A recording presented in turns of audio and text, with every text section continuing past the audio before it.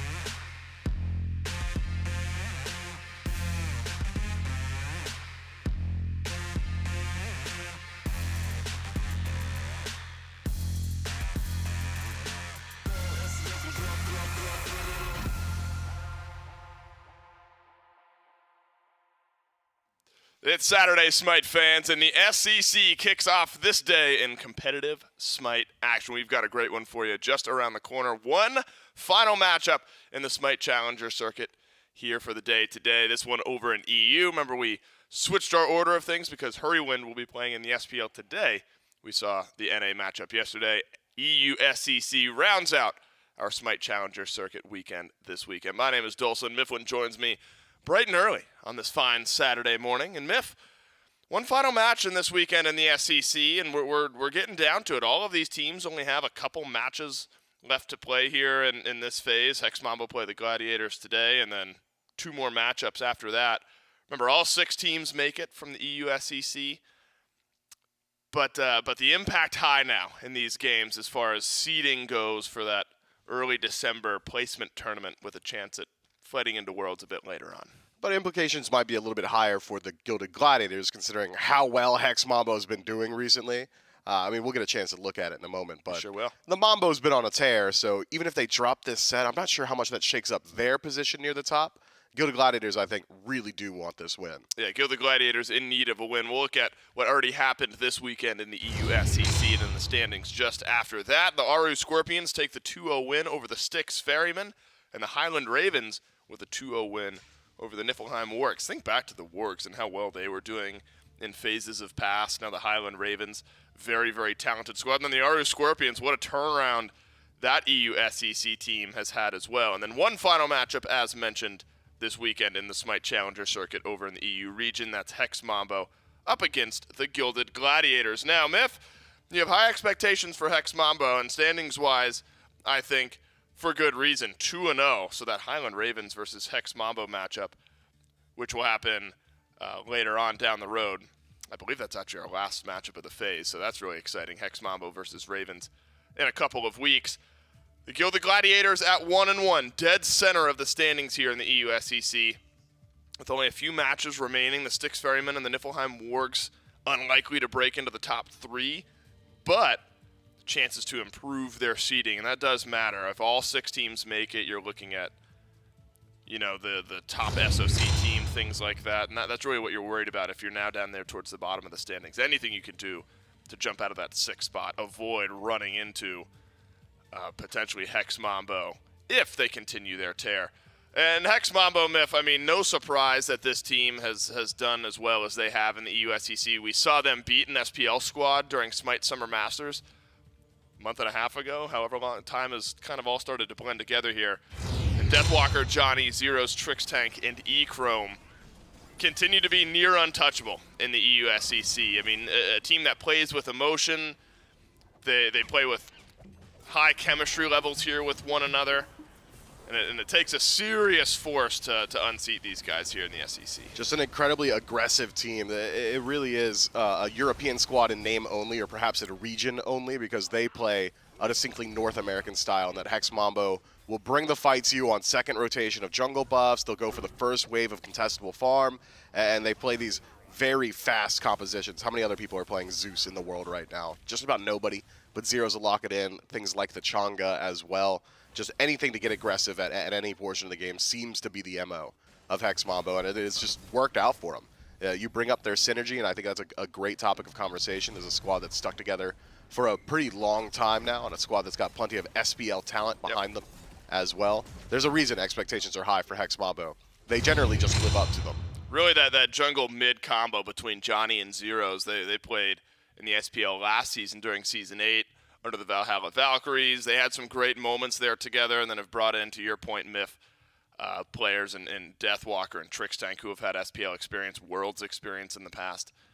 And so no surprise, really at this point, for Hex Mambo, the only limit is the time investment that these guys can put into the game, right? I mean, if you're scrimming, you're getting everything all going, the Hex Mambo, a chance maybe at unseating an SPL squad, making their way to the Smite World Championship. So storyline continuing for Hex Mambo, and clearly we have high expectations, and that means the Gilded Gladiators, the Hex Mambo opponents today, are going to have to play out of this world in order to unseat this squad. And the Gilded Gladiators, a team that also have a lot of chemistry with one another, and I think back to Just F6 a few phases ago, and this is kind of the remaining pieces of that squad, a couple here and there, but really more piecemeal of a team that has some talent, hasn't quite built up that chemistry just yet, has some potential.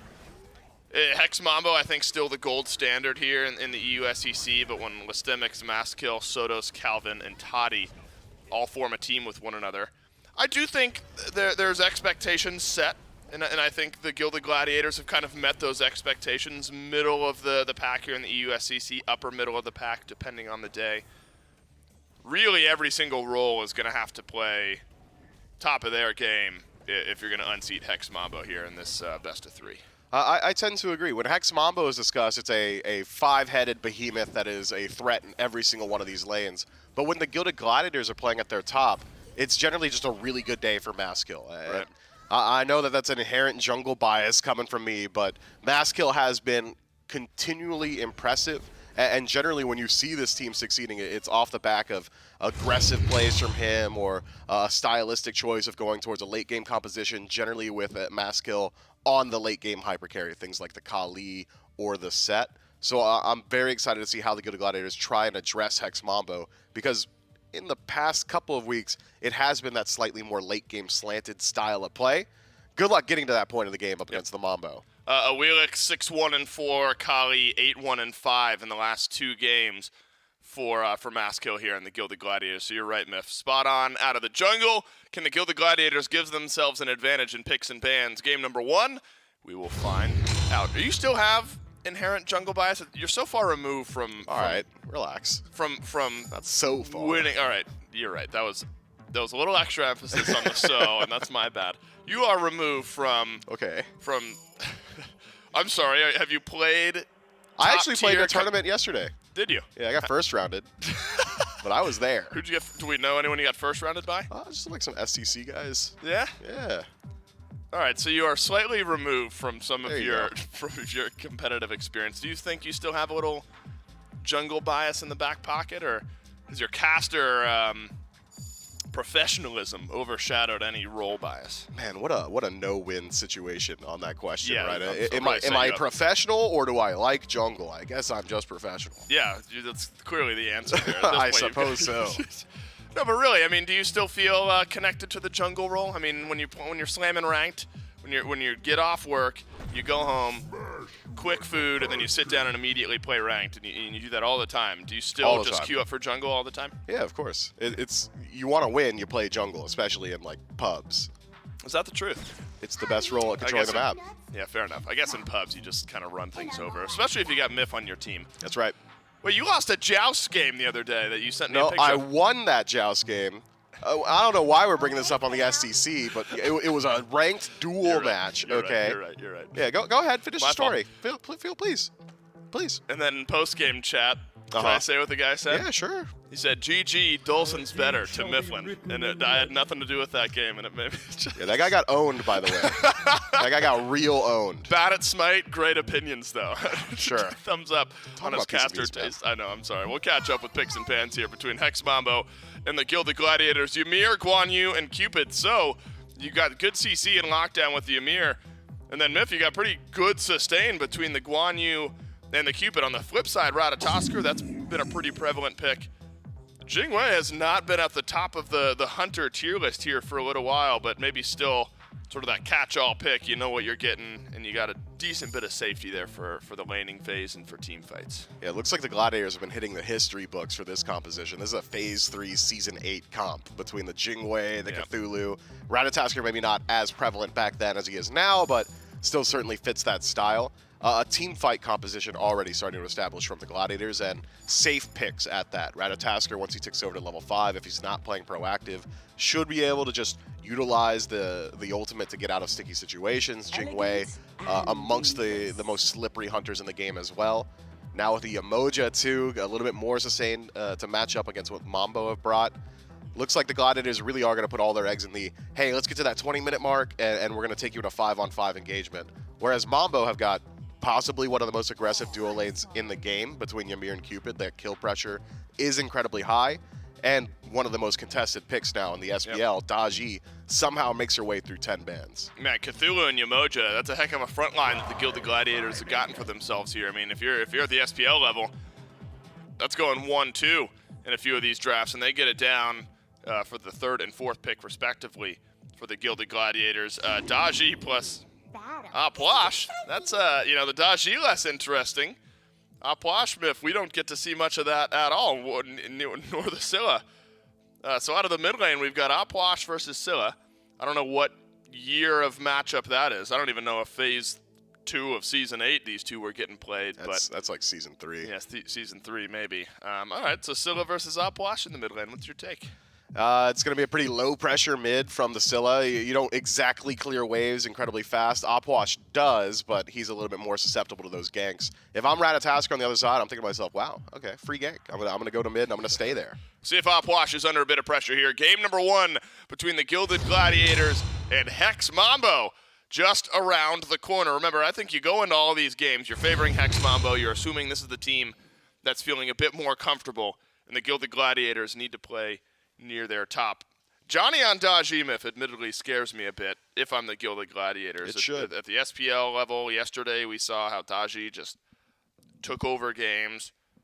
Couple sets of beads that Johnny's maybe needing to concern himself with, but level 5, blink on Daji, and maybe Hex Mambo off to an aggressive start. Mass Kill doesn't pick up beads for himself. No beads for the Yamoja either, so some pretty easy targets for the Pal from Johnny.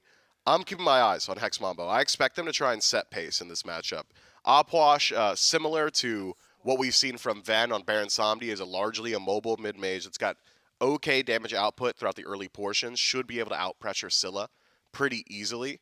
And with a highly aggressive jungler like Daji, expect to see them put a lot of pressure on the enemy red buff, rotate through that contestable farm. It's almost as if we talked about Hex Mambo's playstyle a little bit earlier on. They drafted for it. This is standard stuff for them. We could take a breather here. The high-octane gameplay at the beginning of Game 1, just too much for us to keep up with. I mean, there are so many roles that Hex Mambo can play through, really, and I think that's where it gets difficult for the Gilded Gladiators. And identifying their strike points. Now, at the SPL level, yesterday, we saw a lot of, Mike and Rongyu kind of going back and forth. Mike really just defending their purple buff. Rongyu was simply okay with just taking away the small guys in the purple buff camp. Trixtank just gets the whole thing for himself here. And an absolutely brutal start up against a very aggressive duo lane in the Cupid and Ymir. Yeah, generally, when we see it in the SPL, they settle for the smalls because someone shows up to stop you. If no one shows up, take the whole thing, and Trixtank does exactly that. Getting timer on first purple buff, very important. Opens up the door for Johnny to rotate through on second. Could be we see the Gilded Gladiators try and get mass kill involved, because I doubt we see the Gilded Gladiators establish lane dominance, in spite of having Emojo, one of the highest actual minion pressure supports in the game. Between Cupid and Ymir, it's just so difficult to want to step up to these waves. At some point, Echrome will help sustain up, even if Calvin and Toddy find a little bit of poke damage. Now, Maskill is rotating over. It's a Riptide back on a Trixtank and a blink forward from the Ratatosker. Good upgust from Toddy, but a dash away from Echrome. Safe enough. Now there's a Heart Bomb out. How is there that much damage this early into the game? That caught me by surprise as Echrome overstepped, though. The ebb and flow palpable. Now watch out. On the backside of the jungle, Johnny is rotating in, has blink, and Toddy does not have beads. Mass kill close by as well. Stun onto Johnny. And a dash out from Mass kill. And it looks like Hex Mambo and Johnny are going to leave this little scrap empty-handed. But that was close to nearly being turned around by Echrome and dropping a first blood for Hex Mambo. Even in having Maskill just rotate to this lane, it's a tough situation for the Good Gladiators, who had lost out on their purple farm. They miss out on the contestable farm. Scepter does go to Hex Mambo. They clear out their own purple buff. And then the Good Gladiators afterward 3-split the wave. Mambo's pulled ahead pretty significantly in experience just by not dying. The Gilded Gladiators, specifically Maskill, really needed to get a kill there. Unfortunate for them, they come up empty-handed. Echrome and Trixtank will continue to find their pressure over here in the duo lane. Now, later on in the game, I mean, you imagine this Jingwei will get to a really strong spot. Now, in the past, it's been a lot of, the crit build, right, that Jingwei is synergized with. That's where Jingwei has felt maybe strongest in the meta. Another purple buff stolen away. So the Gilded Gladiators 0 for 2 on their purple buffs. Do you think Crit's in a strong enough spot that Jingwei can still kind of force that build and feel like you've got a good itemization path later on in the game? We haven't seen too much of the full crit build, but we've seen like double shuriken, be it Shadow Steel and Wind Demon. Yeah. I think that style of build could really work out for Toddy. But if he were electing to go down that path, I would have expected him to pick up Devourer's Gauntlets. But I suppose we are playing on 9-9. This is SCC, so Devourer's hasn't gotten that buff just yet. Completely slipped my mind. Doesn't have the penetration, so Transcendence makes perfect sense to me.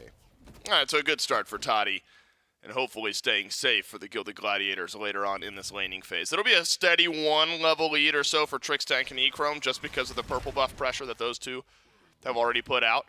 And it's these next couple of minutes where the jungle could really ignite as well. At level 5, Maskill is going to get that semi-global pressure, can suddenly jump on targets. 30 seconds left on the beads for Echrome. I mean, you're really playing with small margins there. The moment Maskill hits level 5, you're going to have to rotate over if you want to take advantage of those beads being down. And so, in all likelihood, Echrome should be just fine. In fact, Echrome hits level 5, drops Fields of Love, Heart Bomb, all of it onto Toddy, who dashes away. The healing from Calvin is fantastic and makes all the difference in the world. And still, first blood. Not there for Hex Mambo, but watch out. Johnny just around the corner. Toddy just gets the beads back. Might need to be used here. Heart Bomb out. Freeze onto 2. Palau up. Is the damage enough? It sure is. And finally, Hex Mambo able to get a kill in this high-pressure duo lane. Man, Toddy could not catch a break there. Holds on to beads throughout all of that aggression, so fortunately doesn't need to worry about subsequent ganks nearly as much. But generally, the beads is used to save your life. And going down, I think the Hex Mambo is just happy with that outcome. Surprised to see Toddy hold on to it through Fields of Love, though. Had he not taken all that damage, could have had some fight back potential. Instead, just gets picked out. But it was an expensive play from Hex Mambo. Cost them a whole lot of their ultimates, all 3, between Trix, Echrome, and Johnny. So, silver linings where they lie. Gilded Gladiators should at least be able to pick up their own purple buff, find a little bit of farm, get that timer back, and open up the door for Maskill to know when he needs to start rotating over towards the duo. It's expensive, Myth, but it's about sending a message, right? Now Toddy is scared to exist in that lane. Has beads, but didn't even get to use them last time. Oh, he got to. He just didn't. Right, he had the ability to, but Absolutely. it didn't matter.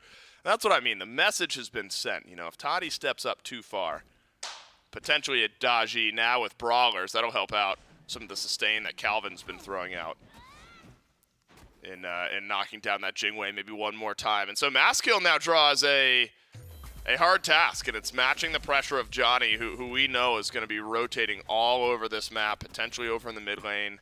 Though Sodos with I'm a Monster, you get CC immunity for a little bit of time. It's not the easiest to pull into the Palau, but if you're worried about burst damage, you maybe have a little bit of it. Toddy, you got a Ymir behind you. He's got you're beads, 2 though. levels down. Yeah, he's got beads and airstrike. And so the wall from Trix Tank forces the sidestep from Toddy. Oh, see Heart ya. Bomb. Goodbye. Echrome with another. The message has now been sent twice, Myth. Even with beads. Toddy under a bit of threat. I'm a Monster, no good on a Johnny. No chance, Johnny outplays this. Nearly gets the kill on a Maskill, who goes up onto the branch and dashes away. And the damage from Palau, almost enough to snag another. Hex Mambo really picking up the pace here at the 5-6 minute mark and not letting Gilded Gladiators make any plays. Lystemic's in some trouble here. Has the transformation available, but only buy himself a little bit of time. Deathwalker running him down. Man, my goodness. Deathwalker likes to play right alongside Johnny, and the trend starting to build here for Hex Mambo. And you know what? This is actually, I feel like this is a new age sort of style that Hex Mambo has started to play. I'm thinking back to last year, Season 8. I mean, there were games where Hex Mambo would wait until 20 minutes to try to find pressure, to try to find kills. And now I think you've discovered, all right, if we play a bit more in your face, we can catch teams off guard. We are too good to sit on our hands for 20 minutes of the game. And there are still games where Hex Mambo play a bit slower, but I think they realize that with this type of composition, they can just run at their opponents early on. And now effectively have a lead in every single lane, except for maybe mid, but jungle's been going fine. No, it's there. All right, half level or so for Zeros as well. And haven't seen much pressure onto this op wash yet. Do you still feel like that's maybe Maskill's best chance at getting something going here for the Gladiators? Yeah, I did, and then I saw a 3 versus 2 attempted by the Gilded Gladiators in mid, and it just didn't work. Could say skill issue, right? Calvin doesn't land the ultimate. Maskill forced to use his own ultimate defensively. Sodos whiffs as well. Yeah. If those cooldowns are connecting, maybe that fight turns around ever so slightly, but big maybe with history as an indicator.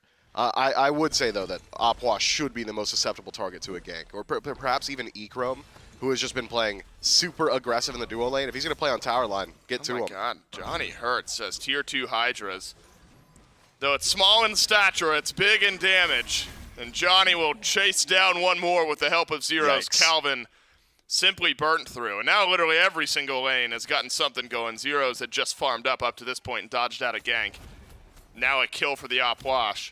Really all funnels through this Daji, and Trix Tank on Ymir has played so effectively up to this point. Maskill spent a lot of time farming, which has given Johnny a 1-level deficit. But again, my goodness, these Through the Cosmoses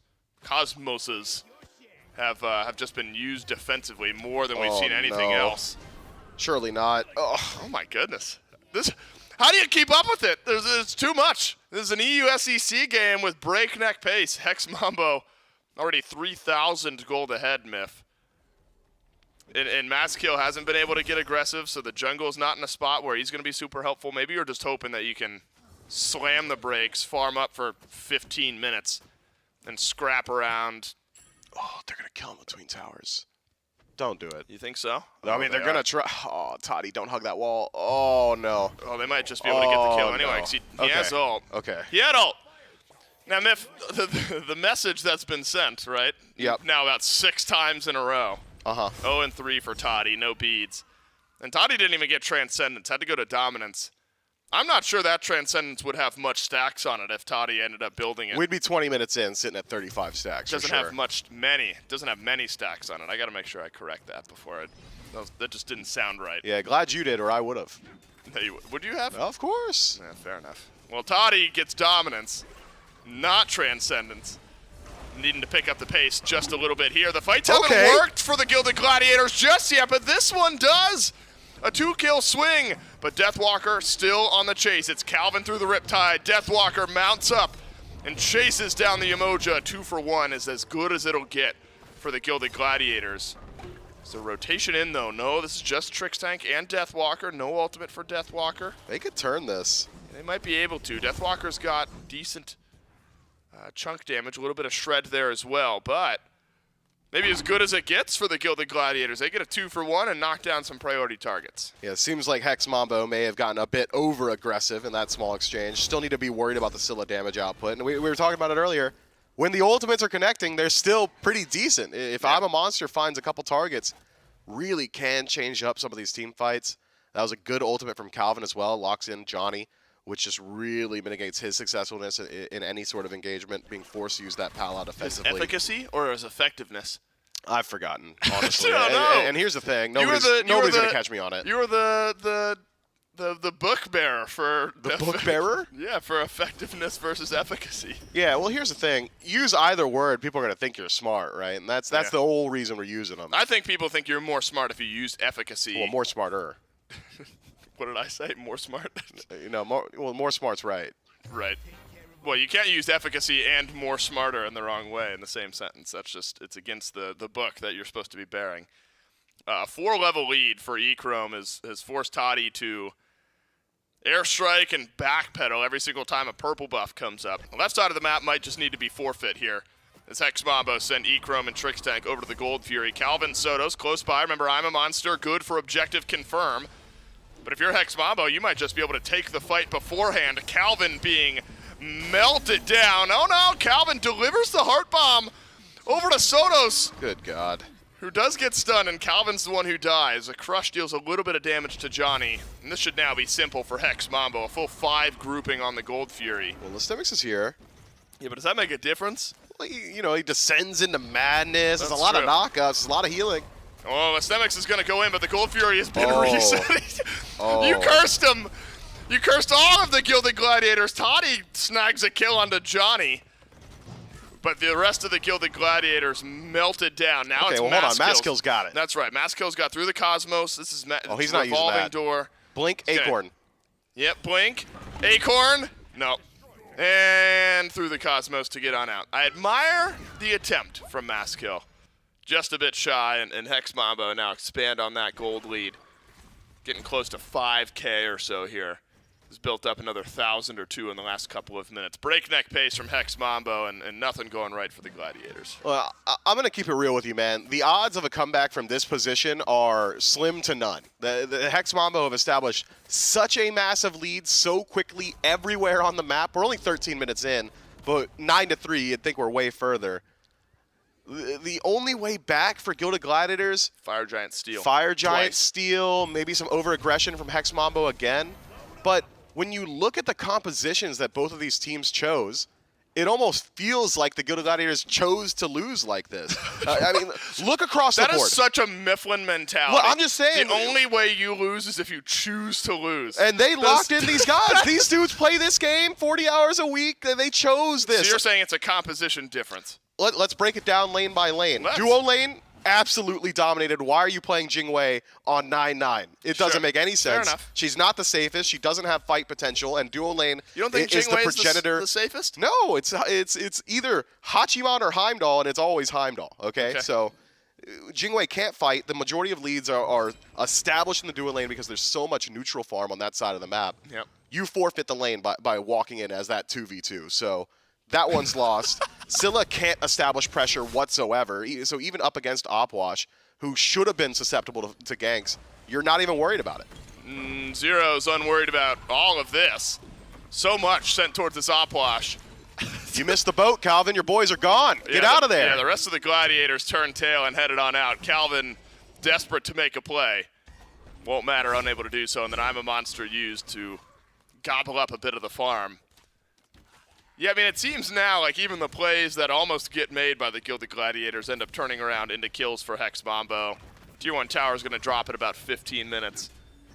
They're probably strong enough to pull an FG here in the next couple of minutes, you'd think. Maybe a Pyromancer to wet the beak, and then, have you ever heard that saying? I have now. Wetting that's like your first drink of the night, right? Yeah, they're like wetting the beak. They're wetting the fire giant beak. They're Understood.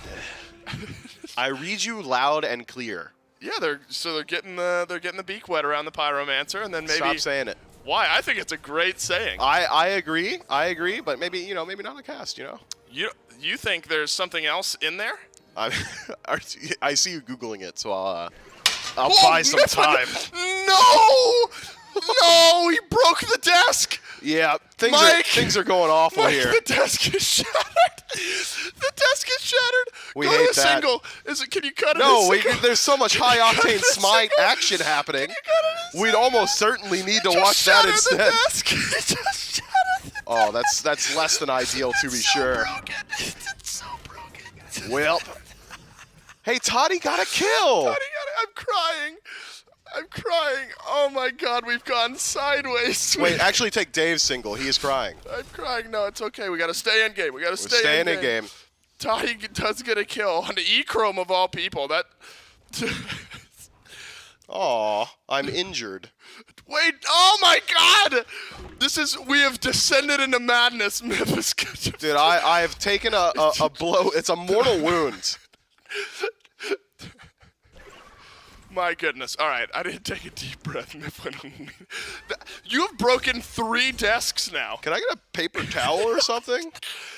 You know what? I've always wondered what would happen on cast if one of us injured ourselves or passed out or yeah. 3 people came in and laughed at me. Is what happened. No, I'm laughing. Everyone else is serious and wondering what to do. So concerned. No, I'm laughing. Here, I'll take it from here while Miff is tended to. Don't you worry. Yeah, we've got medics on deck. This is just pure chaos. Surely you're not bringing me a Clorox wipe for my cut. Yeah, you have to. You got to disinfect. I'll take it from here. Don't you worry. I'll to moisten. Oh no, I can't be reading Urban Dictionary. 2 cuts? No, you're okay, Miff. Hex Mambo and the Gilded Gladiators have brought ourselves to a 5,000 gold lead now for Hex Mambo. All right, you got the solo cast boy for a minute or two here while Miff tends to himself. The good news is for me is that Chair 1, so much fighting is happening that this is just my wheelhouse. And Chains will pull in Calvin and another one. Oh my God, that terrified me. That scared me so heavily. Hex Mambo pulls in another kill here. That's Calvin. So now I'm all alone. Oh no, Billy's running back. I was gonna podcast it for a minute. The good news is, you need to watch yourself, Billy, when you sit down. There's a shattered piece of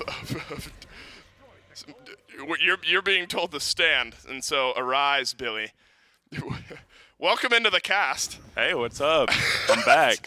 This is pure chaos. Could you hear it tangibly when it everyone shattered? heard it. Yeah. I was so confused. I didn't know what was happening.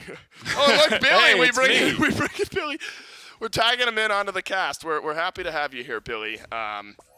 Wish the circumstances were a bit different, especially considering you have to stand now. And you were back there, I assume, really taking in the sights and scenes of this game here, Hex Mambo versus the Gilded Gladiators. Are you on Mifflin's team? Do you think that this was just the draft of Hex Mambo really brought this to the Gilded Gladiators, and the Gladiators almost chose for the game to go this way? So, I mean, the big thing for all these SCC games, right, is, yeah, you can pick the stuff that doesn't work in your ranked games. You can pick the stuff that doesn't work in the SPL because it's the SEC.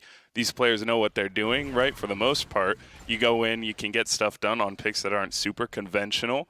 I think having the Jingwei here, having the Scylla here are fine. I mean, you look at the other side, the Hex Mambo literally have Alpoash going into this game. So it's not like it's SPL picks, super meta, but I think what the Hex Mambo drafted for is shutting out the Gilded Gladiators, and they're looking very strong going into this Fire Giant. Yeah, the Gilded Gladiators don't have much here. No real chance to get in and try to take that Fire Giant away. Fire Giant over to Hex Mambo.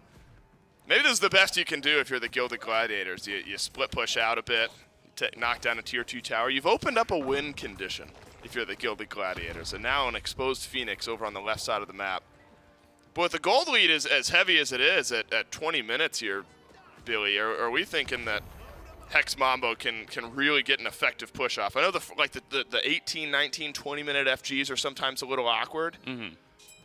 Just given the state of gold and how much damage you can do to structures, things like that. Do you think Hex Mambo actually have enough leg here to really get some Phoenixes opened, potentially start to siege up? It is a little awkward. What Hex Mambo's comp is kind of best for right now is kind of playing into the jungle, playing for picks, and getting farm out before outright sieging. Alpoash does a lot better on defense than he does on offense because of the ability to control so much zone space. So there's a lot of ability here for the Hex Mambo to play in the jungle more so than playing directly up into the siege. You can see right now Deathwalker is holding left lane down pretty alone by himself. That's more trust in his team to not only control themselves in this what could be a 3v4, 3v5 over on the Gilded Gladiators right-hand side. So there might be some fight breaking out here, and this is probably the best time for the Gilded Gladiators to force something going because they do have the numbers, they do have an advantage. Yeah, it could be awkward, though, if the Gilded Gladiators lose this fight handedly, which they still might. I mean, the Gladiators have been taking odd-numbered fights all game long, and it felt like they've been losing them. Now Johnny has found the back line. Palau forces the beads off of Sodos. Gotta be enough damage here for E-Chrome and the rest of the gang to continue on forward. You might ask, where's Deathwalker? Well, Deathwalker just fine over on the left side of the map. He's going sieging bird. up the left side Phoenix all on his own. Calvin, again, didn't get the memo. Left behind while the rest of the Gilded Gladiators go back to base. I'm not sure that Deathwalker has enough damage to fully finish off the Phoenix, but this is now a massive split push for Hex Mambo. And it's all up to Listimics and Sodos. I don't know how much damage they can really do. And we'll tag in once more. We'll swap it back to Myth, who rejoins the cast. Whoa, Phoenix Siege on the right-hand side. Right-hand bird going down. Now it's Listimics in some trouble. Forced to retreat. Trix Tank takes damage in return as Johnny teleports forward. Separates the engagement. Toddy GR looking to put his 5th death on the board. Actually decides to leave the fountain. Fortunately for him, no enemies in front of him. We appreciate Billy for stepping in. Are you? First of all, I want to make sure. Are you tended to? Are you? Oh yeah, I've got. You got a nice band-aid on. Yeah, I got a couple. Unfortunately, it's not like one of the really fun ones that has like a picture on it or something, and it's just a plain old band-aid. But looks like it'll sustain up your arm quite nicely. I can't believe that just happened. Well, I can. It's like the 3rd time or something. Yeah, No, second time. Second time. You know what? This is the long con. You're trying to get off desk duty forever because you simply keep breaking the desk. I'm a liability. Eventually That's they're right. not going to let you do the desk ever again. The good news is if there is a game for you to miss a large portion of, Hex Mambo and Gilded Gladiators game 1 might just be it, because this one has gone sideways for the Gilded Gladiators, and it was sideways from minute 1. Calvin on the Emoja has just not had a fantastic game put together. Toddy has been forced into the dominance. Didn't have time to stack up the Transcendence. That was an 0-3 start. Has turned it around a couple of times. But you got another 15 seconds on this Fire Giant buff. Golden Hand has already been backed and spent by Hex Mambo. Right side Phoenix down, Myth, and the other two soon to be exposed if the... I can't tell. His portrait is not over the mid-tier 2. So 2 birds exposed, and I imagine Hex Mambo far enough ahead that they can just take a team fight and end this game when they please. They'll probably wait about 10 seconds for E-Chrome's relics to come back up, but after that 10 seconds, things are going to be different, okay? They're going to get aggressive all the way across the board or go back to base simply to make me wrong. As if this could get any worse for you, Myth. God, injured, desk broken, and wrong? No, not me. Well, it's already been clipped and shipped by Smite Pro on Twitter. So. Excuse me? Here's the thing: we can only clip it and send it out because you're okay. Oh, okay. No, I should have been mortally wounded. I've genuinely wondered all the time because it's actually never happened. Knock on wood. These desks underneath. Don't the knock glass on the desk, man. Well, I'm knocking on the wood underneath the glass. Soda's going to get dove here by Johnny. I'm not sure Johnny cares. Yeah, just kind of walks away, uses the beads to avoid the root. And the rest of Hex Mambo rotating through. I've been wondering, because it hasn't happened in my 4 years of casting, like if somebody genuinely gets like sick on cast or like an emergency happens, like say I had to like up and leave, like what would happen? That was the closest that I've gotten. I think I handled it poorly. I think I broke immediately. Well, I broke the desk. Right, you broke the desk, and then I broke immediately because the sheer absurdity of what happened. Just when are you gonna learn? Well, you broke the middle desk once, right? I mean, And have broken that desk twice, I think now. there's just so much game we should be talking about instead. I know. I'm sorry. This is on me. Yeah, but look. Again, I'm looking. If there's a game where we can take a deep breath here, it's a 15,000 gold lead with Fire Giant for Hex Mambo. I mean, the odds of the Gilded Gladiators turnaround limited, and we'll break this down on the post-game desk. Well, we'll break it down 2/3 of the way because we only have 2/3 of a desk. Oh, that's good. Yeah, that's good work by me. But really, I'll summarize. I'll give this game its due credit, despite the desk shattering in front of me. Hex Mambo piled on the pressure early. They built up their gold lead, and the Gilded Gladiators have simply been on the back foot. Johnny has put a fantastic game together on this Daji. And though all the beads that have been purchased are available from the Gilded Gladiators, I'm not sure that slows down Hex Mambo all that much. A double freeze from Trix Tank starts it off, and a Fields of Love on the back line sends the Gilded Gladiators back. Deathwalker gallops around in the back of the Gilded Gladiators fight, but here comes Johnny. The Palau will not pull in Toddy, but it will grab Calvin, and Hex Mambo now barreling towards the base of the Gilded Gladiators. Defensive relics maintained on both carries of Hex Mambo. 3 still standing for the Gilded Gladiators. Maskill access to that ultimate, but unlikely that he decides to actually use it to go into that fight. That Maw, that is a 5-man death ball called Hex Mambo. And Hex Mambo now on the Titan of the Gilded Gladiators with only Toddy and Lestemics in the fight. Maskill joins it as well, but he is so far behind itemization-wise, I'm not sure it makes a difference. Hex Mambo steamroll the Gilded Gladiators, and the Gilded Gladiators fall out in 27 minutes here in game number 1. Oh, you're right. I can't. Miff, rule number 1 being on the desk, no hands beneath the desk. Yeah, You're supposed to maintain your hands above the the camera shot. I love it. Talk to me about what happened here in the Gilded Gladiators in game 1, man. While I was there, the Gilded Gladiators were getting owned, and then I took a brief siesta, a small break from the cast. Show me your forearm. Immediately afterward, we got a little. Yeah. Is that the forearm? Immediately afterward, I come back. I tag in with Billy, who is doing a phenomenal job. Billy did a great job. And we find out that the Gilded Gladiators were still getting owned. Billy just wanted to wet his beak in the cast. Had to wet his beak a little bit here. I should have worn my jewelry today. Yeah, you absolutely doing the could Toli have. pose.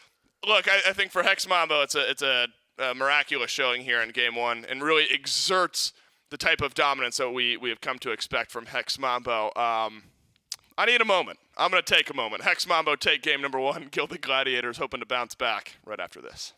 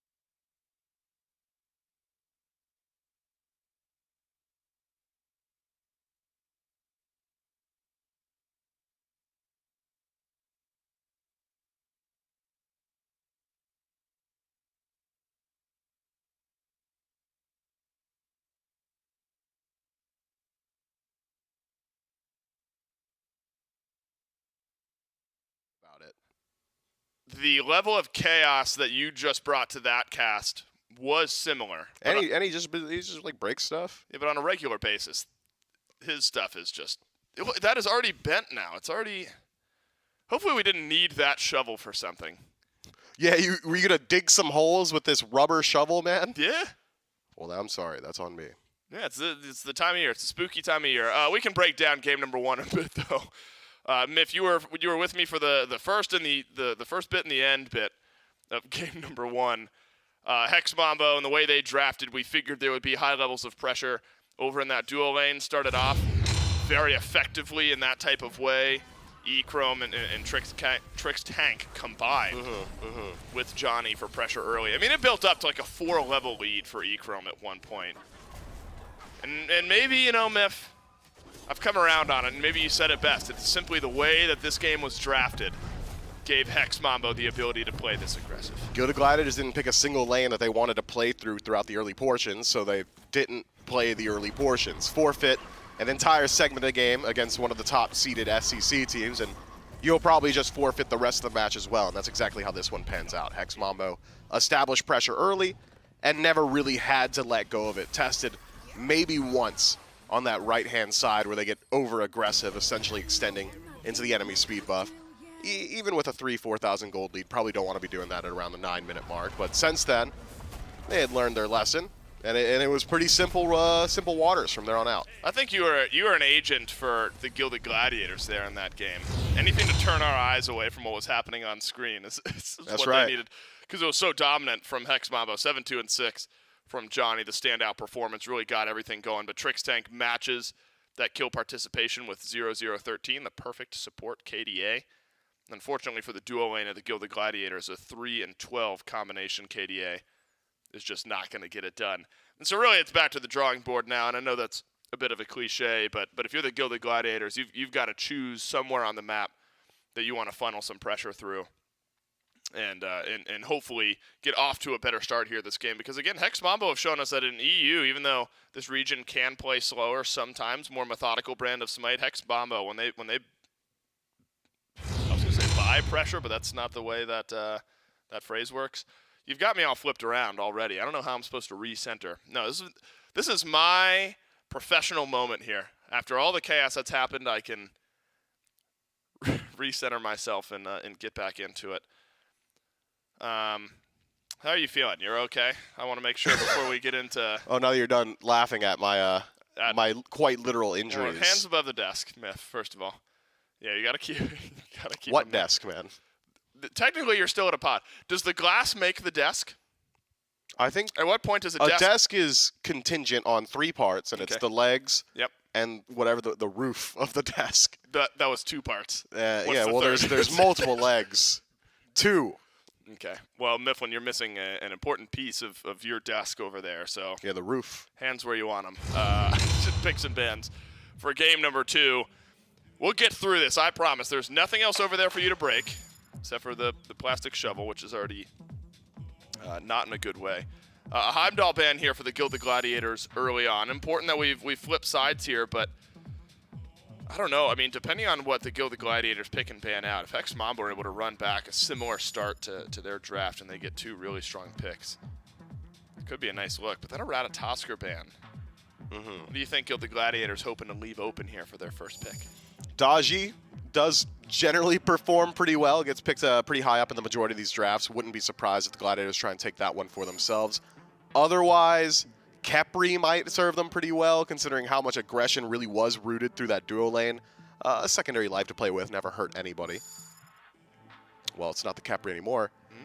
Daji, I'm calling for it. Do you want it? Do you want the Daji? I would like to see Daji, yeah. For the Gilded Gladiators. Yuhong. Not Daji. Yuhong does have a bit of pressure in the first couple of levels, though, Miff. For the first 3, that's right. Is that enough, though? To completely play through in a laning phase, no. Yuhuang's going to be one of your late-game win conditions. Ymir. Cupid Ymir, right? Is that what we're doing? You don't really necessarily need to pick the Ymir this high up, but you absolutely so could. Good. We only have one portion of the desk, and that means I have to analyze and chair one. Well, then what am I here for? I don't know, Miff. Nothing during this pick and pan phase, essentially. Yeah, I'm just here to adjust my band-aids. Are they falling off? That's right. Did you put them on yourself? Look, there's this thing called a finger band-aid, and it's like in an X shape, and I didn't know what I was doing. Yeah, because when you bend your finger, it's supposed to be able to bend on the knuckle. I didn't do that. I didn't do that at all. I put it on sideways, I'm finding out. Mifflin, I love you. That's all I'm going to say. Atlas, now the pick for the Gilded Gladiators. So, bit of a different look already for the duo lane, no matter what. Not going to get the Emoja over on that side of the map. And then the Guan Yu, taking that away from Deathwalker, maybe a good start for the Gilded Gladiators as well. But if you're Hex Mambo, yep. I was going to say you could run back the same composition, but Daji still waiting, and the Cthulhu ends up being the pick. Although I imagine the way Deathwalker can play this pick, Mifflin, still could find a way to run that lane with a bit of help. Yeah, I just don't think that Cthulhu really is going to be your pressure. He'll be really strong in the late game team fight. Sure. He'll hold his own just fine, but don't expect to see anybody from Hex Mambo like rotating over and continually playing through that lane, barring some egregious positioning from Guan Yu. If Guan Yu gets a little bit over-aggressive, maybe you could do something about it, but even then, Cavalry Charge is such a good escape tool. I think Johnny will more likely spend his time in mid and duo. Yeah, it's kind of ignoring the Guan Yu there, wasn't I? That's on me. See, this is what happens when I am the only one with a desk to lean on. That's my fault. I was doing too much. I know you're a big fan of the Chronos pick. I'm not. Now locked in here for Hex Mambo. Looks like over in the mid lane as well. You think Chronos mid for zeros is a good look? I'm summoning the apocalypse. Is it going to be a good look? Probably. Yeah, results-based. Is right. it blanket statement a good look? Definitely not. It's another pick that really takes a whole lot of time to start spooling up, doesn't really establish pressure on its own. Up against a Yu Huang, you're very susceptible throughout the early game. Yu Huang's levels 4 through like 7 are generally very weak because he lacks the same amount of clear as some of these other mages, doesn't have the same amount of kill pressure either.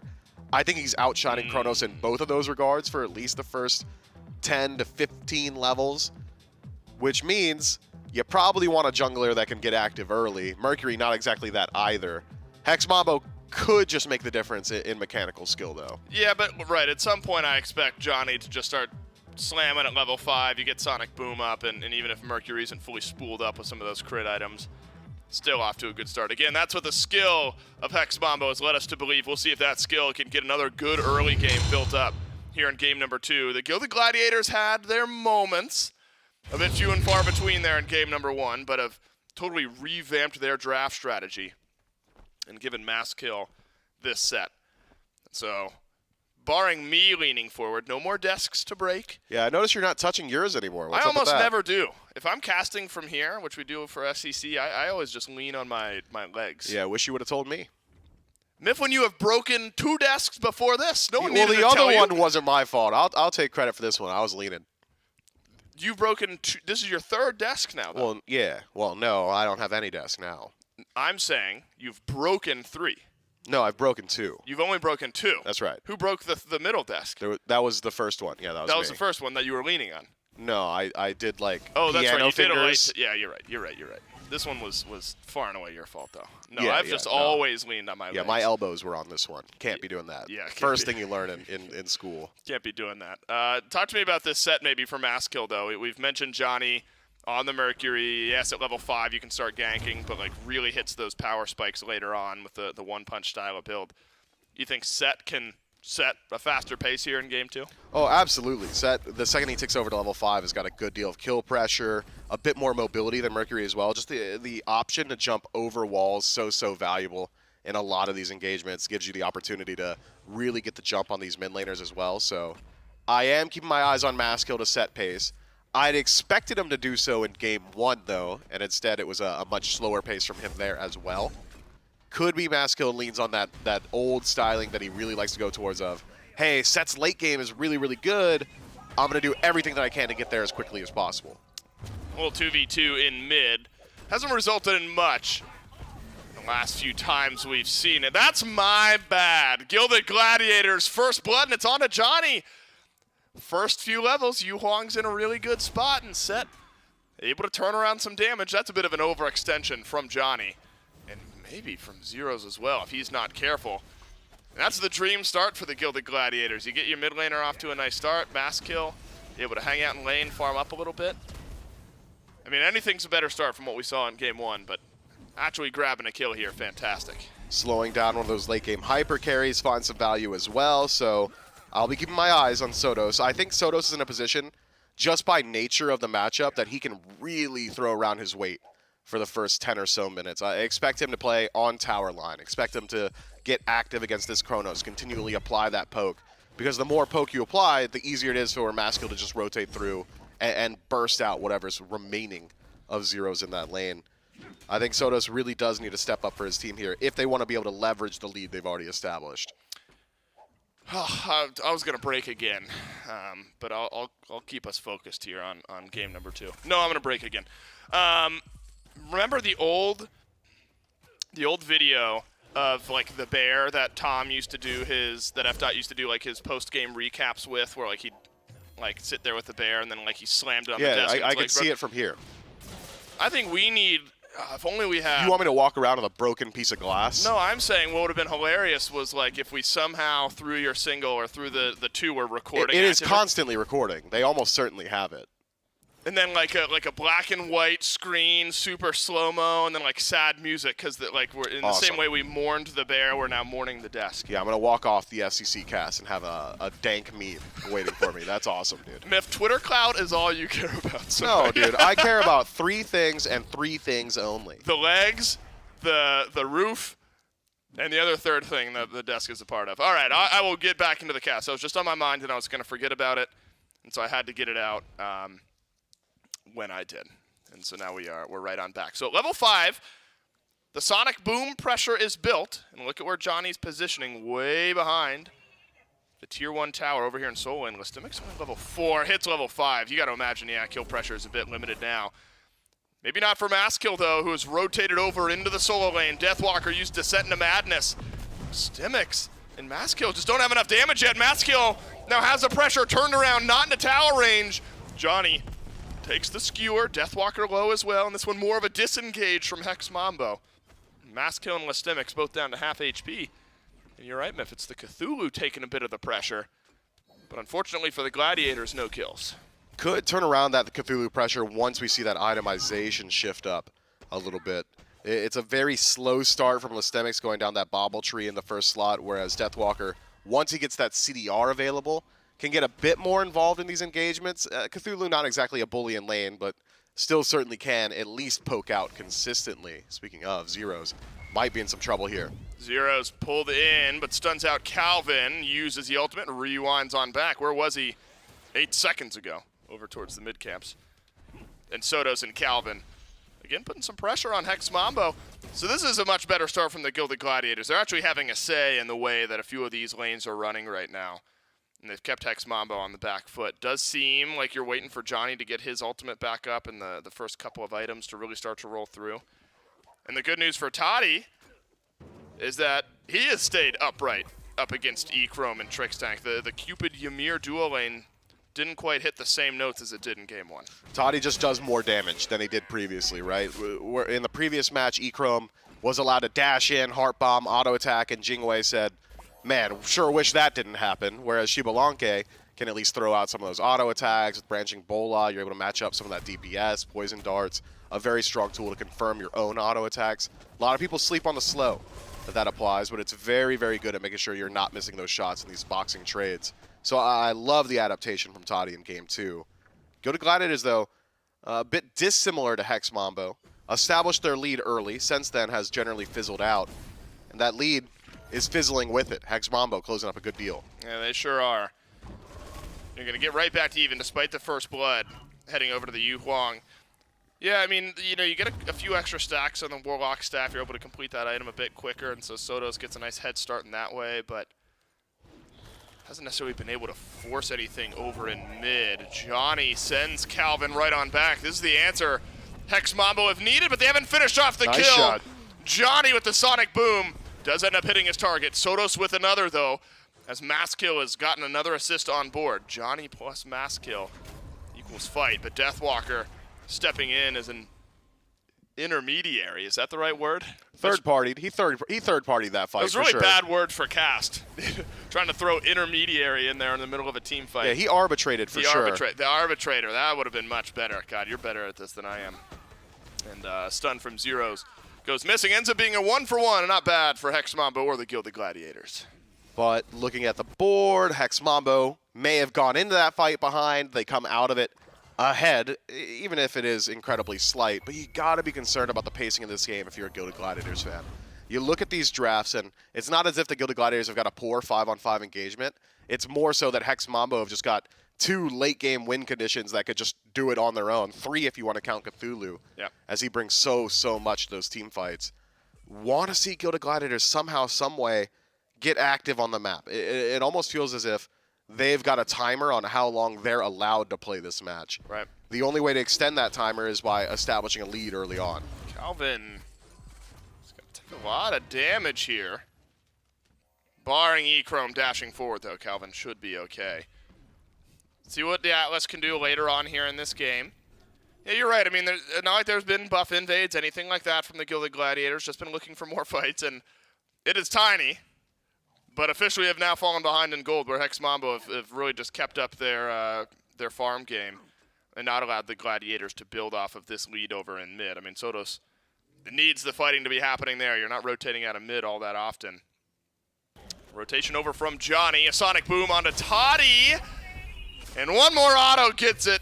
And it's onto a terrible target if you're the Gilded Gladiators. The Mercury now with a couple of kills goes back in towards Calvin. Masked kill.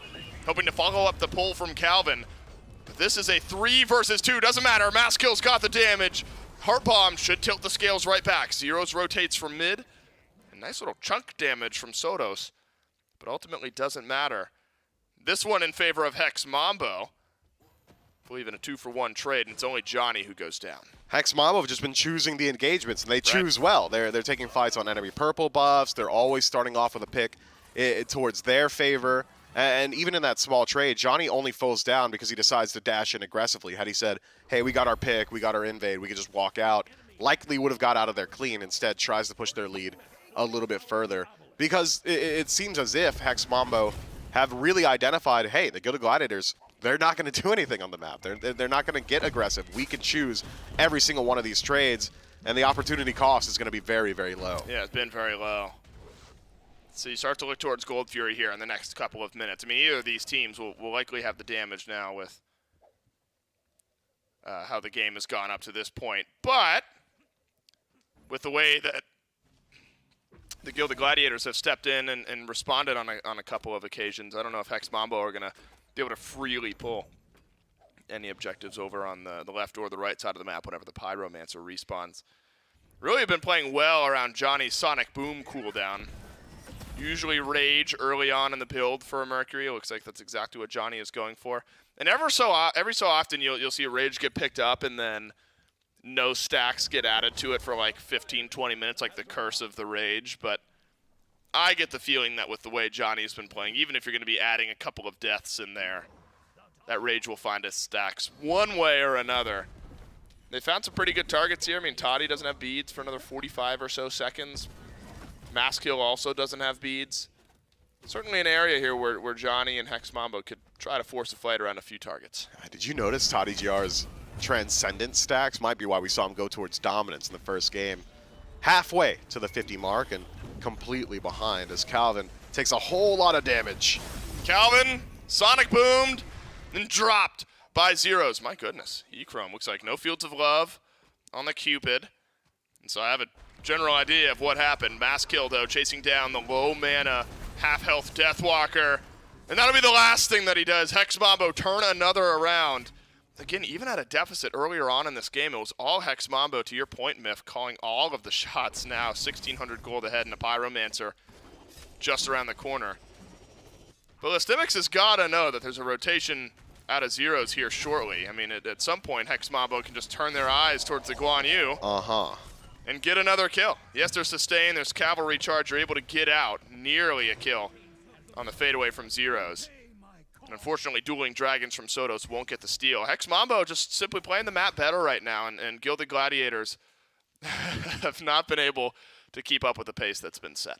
And it's a trapping that we've seen higher tier teams fall into as well. Even at the SPL level, at times squads like the Solar Scarabs will establish a slight lead, and they just kind of lean on or rest on their laurels a little bit. Or the Olympus Bolts have done the exact same thing. And the Gilded Gladiators find themselves in that exact same position. It almost felt as if they get that first blood in mid, and they say, wow, we did it. Who would have thunk? Who would have foreseen us getting here? Not me. And they just stop doing it. You got to keep that pressure up. You need to do something with that golden experience. And in choosing not to, that's not a choice to not make a decision. Choosing not to is a decision in of itself. And Hex Mambo, they've just waited until they were very capable of getting involved, 1-2 items into their builds, and said, all right, well, if you're not going to do it, even from behind, we're just going to do it ourselves. Right. And from there, I mean, the gold speaks for itself. Choosing to play actively is a choice. Choosing not to play actively, also a choice. Losing's a choice. Losing, also a choice. You stole the bit right out from underneath me, Myth. After I sat here in solidarity with you, hands hovering above the desk, you're going to steal my bit away from me. That's unbelievable. After everything I've gone through with you this morning, I'm the real... Wow. Your struggle is crazy. Yeah, I had to watch you cut your arm on that desk. That's man. right. That's terrible. Can you imagine what that put me through? Blood, sweat, and tears from Mifflin on the SCC. Never accuse me of not loving this Wow, scene. you literally can say that. That's now, right. That you have put blood, sweat, and tears into the cast for sure. Have you cried? Absolutely. Absolutely. Not on cast, maybe, but No, on the, like, you know, it's 8 a.m., there's Right, traffic, and I'm just like, man, I'm getting up so early. yeah, brutal. That 8 a.m. Saturday traffic is just as tough as Toddy and Calvin's dual lane experience. There are your rage stacks for Johnny. Sonic Boom right down Main Street, and snags another couple for Hex Mambo, and wouldn't you guess it, odds open up now for a Gold Fury. Simple rotation right on over for Hex Mambo, and it's slightly delayed. You know, we're about 5 minutes behind where we were in game number 1, but Hex Mambo have sort of arrived all the same. And it's that increasing power from Johnny on this Mercury where you want to try to delay if you're Gilded Gladiators what he's able to do, but it seems like with the Rage and then potentially Deathbringer after that, it's going to be absolutely ridiculous on all of the squishies that the Gilded Gladiators have drafted. Well, what I saw in that exchange was Calvin watching on in the distance as his boys just take a massive L, and Hex Mambo say, okay, and walk to the Gold Fury immediately afterward. It really is just one of these two teams decided to be active. They woke up, they had their coffees.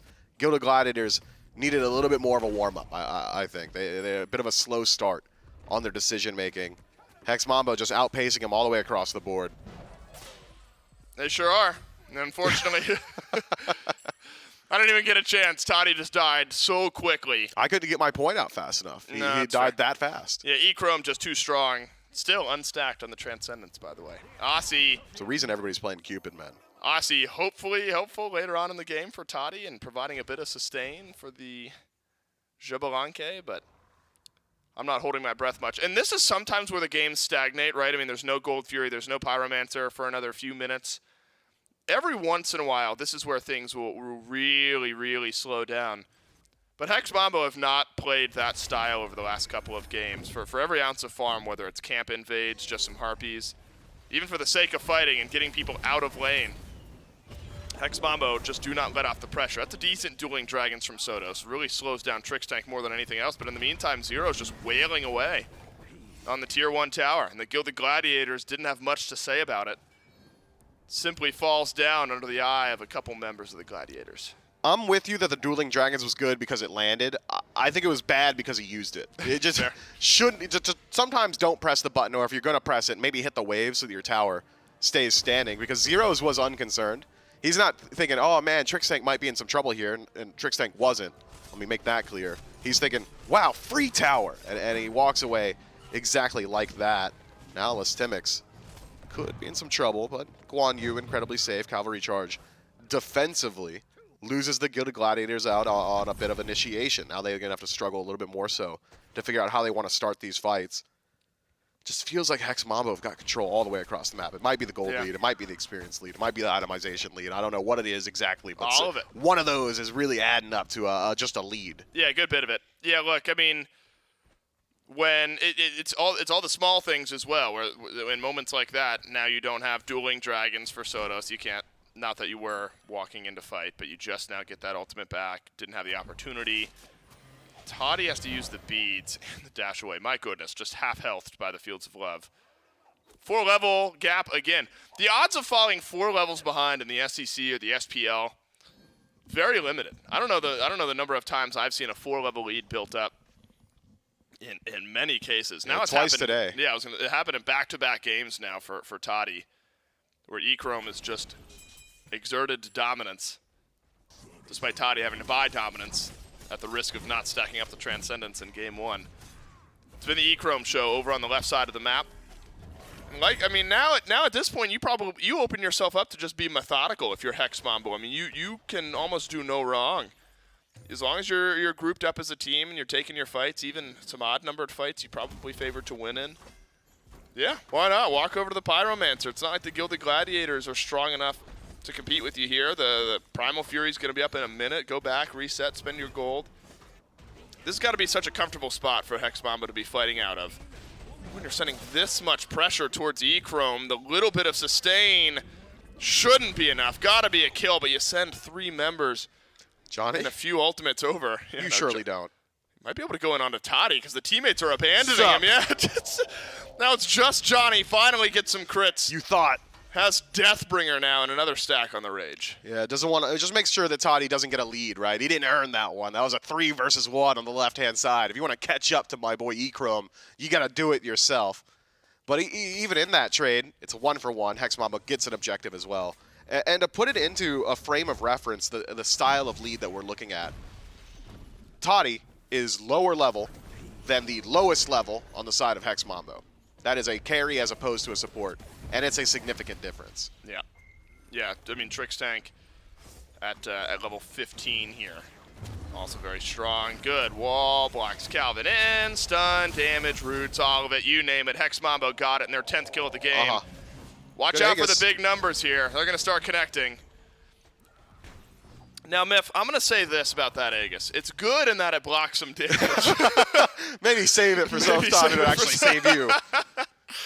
I don't know if he needed to use it there. Did delay things out a little bit, but delay is maybe the name of the game here for the Gilded Gladiators. You are so far behind a very, very, very fed team.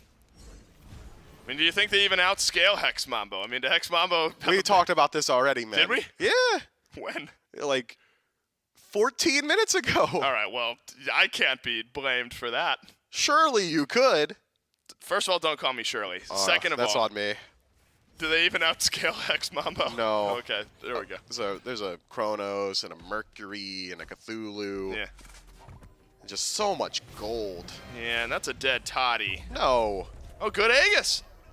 That one is a good, that's full stop. Good Aegis. Yeah, take notes, Sotos. That's what it's supposed to look like. How to use beads and Aegis to stay on the map there. I was confident that that heart bomb was about to half health Toddy.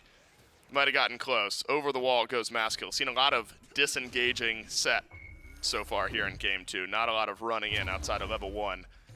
Now the Primal Fury goes up. And before you know it, we're at the 20-minute mark with this ridiculous gold lead for Hex Mambo. Just about 9,000 and 11, almost 12,000 experience. I think we are in walk at the fire giant territory if you're Hex Mambo, and I'm not sure that Gilded Gladiators can say much about it. Yeah, to recontextualize the lead again, the lowest level on Hex Mambo is only 1 level lower than the highest level on Gilded Gladiators. Right, it's the support. And it's the support, as opposed to the Soul Laner, 17 to 18. Listimics, if you got to compare yourself to somebody, compare yourself to Trix Tank, because you are winning. You're right, that's the right way to look at it, I guess, right? You're in the post-game lobby, you're like, look, I was the highest level. Yeah, but solo lane's got to be removed from that conversation.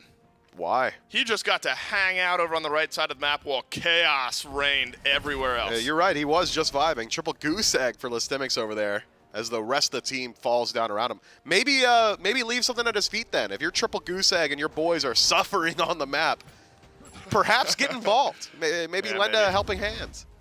Maybe. But again, at some point your team is so far behind, I'm not sure what... You're such a Soul Lane apologist, man. No, I'm not. I'm trying to play devil's advocate. Is there a moment in this game where Listimics rotating out, do you think would have been more helpful than him staying in lane? Like the rotation out and potentially falling behind because of farm.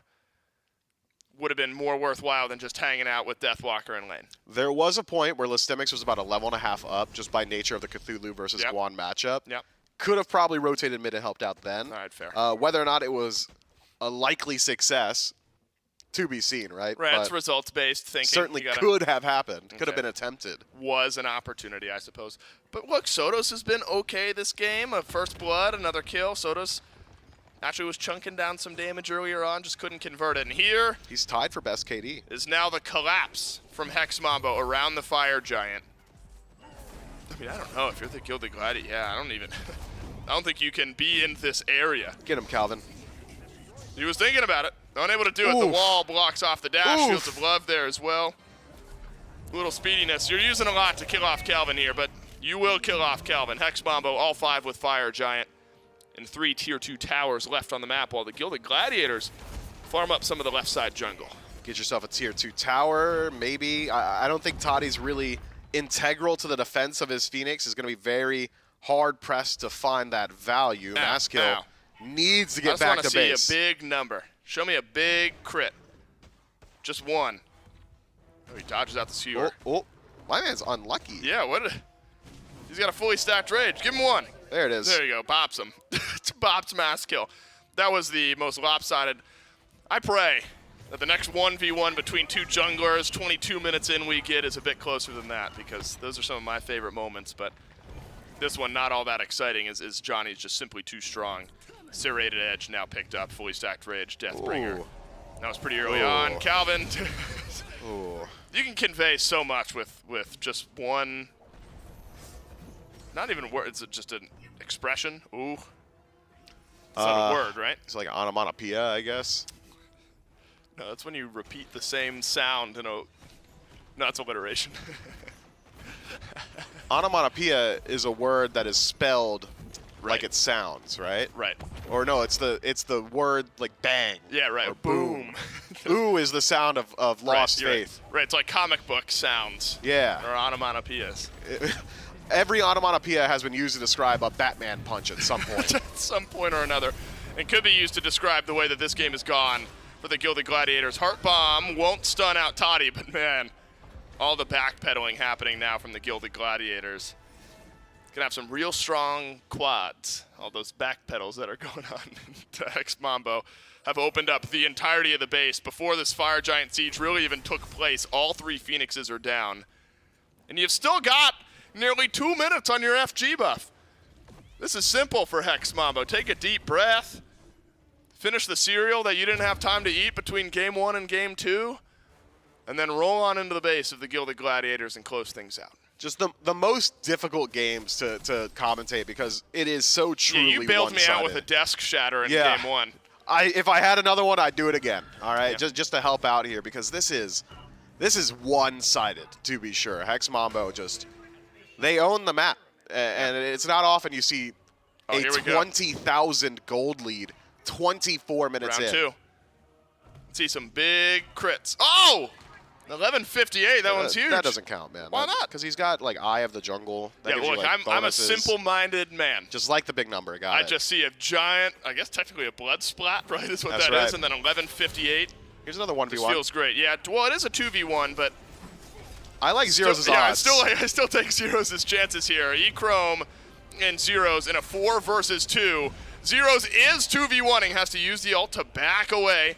E-Chrome will finally go down, but now Johnny joins the fight, and this might be the fight that simply ends the game. Trix Tank just too strong. Another one for Johnny.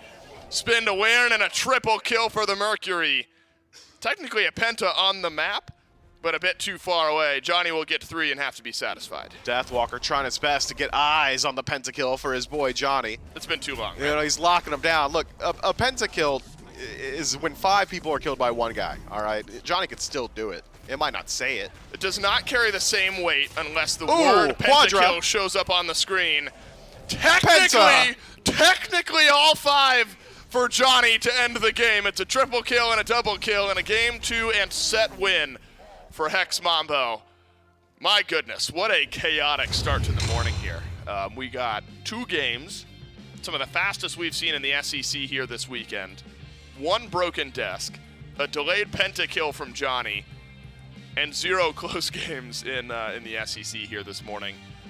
Hex Mambo Myth simply too strong of a team. That's why you favor them in the EU SEC. And I'm thinking, look, there's plenty of time to go. Like a meerkat. There's plenty of time to go before the qualifiers roll praying out mantis. here. Before the SEC qualifiers, things like that. SPL teams have a month and a half, 2 months almost before we're getting into SEC SPL clash territory to go to Worlds. Those bottom 4 SPL teams after the Phase 3 playoffs. I'm raising my eyebrows a bit right now. If I'm a few of those bottom SPL teams and I'm watching how Hex Mambo's playing these types of games, you're taking their opponents, things like that into account, but I'm raising my eyebrows a bit. I mean, Worlds with fans this year, Hex Mambo are going to be a very, very competitive team down the stretch. I think so, man. And it's not as if they weren't competitive previously either. Of course I mean, not. They were taking matches off the SPL teams, taking Yeah. sets off SPL teams as well. It's a squad that is stacked with talent top to bottom. And I think the only thing holding them back, legitimately, and it's probably the most toxic thing I'm going to say today, is the quality of competition by and large can't stack up against these guys. And their own time investment, right? They don't have anybody that they could practice against and strive to improve, except for maybe the Highland Ravens. I'm very excited to see how that matchup looks once they get to play against each other. But otherwise, these guys are head and shoulders above the rest of the USCC. Right, and then time investment as well. I know that the SEC teams, they all scrim, they play matches, they practice throughout the week, do VOD reviews, all that sort of stuff, but less of a full-time job, obviously, than the Smite Pro League is. So those are the types of things you absolutely have to take into account. But there's also kind of this scrappiness, underdog type of mentality with this team. Whenever they come to LAN and they play these SPL teams, it's almost like a nothing-to-lose type mentality, right? I mean, they've shown up and they've been competitive. And that was enough for this squad for a little while, it felt like. But now that World's with fans playing on that main stage on the line, I think there's some rejuvenated motivation among some of the top SEC teams and feeling like they might have the ability to punch their ticket out into the Worlds. And that's the beauty of the way that we've built out our qualification processes. Anyone can make it on any given weekend if you play well enough. The post-game stats rolling through here, but all you really need to know is, outside of a few kills early on in this game, the Gilded Gladiators just mopped by Hex Mambo.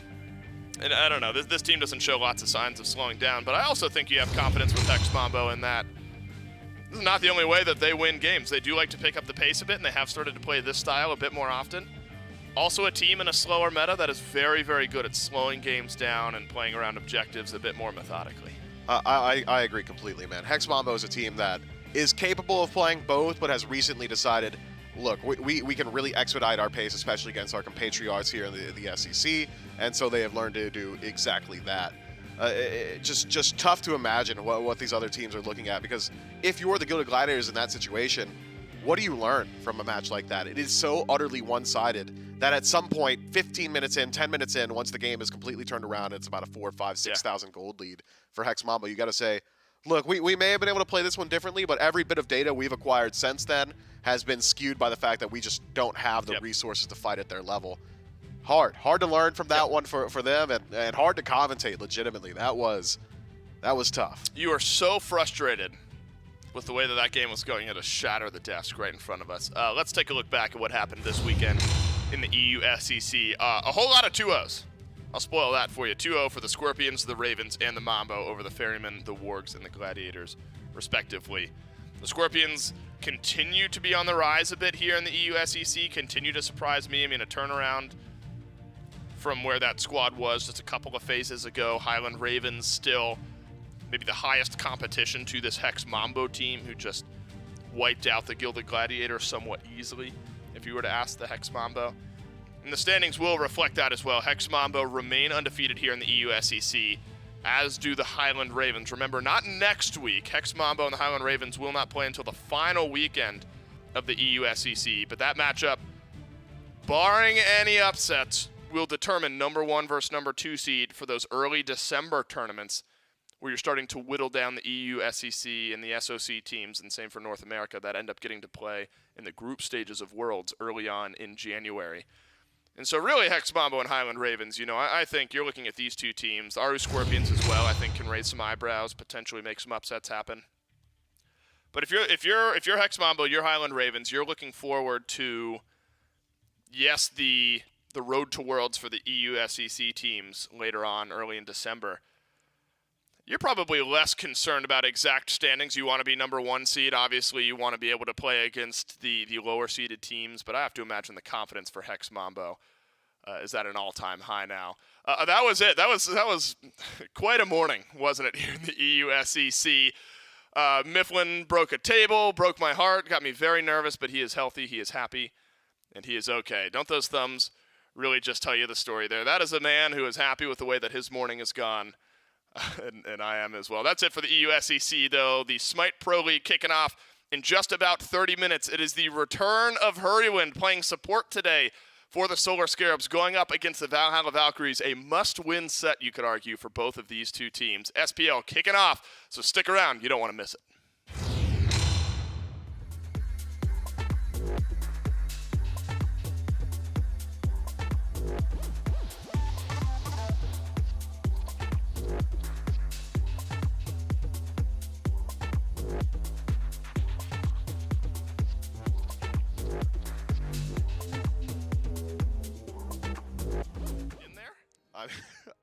I see you Googling it, so I'll buy some time. No, he broke the desk. Yeah, Mike, things are going awful Mike, here. the desk is shattered. The desk is shattered. We Go hate to that. single. Can you cut it? No, to single? there's so much high-octane Smite action happening. We'd almost certainly need to watch that instead. The desk. He just shattered. Oh, that's less than ideal, to be sure. Broken. It's so broken. Well, hey, Toddy got a kill. I'm crying. Oh my God, we've gone sideways. Wait, actually take Dave's single. He is crying. I'm crying. No, it's okay. We got to stay in game. We're staying in game. Toddy does get a kill on the E-Chrome of all people. That. Aw, I'm injured. Wait, oh my God! We have descended into madness, Memphis. Dude, I have taken a blow. It's a mortal wound. My goodness. All right, I didn't take a deep breath, Mifflin. You have broken 3 desks now. Can I get a paper towel or something? You know what? I've always wondered what would happen on cast if one of us injured ourselves or passed out or yeah. 3 people came in and laughed at me. Is what happened. No, I'm laughing. Everyone else is serious and wondering what to do. So concerned. No, I'm laughing. Here, I'll take it from here while Miff is tended to. Don't you worry. Yeah, we've got medics on deck. This is just pure chaos. Surely you're not bringing me a Clorox wipe for my cut. Yeah, you have to. You got to disinfect. I'll take it from here. Don't you worry. I'll to moisten. Oh no, I can't be reading Urban Dictionary. 2 cuts? No, you're okay, Miff. Hex Mambo and the Gilded Gladiators have brought ourselves to a 5,000 gold lead now for Hex Mambo. All right, you got the solo cast boy for a minute or two here while Miff tends to himself. The good news is for me is that Chair 1, so much fighting is happening that this is just my wheelhouse. And Chains will pull in Calvin and another one. Oh my God, that terrified me. That scared me so heavily. Hex Mambo pulls in another kill here. That's Calvin. So now I'm all alone. Oh no, Billy's running back. I was gonna podcast it for a minute.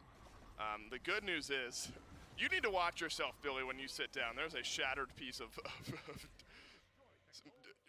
you're being told to stand, and so arise, Billy.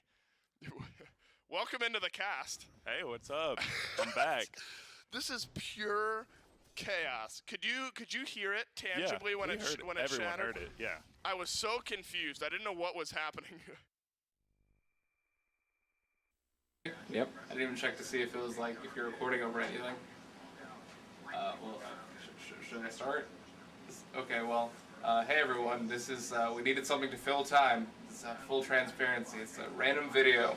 Just a bunch of random clips that we're just gonna show you guys from your, I guess, stuff that we don't post it anywhere, I guess. So here we go.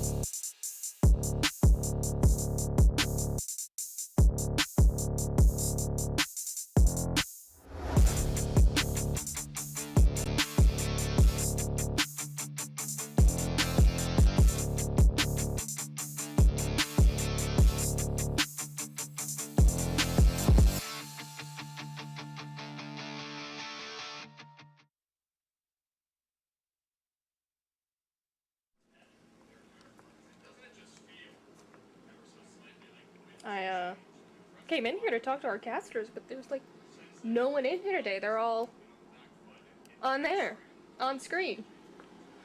But you know what? While I have you here, let's see if you can figure something out for me. So, Capri has a full set of human teeth.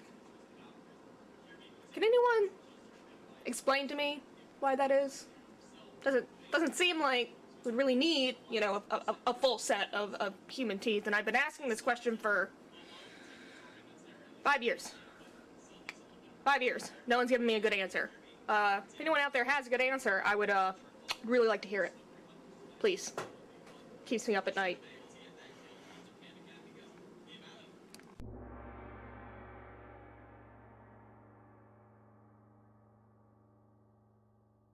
My least favorite team is definitely Warriors. Really? Yeah, because they kind of pick really stupidly, and it's why they're not very good. And their dueling's not challenging enough for me and Royd on this part. Good lord. I mean, come on, we slaughter them in 2v2s weekly. This is it's not even. Okay. I'm not BMing them really. Oh, I am BMing them because I'm not, but I am. All 3 Phoenixes down. Fire minions and Oni fire minions all pushing in. All at the same time. Folk has some massive damage to the back. Cubo finds a huge shot with his ultimate, and Dardes picks up a kill by transforming into the Vulcan Oni Warriors in 35-30. Oh, that is Vulcan, right? Nope. What? Up against the Jade Dragons. Make sure you stick around because we'll be back right after this break.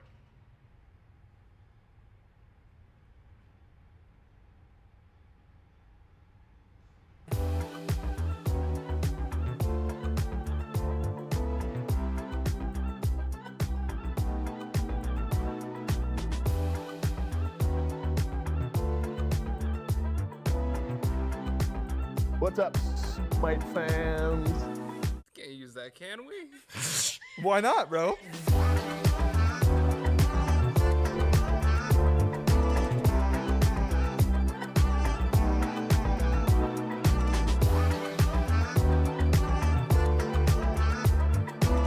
Hello, Smite fans.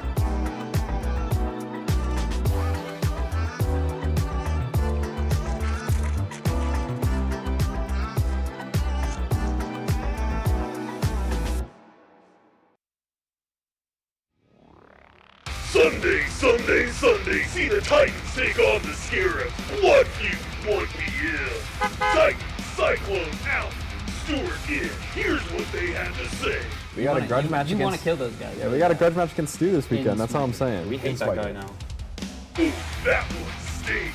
Is it getting hot in here or what? Yeah. The Solar Scarab, Hurricane, back in the SPL. Hardcore, ATK. That's your attack, damage, killer. A blood feud for the ages. Titans versus Scarabs, 1 p.m. Sunday. Blood feud.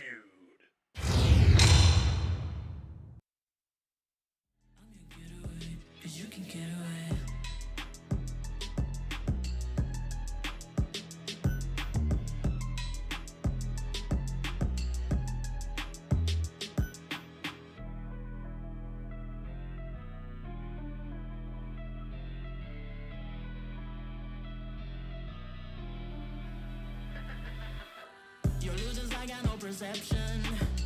What is real, what's your projection? I make you dizzy and you ain't got no protection. You're lost in the game, can't remember your name. Calling on the horn and a sheep will come to play. You can get no sleep, stay awake and on the pain. Make you save your problems for another day. I'm your getaway, but you can get away. You just close your eyes when you wish to be free. You look up to the sky and call on me. Let me put color in your sky, take away the gray. Turn the roof to a floor on a Saturday.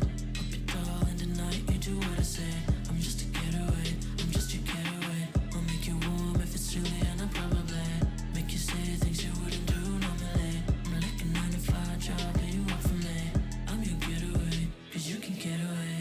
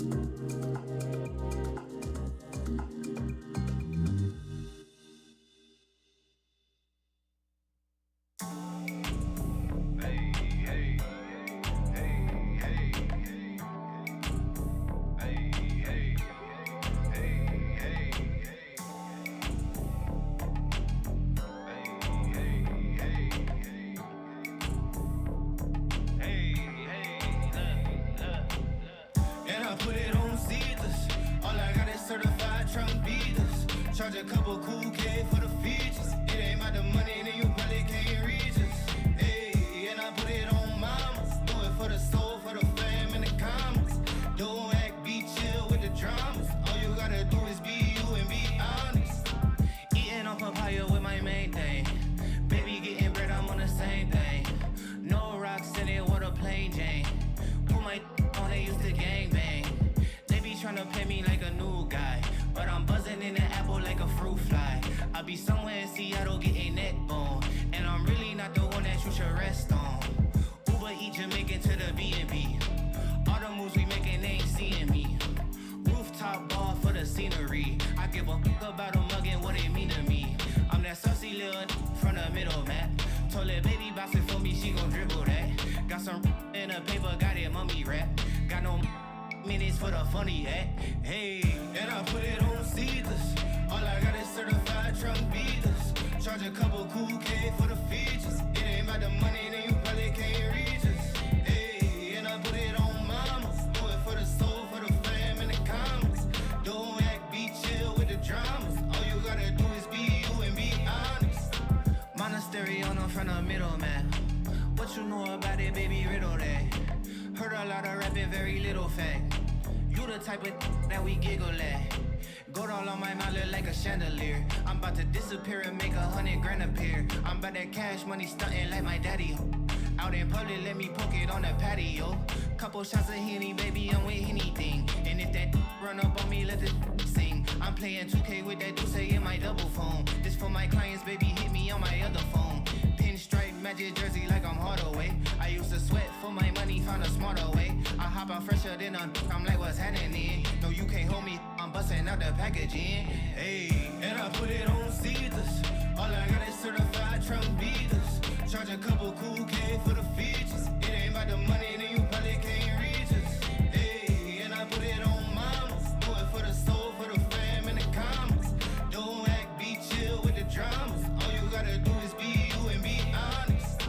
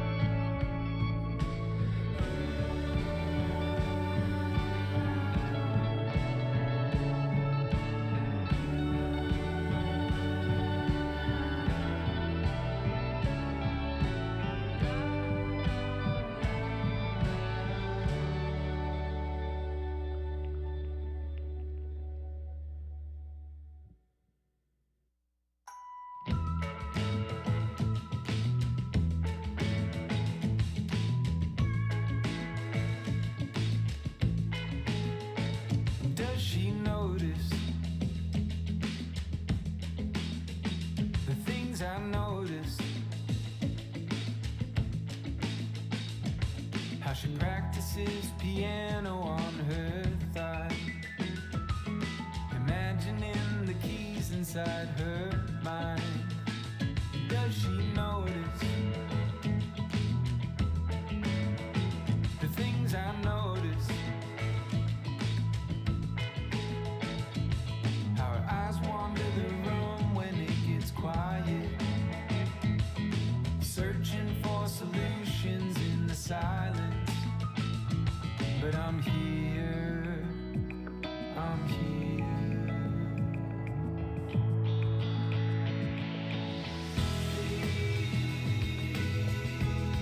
Won't she turn around? Won't she look at me? Oh, please, won't she notice me?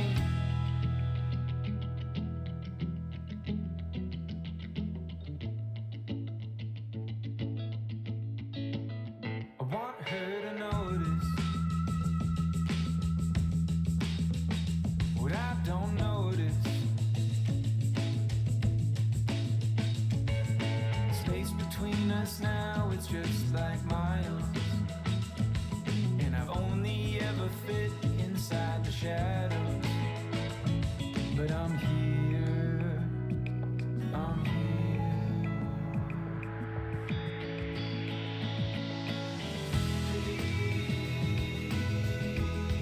Won't she turn around? Won't she look at me? Oh, please.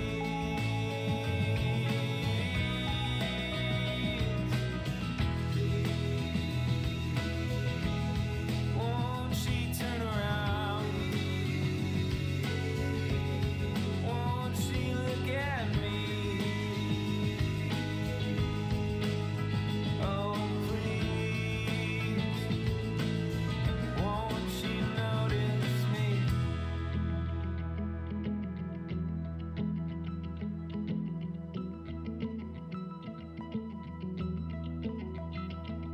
She's everywhere, I'm over here. She's everywhere, I'm over here. She's everywhere, I'm over here. She's everywhere, I'm over here. She's everywhere, I'm over here. She's everywhere, I'm over here. She's everywhere, I'm over here. She's everywhere, I'm over here.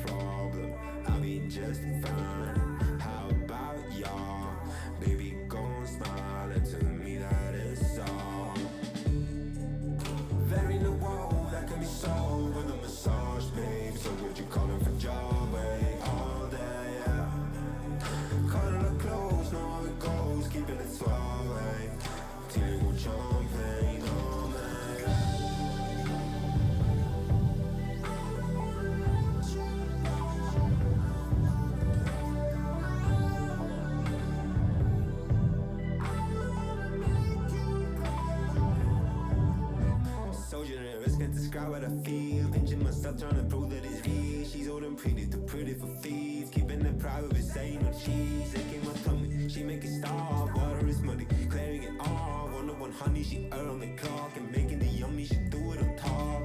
I can get mine, you can get yours. Baby, gonna smile when I take care of the problem. I'll be just fine. How about y'all? Baby, gonna smile and tell me that it's all.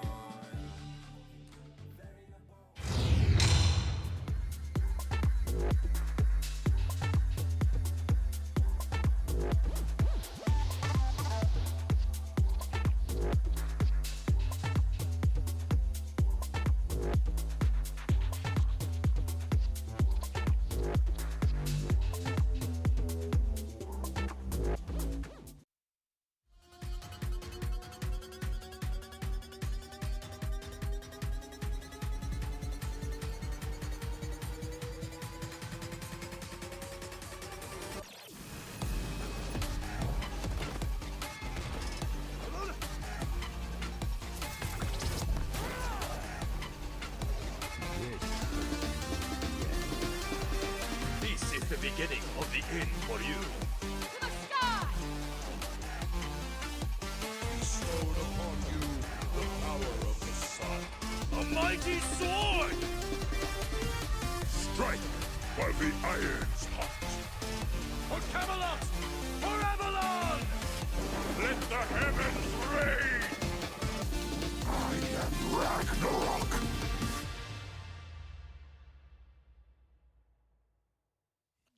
Well, hey there, guys, gals, and non-binary pals, and welcome to a beautiful Saturday here in Alpharetta, Georgia, as we get ready for the SPL here on the desk. And, of course, we want to thank our friends over at Alienware for sponsoring us this year and partnering with us again in Season 9.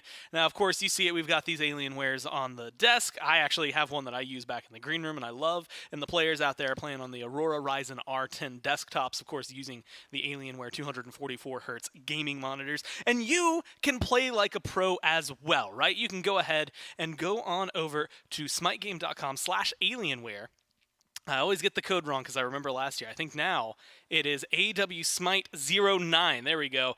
And if you use that, you'll get discounts on select products, so you can also game like the pros. So thanks to Alienware, again, for partnering with us here in Season 9. And if you want to know more, you can always follow them on Twitter or Instagram at Alienware and go to alienwarearena.com for giveaways and their global community and more. All of that fun stuff, all right there, and all thanks to Alienware. And of course, I'm Gore. That is Mifflin. And thanks to you for hanging out at me at the Mostly desk. So if you weren't watching the SEC this morning, it was very eventful. Yeah, peep Smite Pro on Twitter if you're wondering what this bit's about. It's not a bit, actually. I don't think it's a bit. I think that it's just genuine reactions to there no longer being glass. Nope, I was doing it as a joke. Oh. It was a joke. This is a really funny bit, actually. Yeah, it's going to last for a while. I respect it. I have a feeling. Well, the players, they are not going to be, well, maybe some of them are going to have shattered mentals, depending on how things go for them on this road to Worlds. Again, if you're watching right now, then you are looking at the Phase 3. And of course, we're going to be playing for the Phase 3 playoffs. That's going to be going on from the 30th to the 8th. That is going to determine the top 4 for Worlds qualifiers. Now, that's a double elim bracket with the top 6 from this phase of the SPL. Top 4 of those will then immediately move forward. If you make it top 2 this phase, then theoretically, you only have to win the one set to be able to qualify into those top 4. A lot of effort that needs to be put in now to make sure that one works. Then, of course, we'll have the 8th through the 11th, the Road to Worlds for the EU teams and the SEC, SOC. Week after, Road to Worlds for the NA teams. A few weeks later, hit the group stage. We'll qualify the last 4 teams from those SOC, SCC teams that make it and the remaining SPL teams that hadn't qualified. We'll get the top 8, and we'll take them there to Arlington, Texas to compete in the Smite World Championship January 13th through 15th. If you don't have a ticket, you're going to want to make sure you're tuning in. And if you do have a ticket, well, then I'll be happy to see you there when it's going on. And that's where the fun is going, Mifflin, because we are looking at, I would argue, a very interesting week and specifically a very interesting first set today, specifically because of some of the implications they can have. If you were watching yesterday, you had the 2-0 for the Kings, and then a very, very fun to watch 2-1 for the Leviathans over the Dragons. Very exciting games in that one. The Valkyries and the Scarabs is the one that I'm going to zoom in on. Of course, the Scarabs tomorrow playing the Titans. Stewart now on the Titans. Scarabs, Hardcore in the ADC role. Hurrywind now over in the dual lane as well. I'm sure we're going to be doing a deep dive going into that set about those two. But just looking at this one, just this first set today, and, Warriors and Titans later. But the Valkyries and the Scarabs to me in Midland is a very important one because the Valkyries this year have yet to beat the Scarabs. They have a win, though. They're 1-4. Scarabs are 0-5. So theoretically, a Scarabs win puts them 1-5 and gives a very interesting conversation at the bottom where the two teams would then be tied with the Bolts. If the Valks win, they go up to 2-4 and give themselves a little bit more of a cushion down towards the bottom to stay out of the bottom two. Yeah, I'd argue that this is probably a set that is a bit more important to the Valhalla Valkyries. I know getting your first win, so important for the Solar Scarabs, but the Valkyries are a team that have stuck together all year. Yep. There have been behind-the-scenes opportunities for individuals on this team to maybe jump ship, and they have decided, no, we're going to stick together, we're going to continue to grow, we're going to continue to improve. This is our first year in the SBL. We're going to treat this as a learning experience and maybe keep our eyes set elsewhere. But with shakeups to rosters as of the last couple of months, feels like the Valhalla Valkyries, just by nature of sticking together, may have jumped a whole lot of seeds, right? Tartarus Titans lose their primary shot caller. Olympus Bolts find themselves in the exact same position. The Solar Scares have become the Frankenstein of the league in that they are just an amalgamation of individual players that have been left apart and then sent down to the Scarabs. So the Valkyries, I think, maybe just by sticking together should have enough synergy, should have enough ability to play together that they might have just jumped up a couple of tiers. And of course, there's a lot of people to maybe look at on this team. Well, today we're looking specifically over towards Benny Q, someone who I think has been a very, very good consistent for this team, right? I mean, admittedly, eclectic god pool, that's one of the things we almost always end up bringing up. Some of the times it's not uncommon to see the Valkyries lock in his pick very last just to make sure he has something that if it's weird, it's not getting countered, and if it's not weird, then he's set with everything that's on the other side. But it really is, I think, such a strength for him in this one because he is going up against the only person who started on the Scarabs and is still there. And so him versus Baronic, I think, is a very interesting matchup. And Benny has always just been a pleasure to watch. Yeah, Benny has got himself perhaps the second most eclectic god pool in the league behind only his brother, Pagon, on the other side. Those two seem to have a fundamental disagreement with the rest of the league on what standard, or what is standard, rather, in the center of the map. But you are right to say that Benny has been consistent for his team. The only time that I think that Benny maybe needs to look to improve is when we do decide to pick his selection. Like in the top three, generally it's, hey, I don't have a counter pick, I don't exactly know what I want to go towards, maybe just lock me the Merlin. And that's not to say that Merlin is poor, but that being your fallback as an early pick in the draft really does sacrifice a whole lot of pressure. Merlin does not win a whole lot of those matchups. In the 1v1, you're sacrificing a lot of neutral farm. Very strong on Siege, very strong on Siege defense as well, but if you're taking him that early in your draft, generally it does leave you up to a bit of weakness. Otherwise, Benny has been everything for his team at times, and at other times a bit on the quiet side. Yeah. I will say, though, I had the opportunity to play with Benny recently. Actually, last night we queued up in a tournament together. He stunk it up. He stunk it up, man. Because you were playing with, him, Benny, Quig, I think, was on your team, and I'm blanking on the others. Yeah, there was Habibi25. Okay. You might not know who that is. And some other stinker, Oath, I guess. Yeah. Oh, yeah. It's just Oath, Yeah, nothing crazy that goes on there. I think very, very important to be able to watch what Benny's going to be able to provide, though, for the team today. Mainly because he's going up against, as I mentioned earlier, the only consistency that the Scarabs have had outside of their coach in Baronic. It's nice to see, though, Hurry, local. I mean, leaving us behind after such a very short stint just to go ahead and play in the SBL for some reason, whatever. I think you mentioned it on Waiting Room, how that's like the inverse of how that usually works. Yeah, usually careers die on the casting team. But there he is on a team with a bunch of players that, honestly, if you think back to it, it feels very fantasy and not actuality. You know what I mean? Like, you've got Scary D, you got Sam, Baronic, Hurry, and Hardcore. And it feels like just 5 names that people maybe would put together in a draft, but it's Boronic that is going to be the main focus there. And it's a lot of fun that I think comes from Boronic's playstyle, because very consistent play. I think that we've gotten to see, honestly, some of the more eclectic picks for him, like the Kukulkan in past, do better than sometimes when he's sticking to the meta. And now he's essentially got a new 3v3 around him than he used to have at the beginning of the year. It's definitely something that is necessary, right? The Scarabs at least have a pillar here.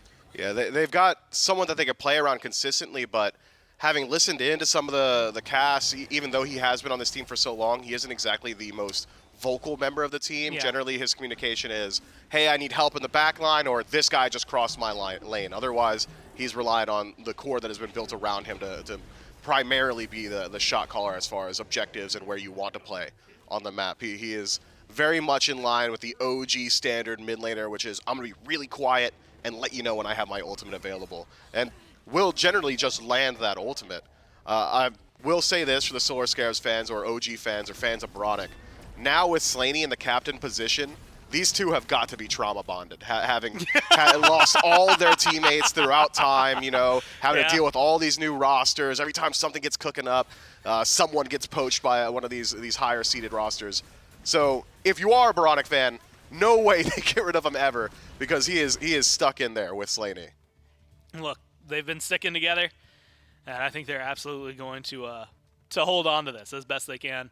I've come to expect it, like you said, Boronic, one of the things that was going on, at least last year, were a lot of like very high, pressure games where all of a sudden he's popping off and insane. And then almost the opposite, where it's like, okay, well, he's 0-6 and nothing is happening. That has definitely shrunk down in the meantime, so it's become a lot more consistent, but it still has a lot of variety in it. And so we'll have to see how that one goes. Of course, playing now with Hurry in the lane is going to be very interesting, but the real thing is now losing your carry, having a new support, a lot of things that were going on. So luckily for us, we got to sit down with Boronic and see how he was feeling going into this week.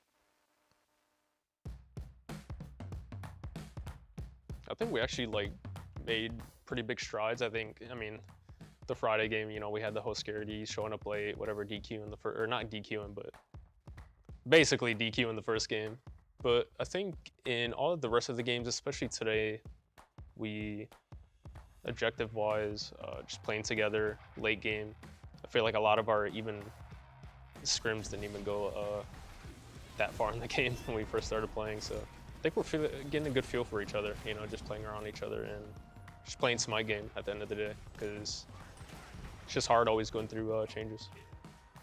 Valkyries are a very, I would say chaotic, but they've transitioned into a more, kind of smarter way of playing the game. I think Kirmi and Gamma have played around each other very, very well, especially Kirmi. Has improved throughout the whole year. So, I mean, yeah, they can bring a chaotic or a more, as of recent, implemented a more passive style of playing the game. I think he highlights a lot of important players there. We talked a lot about Binniq earlier, but Kirmi, Gamma, the improvements that we've seen from both of them in their roles throughout the year have really been just major, right? I mean, Gamma to the point where, admittedly, you may glance over the Atlas damage builds that were happening, what was that, last week? And instead look to the future of what Gamma might be bringing. Maybe it's more Atlas damage, but it has been a lot of consistency and the whole core. But surprisingly, the 3 rookies to the SBL feel like the ones that have pushed themselves forward the most. And to speak to Boronic's point, I think it ties into the fact that the Valkyries have played together for so long now. Sure, they started off this year as that chaotic team who might bring that early aggression, who are trying to leverage anything they can, any wild pick, any wild composition, any wild positioning to get any sort of lead or catch their opposition off guard. And since then have started to clean up their play a little bit more intelligently around the map, clean up their macro as well. Yeah. That's because they've been playing together for so long. They've been adapting and growing as a team, and the Valkyries have improved in that regard. So it's not so much that they've decided to have a stylistic change, it's that's the natural progression of adapting to the highest level of play, and the Valkyries have done so. It's been slow strides, but I think we're going to hit an inflection point, if we haven't already, where the Valkyries are just going to step up to the rest of the league, and all of a sudden they're going to be that squad that could just take a game on any given day. Almost similar to what we had seen from the Scarabs at points in the past, where it's, hey, sometimes they're just free points, free viewer points. We're gonna vote against them, and I'm gonna make my free 10 points because nobody voted with them. You know what I mean? But nowadays, or at certain points of Scarabs, where man, they are Dragon Slayers. They could just take a random match. Just like that whole stint where you were guaranteed 3 games. You were guaranteed 3 games. I think the Valkyries are either at that point or rapidly approaching it. Now I want to ask you this before it gets locked in. Kabrakan, one of the most banned gods. I think actually the most banned god against the Valkyries. Benny likes to play it. Gamma likes to play it. Gamma loves it. Feels like it's still good in the meta right now, or do you think that he's fallen off enough that they might ignore it? Kabrakan's in a very good spot right now. Manicore Spike with Kabrakan just works. Yeah. And it's always going to work, and it opens up the door to play aggressively, either through support or through the soul lane, or even at times, if you're talking about the Leviathans, through the mid lane. But I like this from the Valkyries, because what is Hurrywin's favorite support pick? Oh, good point. It's Atlas. He'll take it literally every opportunity that he can, which is why I think the Solar Scarabs decide to leave open that Kabrakan. They're saying, please take Kabrakan so that we can get our Atlas. And the Valks call that bluff. It is, I will say, it's always different for us because I have to remember now that the god pool that I'm thinking of for the carries and literally all of the support god pool is just different for the Scarabs now. And so that's going to be a nice mental reminder. That AMC feels mid lane. Pele gets locked in. Very consistent picks for the Scarabs. And to speak to your point again, last time Yarkor had played ADC, the landscape of meta ADCs was completely different. Yes, it was just wild Jingwei, Hachiman, Heimdall. It was that style of play. It was safety hunter meta. Whereas nowadays, it has completely shifted. We're talking aggressive fight hunters so that you can control Scepter, so you can control all that neutral farm that has been added to the game around the duo side of the map. So I'm excited to see whether or not Yarkor is going to try and reprise that exact same god pool that we had seen from him in the past. That was very successful. He was playing those safe picks more aggressively than we had seen from the majority of the rest of the hunters in the league. But how does it line up if the Valkyries take their more standard selections, the Medusas of the world, the boxing style picks? That'll be fun to watch. I do remember, and I'd have to go back, but if I remember correctly, Hardcore's brief ADC stint, he soloed, I think, every other hunter in the league. Yeah. What was it, like a 4-week period where he actually overtook Netroid as the soloingest hunter? Yeah, Yarkor, and when we talked about it, he's like, I'm just good at Smite, man. I'm just good at every role. Like, it's how it works. And, I mean, there was a point, like, I honestly think, and, we talk about Baskin a lot, how people have had the conversation in the heyday of, hey, if you could have 5 Baskins on a team back in season, 3, season 4, then you're, that's the best team that you're going to get. Nothing's going to beat that. It almost feels like, at least mechanically, Hardcore might be in that same kind of area. At least what we've seen, he's been really good at solo, really good at carry. And I would say really good at support, even though maybe the wins, I was going to say, the wins didn't necessarily get to fall in their way. Serket Poseidon locked in super early. We saw some highlights there for Benny Q as we got into the game. And the Kabrakan does get locked in, but it's on the side of the Scarabs that they're finally going to pick it up. Serket, though, and the Poseidon, both of them kind of not common picks. I mean, we saw, like I said, the highlights for the Poseidon for Benny Q's reel, but Serket's been kind of not on the tip of the tongue for a while. Yeah, Serket may be a preemptive selection from the Valkyries just to try and keep the Solar Scarabs away from things like Thor. When we talk about Thor and how he is right now with damage on his wall, he really utilizes Bluestone better than just about everybody else. He gets more Crusher procs than just about everybody else, thanks to the passives that he gets from his ultimate, as well as the ability to proc it with his wall, Heartseeker too. But an OG counter matchup is the Serket into Thor. If he uses his ultimate to escape, that dot damage will generally finish him off. If he starts to channel Berserker's Barrage, that's a free opportunity for you to apply the Death's Kiss. So I think the Valks smart to take this early just to prevent the Scarabs from going towards something that they could be comfortable on, be it through the jungle or through the soul lane. Cthulhu, Cardanos banned out by the Scarabs. Guan Yu and Ho Yi banned out on the other side. It's a Freya pickup for the Scarabs, and presumably here for Hardcore. And that one's, I mean, again, not uncommon. Just maybe not where my brain was going when I was looking at him. But with a Kabrakan at this point that we could maybe assume is going over there, feels like it can be pretty aggressive early on. And, you have been correcting me. And finally, my brain's in the right area that Freya's early game damage isn't anything to really mess with anymore. It's very strong. The weakness of Freya for the first couple of levels is that she needs her entire kit to be powerful. That ultimate being a safety tool as well as the majority of the way that she finishes off her kills, because for the most part, she's going to box you and she's going to hit you a little bit harder with her auto attacks than you will her. But if you've got a leap or a dash or any sort of standard mobility that the majority of the Hunter cast does, you can kind of take that boxing match and say, well, I started losing. I'll jump out and there's not much you can do about it if Valkyrie's discretion is down.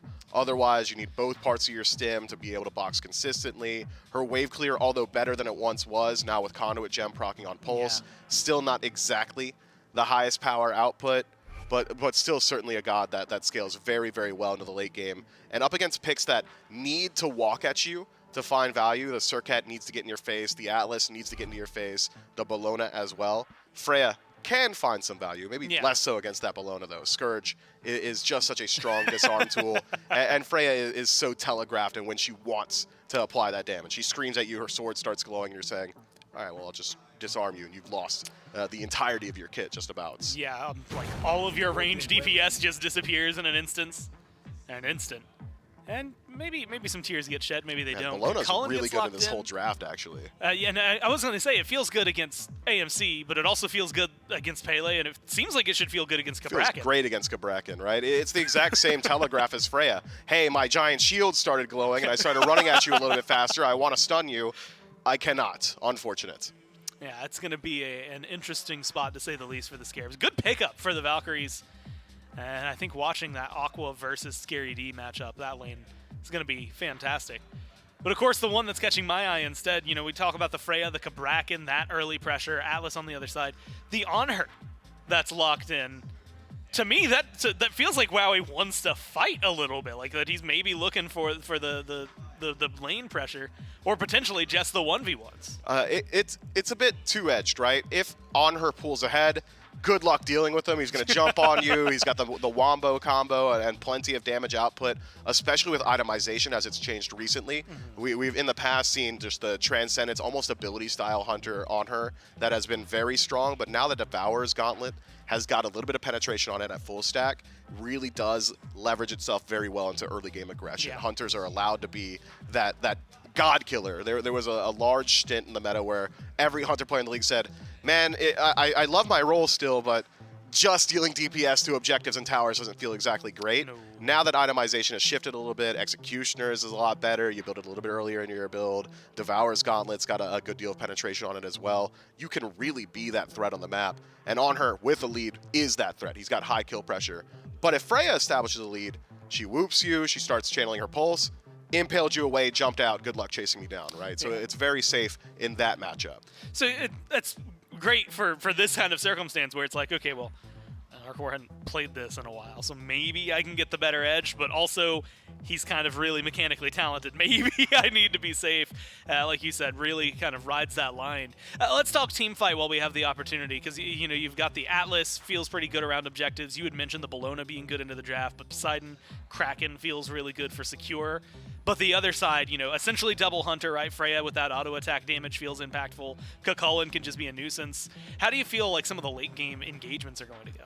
Late game, it's a bit one note. You can either have Surcat initiating or Atlas doing it, or even poke from a range. On her, very good at displacing a team just by throwing up the sands and saying, good luck walking through that.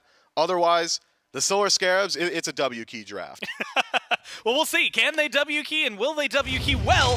Let's find out with J-Mac and Trelly in game number 1. Yeah, thank you so much. Valhalla Valkyries, Solar Scarabs, our first set on this lovely Saturday afternoon here in Alpharetta, Georgia, in our 4th week of the SPL phase number 3. At the very least, it's J-Mac and Trelly jumping in here in just a moment. We should be able to get you guys into the game. This should be a fun one, Trelly. Valkyries, so far, I've only found one win this phase. It's been up against the Olympus Bolts. Solar Scarabs weren't so fortunate to be able to find their win up against the Bolts in their prior matchup, but did take it to a full 3-game set.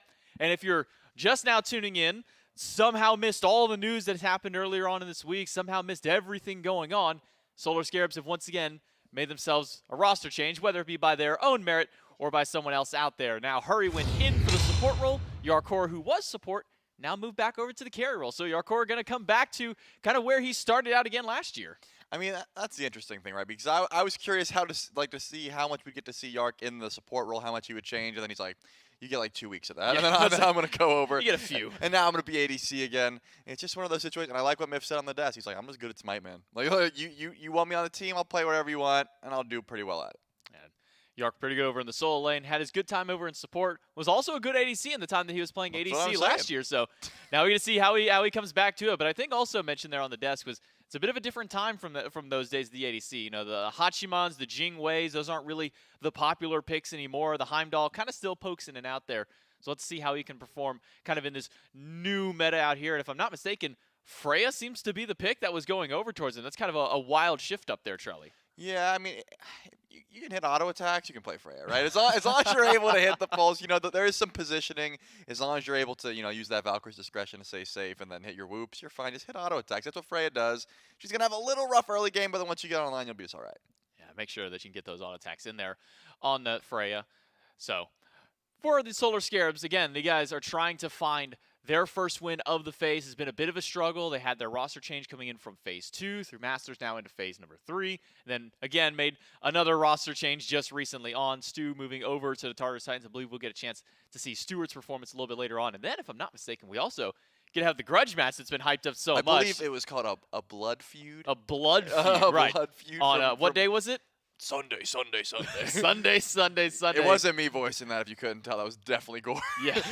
He's just been running around the office saying blood feud throughout the whole weekend. And you'll probably get to see him say it on Sunday as well. I did like the attack damage killer. I thought that was pretty clever. I'm not going to lie. I think everything Gore does is clever. He's just, I'm sure he's walking back through the break room now, just hearing that, and he's like, "Oh, thanks, he's guys." Like, yeah, I'm pretty good. Yeah. Give him a little hype up there, just like we're going to try and get this hyped up match for you guys. I mean, the Valhalla Valkyries, it's been an uphill climb for these guys ever since these guys joined into the SPL. Back in phase number 1, it was a lot of question of, all right, well, how long is it going to take the Valkyries to kind of ramp up? How long is it going to take them to be able to find some of those big wins? Well, they found one very early. I mean, they found one against the Leviathans back in phase 1. Then we get into phase number 2. How long is it going to take them to get more wins? Are they going to get more wins? Well, guess what? They found another 1 or 2 out there in their time being. So the Valkyries have been able to find a couple of little wins, haven't been able to really pull themselves out of those bottom 2 spots just yet. And now against the Solar Scarabs, a team they haven't been able to beat so far this year, is going to be a very crucial matchup, I think, for both teams. A heat check for the Valkyries to kind of see where their improvement has been so far this phase, and maybe a new heat check for the Scarabs to kind of see how this new roster lines out. Yeah, that's kind of the whole conversation, right? Because we're in a situation where it's Road to Worlds time.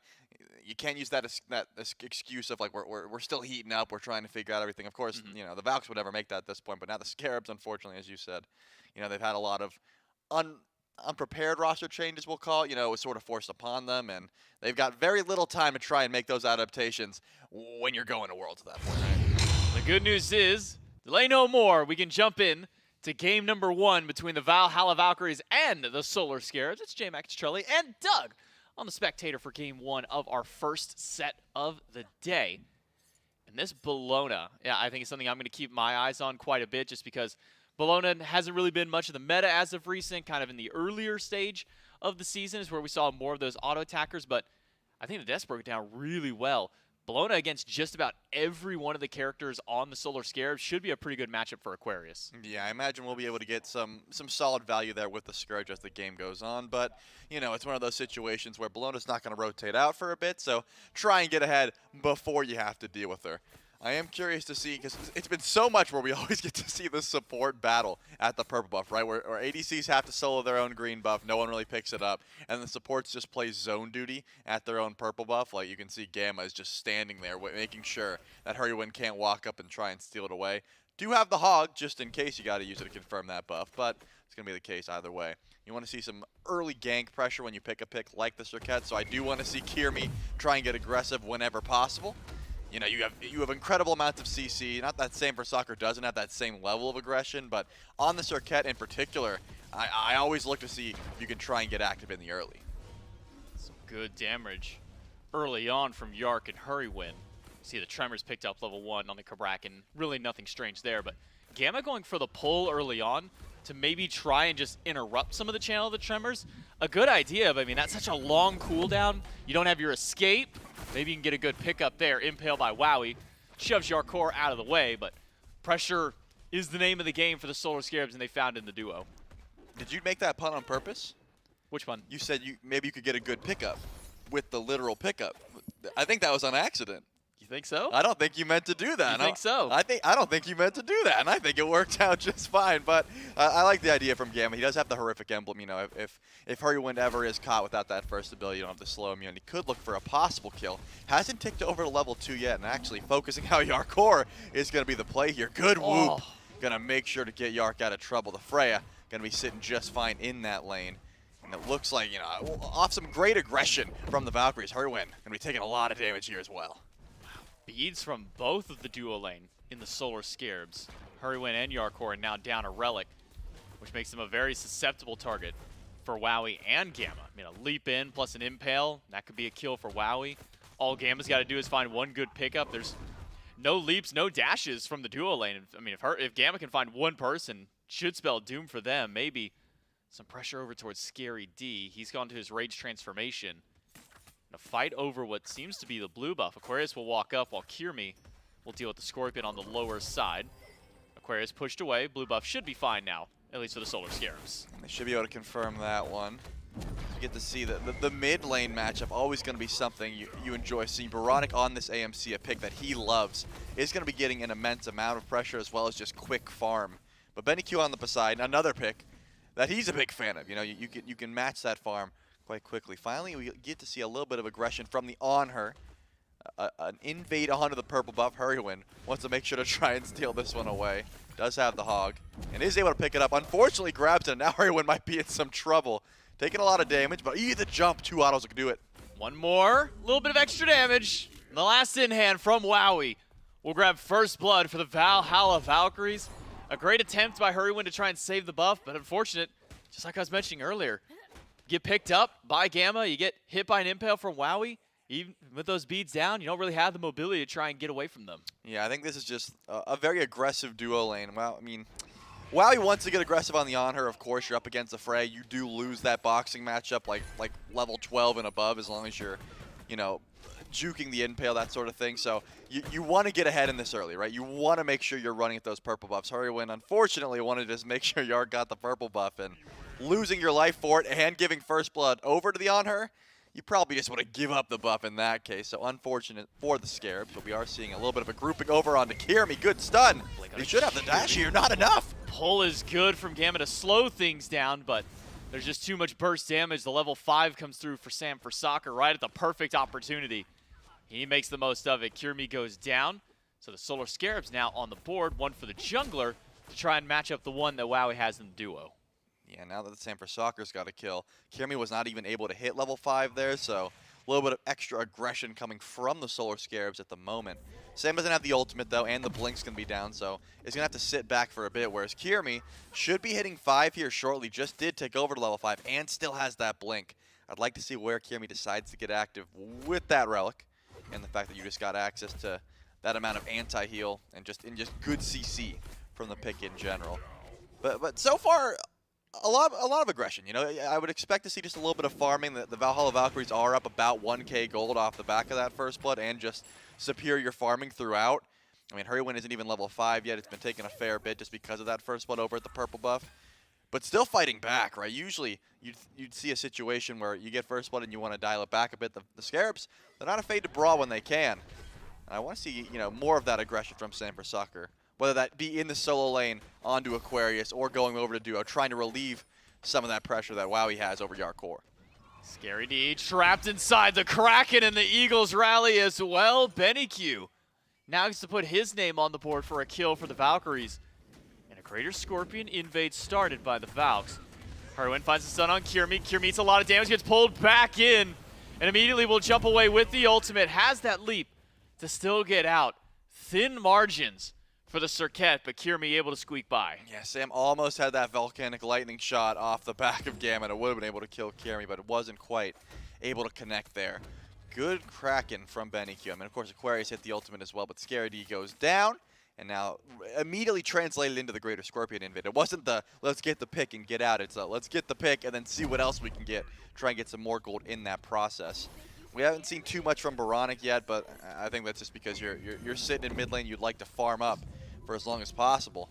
Gamma is taking a little bit of damage here, but once Benny Q rotates over, I was going to say probably no more chase from Sam for Soccer without Volcanic Lightning. But, you know, Pyromancer's not going to be up for about 5 minutes. No one really has the ability to pull that Gold Fury unless you're using both Benny Q and Wowie's ultimate. So I don't imagine any more fighting over objectives unless someone steps up a little bit too far.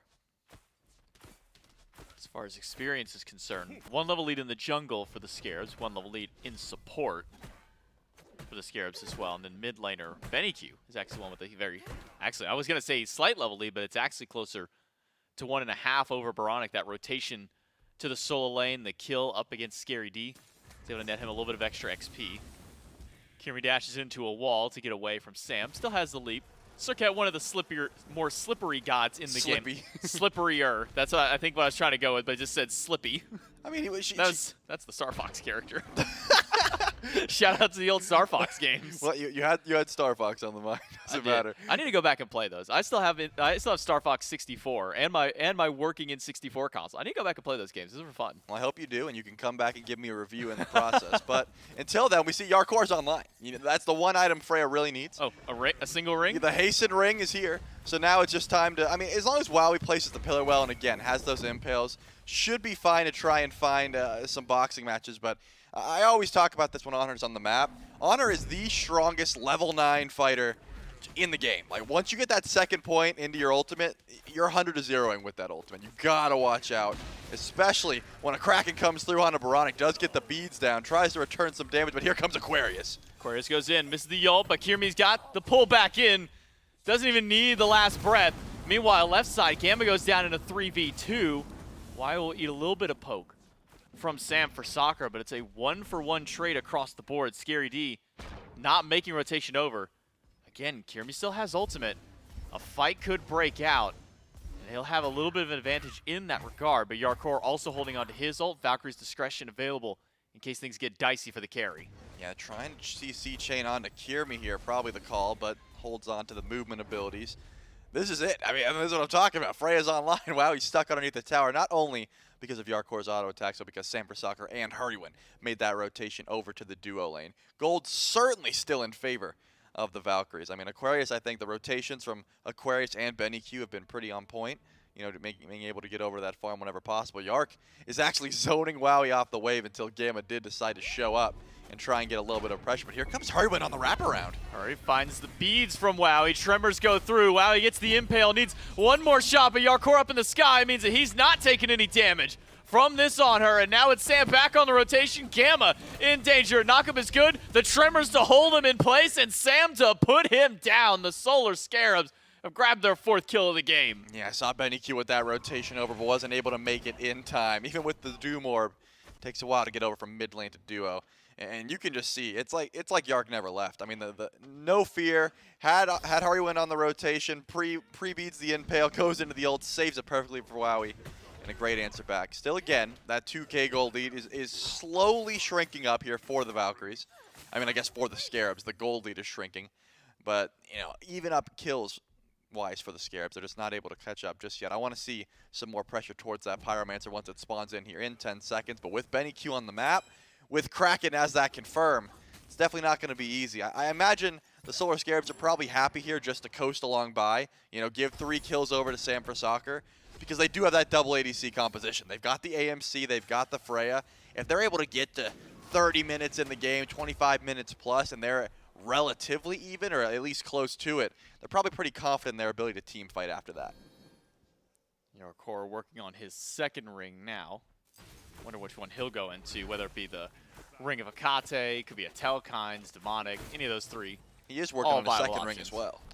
He is working on the 2nd ring. Because he's only got 1. That's true. Only has 1 World Championship ring. He needs that's where he's. You think he's gonna? You never. If you told me at the beginning of this season, Yark would be working on his 2nd ring in ADC again, I wouldn't have believed. Well, this would be his 2nd ring, but the first one as an ADC, because his first one was. Oh yeah, they have the roll on them. I forgot about that. So I guess this would be just the first ADC ring in that sense. But regardless, Zap's working on his 4th. Yeah, that guy, he's gonna run out of fingers soon. Do you think there'd be a way? Well, hold on, let's see if anything actually goes through with this. Do you think it'd be a way? Now, I know we can't do this because you've already got the rings, but since there's 4 rings in Smite, get one of each of them to look just like the ring in Smite. Yeah, That'd be pretty cool. I'm sure they could, just reskin the items in that sense. Yeah, I'm sure that would be something that. No, that could reskin happen. his actual like rings that he has, not the rings in Smite. Oh, like reskin his actual ones to look like the ones in Smite. I mean, that'd be sick. I mean, I'd wear a ring of Akate. That thing looks cool. I suppose so. It's not gonna look as cool as the world champion rock That's on true, your finger, that's but true. yeah, I could print out the items and put them on my finger right now. It doesn't make me a world champ. No, but it does make Zap a 3-timer. That is true. But pick up by Gamma towards Hurrywin. Throws him at Wowie. Stun onto Gamma is good.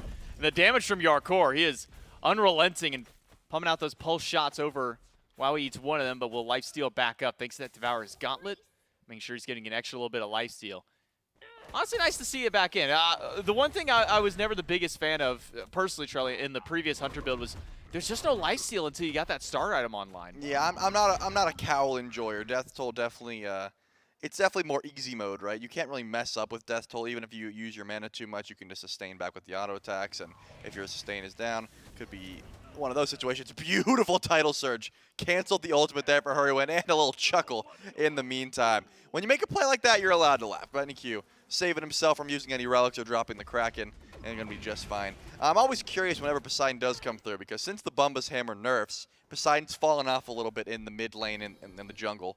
But still, that movement speed style build, the Doom Orb into the Charon's coin, not Toxic Blade in that third slot, but still trying to be as fast as possible on the Poseidon seems to be the call.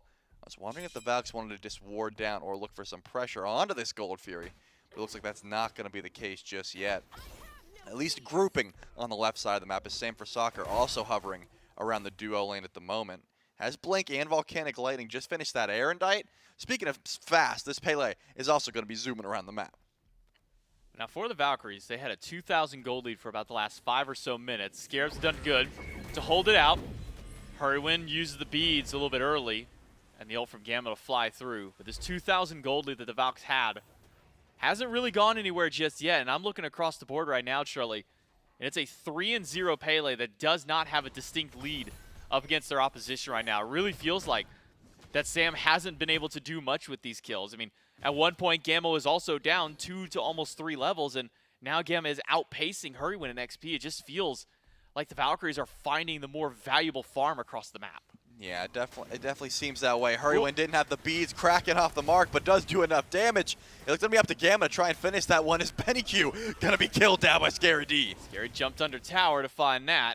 Hurrywin does get to go back to base, and Yarkor finds the back, solo baby. kill. Almost like he never left the lane to begin with, ever like he never left the roll. It's like riding a bike, man. He's right back into those solo kills. Going to be pulling that Gold Fury immediately. There's not a Valkyrie in sight. They're over on the Pyromancer. Because guess what? The Shark's over on this side of the map. You don't want to be over there. Beautiful kill as Scary D tries to go in for the fight after the fact. Wants to chase this one down.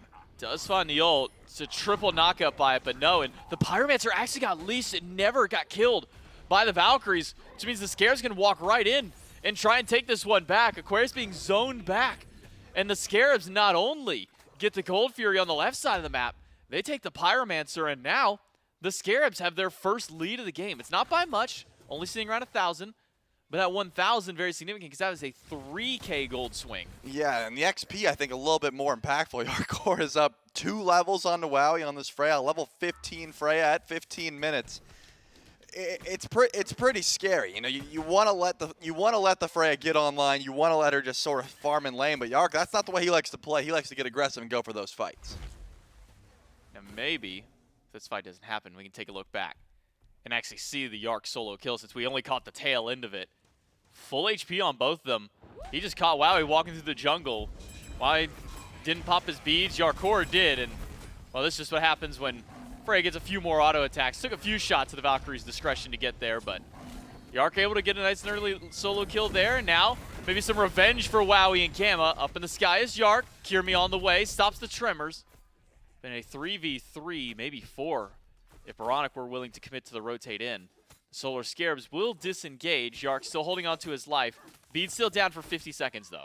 Yeah, no relics for 50 seconds, as you said. That shell is going to be up for quite some time either. A good opportunity for Wowie to at least get some pressure back in this lane. Probably smart for Gamma to stick over there for a little bit longer. So Wowie's got access to both relics, so, you know, should be just fine at least trying to go for the tower here. Without a miraculous whoop, I don't think this tower is going to be too much longer for this world. So, some good answer back. Going to put the Valks a little bit closer to even in the gold department. But now both relics are, I mean, both objectives are down. You know, Fire Giant, the only one left on the map. Looking at the itemization of both of these ADCs, no one is in position to try and make a pull onto that objective for quite some time. But to your earlier point, you know, Sam for Soccer, sitting 3-0, does have the 1 assist currently, but hasn't been able to find too much as of recent. Maybe not too stressed about it, though. You look over, you see your Freya's able to solo the enemy on her, who should be winning in the early, and you're like, maybe we got the fast track to late game. Maybe I don't have to get involved and overexert myself this early on, because we've got we're looking pretty slick once it gets to that 20-25 minute mark. Scary D able to find a level lead as well in the soul lane because of those Furies going down, and the Fury and the Pyromancer. So looking just fine are the Solar Scarabs. Not too worried about the gold lead that once was, now trying to build up their own for the time being. So Wowie now 3 items deep into his build on the on-her. Devour's Gauntlet, Exi Kinsai. So it seems, at least as of now, the only real change in these Hunter builds has been slotting out the Transcendence now for the Devour's Gauntlets with their recent buff.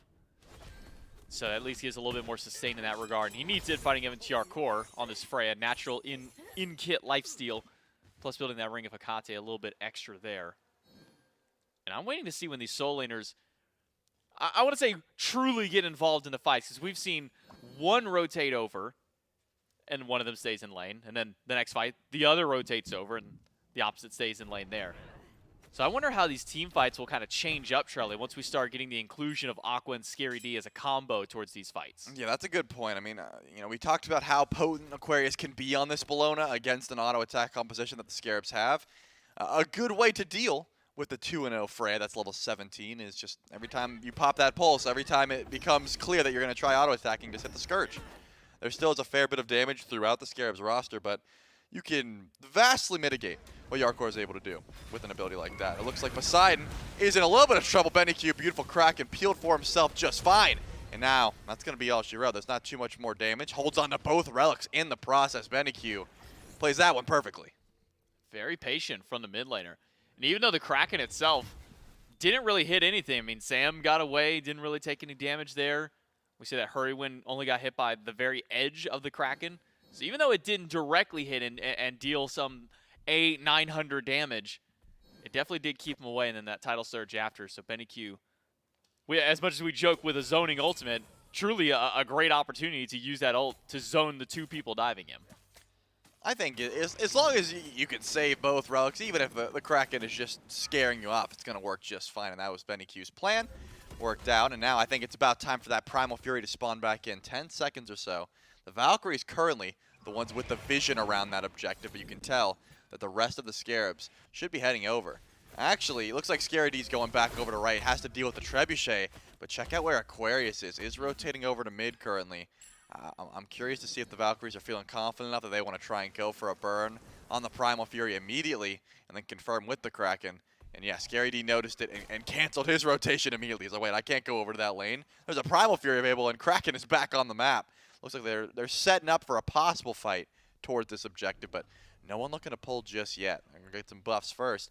The Valkyrie's definitely in a better position map state-wise. 2 Trebuchets, one going down right, one going down left. People are going to have to go deal with those. The Solar Scarabs are going to have to commit some bodies. They're going to lose towers in the process. It's a slow time frame.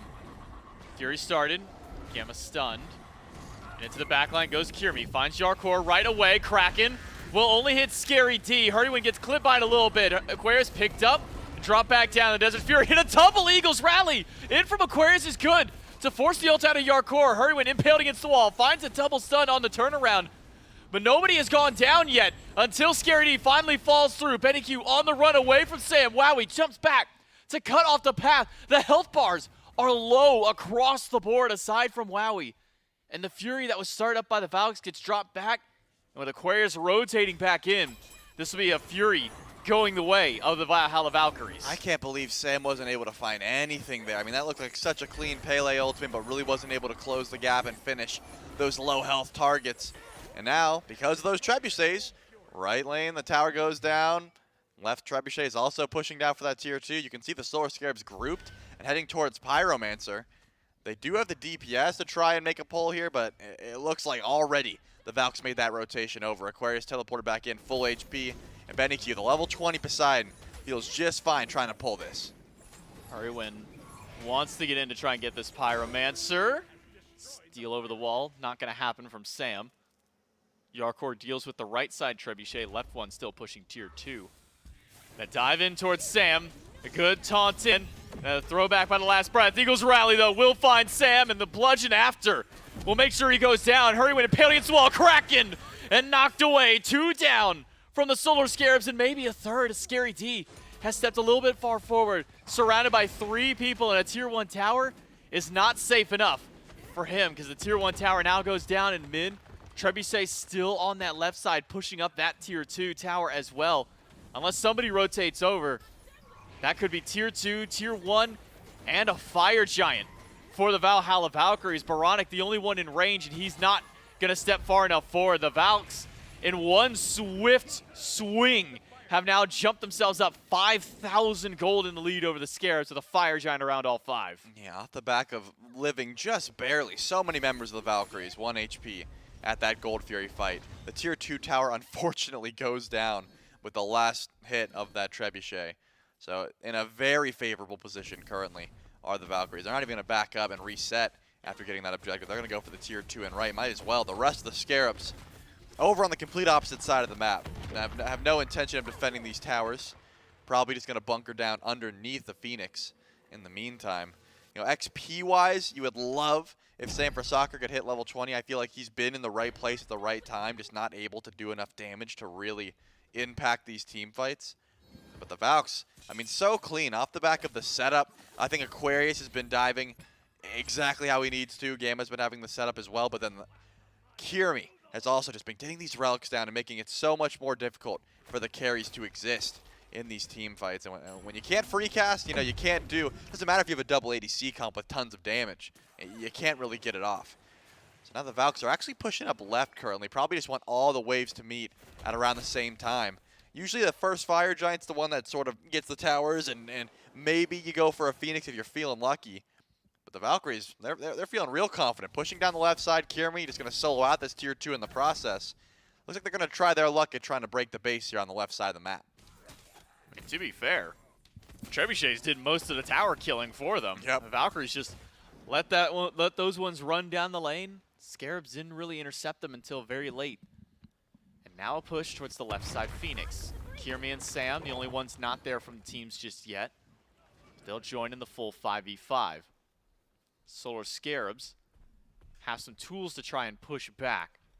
But it's just going to be a matter of, can they find their crucial picks? Can they watch out for the Kraken from BennyQ or from the initiation from Aquarius?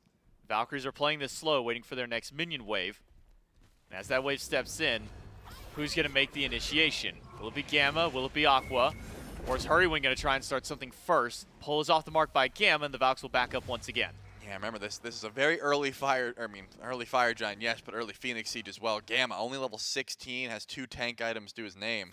You're not going to be able to tank up these Phoenix shots for very long. It's a get in, get the Phoenix and get out, or get in and find a pick and get out. Now Aquarius tanking it up the Phoenix. This is going to go a little bit better for them. Immediately pull back in. Hurrywin's gone. And by he goes. Aquarius, though, has to ult out. Gamma, very low in HP, pops the shell. Massive knockout by Scary T, and the damage from Yark after is good. The Phoenix still stands tall, and Kirmi is still on the backside of the fight. Sam doing lots of damage through, but he goes down. It's now only 3 left standing, and Yarkor gets taunted back by Kirmi. A pickup for 2 by Gamma to throw them back into the carries. Gamma finds one, Kirmi finds another. Benny gets the D aside, and the Valhalla Valkyries, with only 13 seconds left for Hurrywin to come back online, they push down the left Phoenix, and they're going to take game number 1. I mean, a little bit baited once again. I mean, Sam for Soccer was so close to cleaning up BennyQ. It seems like both fights, it looked like for a second the Scarabs were going to be able to find a pick. We're going to be able to find a little bit of kills in that fight, and just not quite the peel, as you said, Gamma. Phenomenal pulls, making sure to keep the team alive. The relic usage was also pretty clean. I mean, the Valks, they knew exactly how long they could stay around, and they knew exactly how long they could hold those relics and ultimates so they could win that Phoenix Siege. The Valkyries wait out a few waves, wait for somebody to step just a little too far out of position. It starts with Hurrywin going down on the Solar Scarabs, and then from that point, just the Solar Scarabs kind of seeing red in their eyes, saying, hey, this guy's almost dead. Surely we can all just jump in. And then Gamma finds a two-man pickup, something you don't get to see very often with those Atlases, is not only being able to just, grab two, kind of pull them a little closer, physically picked him up and said, all right, team, here you go. Here's your kills. Here's your present. You want game one? I got it for you guys. Great play from the support player, and also good comeback, right? Because, in the duo lane in particular, it's hard as an on-her to come back from behind, but Wowie, I think, played the game extremely well after that solo kill, was able to find his farm, sit in lane, and do his job just fine. We can shred through these tanks. I'll be the objective shredder as well. I think credit to the Valks in their entirety. I think they played a very clean game, 1-1. Still some fight back from the Solar Scarabs, though. We saw it out of Yarkor in the duo lane. Yark is back, even despite a loss out of here. Feels like Yark has never left his role out there. At least good start from the Solar Scarabs. We'll see if they can clean up in game number 2 coming up right after this break.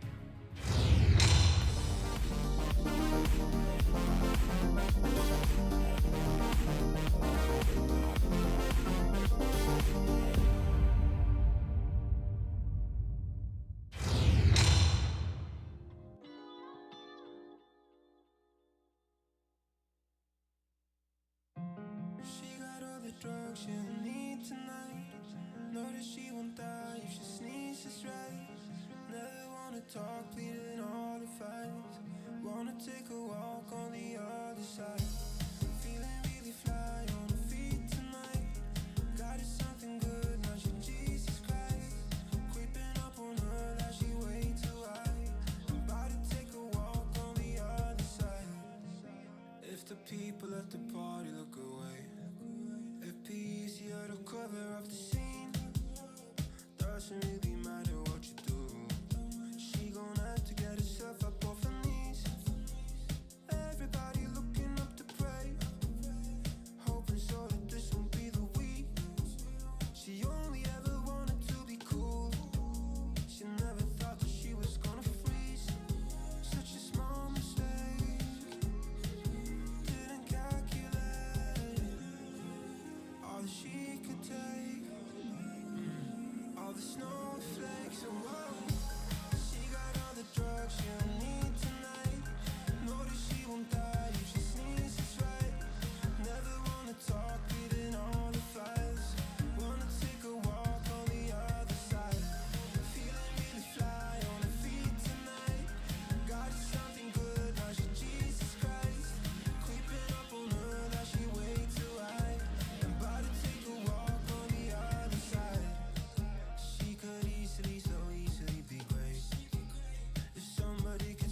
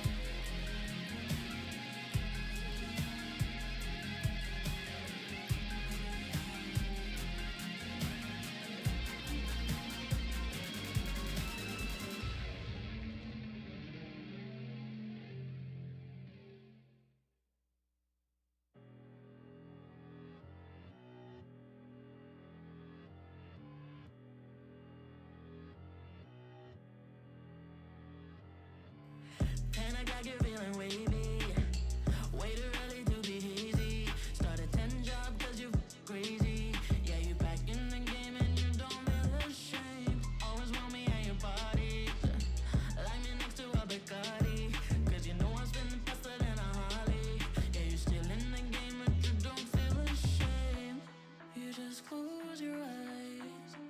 When you wish to be free, you look up to the sky and call on me. Let me put color in your sky, take away the gray. Turn the roof to a floor on a Saturday. Up your tall in the night, you do what I say. I'm just a getaway, I'm just your getaway. I'll make you warm if it's chilly, and I probably make you say things you wouldn't do normally. I'm like a 9 to 5 job, but you work for me. I'm your getaway, 'cause you can get away.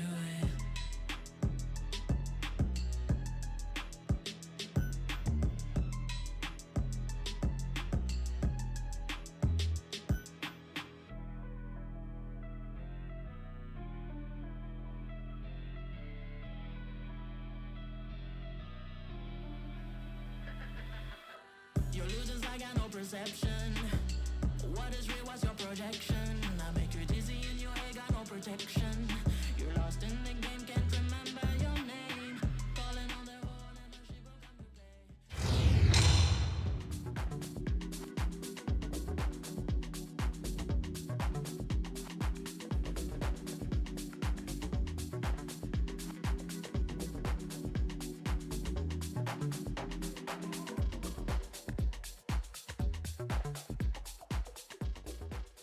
Well, the Valkyries close out game number 1. A little rough in the middle for them, maybe a couple speed bumps, but they had a very comfortable way, and they looked good doing it. Of course, if you want to look good while you are rooting for your favorite team, well, I've got great news for you. You can go to shop.smiteproleague.com or shop.hirezstudios.com/SPL, and you can get some gear that has been provided generously by Skulls.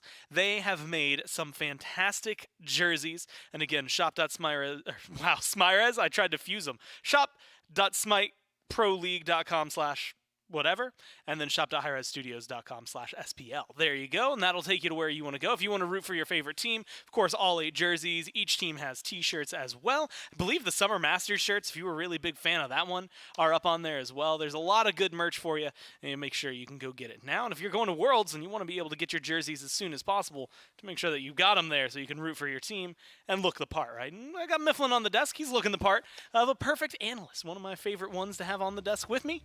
And we can talk a little bit about how this game just went, right? Good early lead for the Valks. Couple of stumbles in the middle, some good plays from the Scarabs. I think the caster said it best, where Hardcore was not done, even though he was in the ADC. He seemed to be out for blood. But unfortunately for them, they weren't able to take that small turnaround and have it grow into anything bigger. Yeah, this one felt like it really was developed, or the majority of this match, rather, was developed in P's and B's. The composition the Valkyries had for themselves to deal with every single bit of the Solar Scarabs draft was just so strong. Great rotations, too. Aqua really just got the better end of Scary D. Scary, very quiet performance. Aqua constantly involved, rotating towards mid, making sure Baronic wasn't feeling comfortable, rotating towards the duo lane, which was the majority of the strength of the Solar Scarabs. Felt like anytime Yarkor was involved, that was their best shot. Then Aqua rotates through and says, hey, by the way, you can't use your kit. And really, that's all she wrote. The Valhalla Valkyries draft very, very well, play very well, round their composition, go in towards these neutral objectives, control them as well. The Solar Scarabs, though, I think, did fight very well throughout the early. I liked the aggressive nature of Hurrywind in particular. I felt like he was making everything the Valhalla Valkyries do cost something. Yeah. You want to go for an Oracle? Give me an ultimate. You want to control Scepter? Give me a Relic. Something along those lines. Just making sure that if there were any bit of follow-up on the map, they had opportunities. If Sanford Soccer wanted to rotate through, there were opportunities. But when you talk about actual cohesive 5-on-5 team play, the Valkyries just looked a lot better. Of course, even at the end there, Gamma with that 2-man pickup just looks really good. At that point, they're pretty far ahead, but that's a really easy way to make sure the game starts going your way. I think we've only seen a handful of those. That might honestly have been the second one, at least that I can remember watching in the SBL. So really difficult to do, not often our players stacked up. Unfortunately, I do think both were against the Scarabs, just completely different players that it has happened to. Well played by the Valkyries, I think, for a majority of that game to make sure that even though there were some rough stumbles in the middle, like you said, they had to pay for everything, but luckily that payment usually got them something they still pretty got what they hefty wanted. on the other side, yeah. So they come out on top. They get the one win here. Yeah, it's like when you go into a store and you go up to the cash register and you hand over your money, you didn't get scammed. You still got what you wanted. You paid them it just cost you for something. goods and services. That's right. And in this case, the goods and services were like a Gold Fury, like you said, Oracles, Fire Giant even. Even that one fight where there weren't a lot of kills. It was like low health bars everywhere, but like the Scarabs get scattered to the wind. I believe there's one kill onto Hurrywin that Kirmi was able to get, so only 4 of them left. They all have to back because they're super low. Meanwhile, Wowie was untouched. Aqua still had teleport, goes back to base, heals up, teleports back in. And that started that fight. I think that really turns things around for him, gets him a Gold Fury, and feels really solid. I guess the question for you is looking at the 2 drafts I have right here, do you think that the Valkyries were in a spot that was it a draft thing, a play on field thing? Can the Scarabs change things up by being first pick, or is this something that it wasn't really anywhere in the team draft?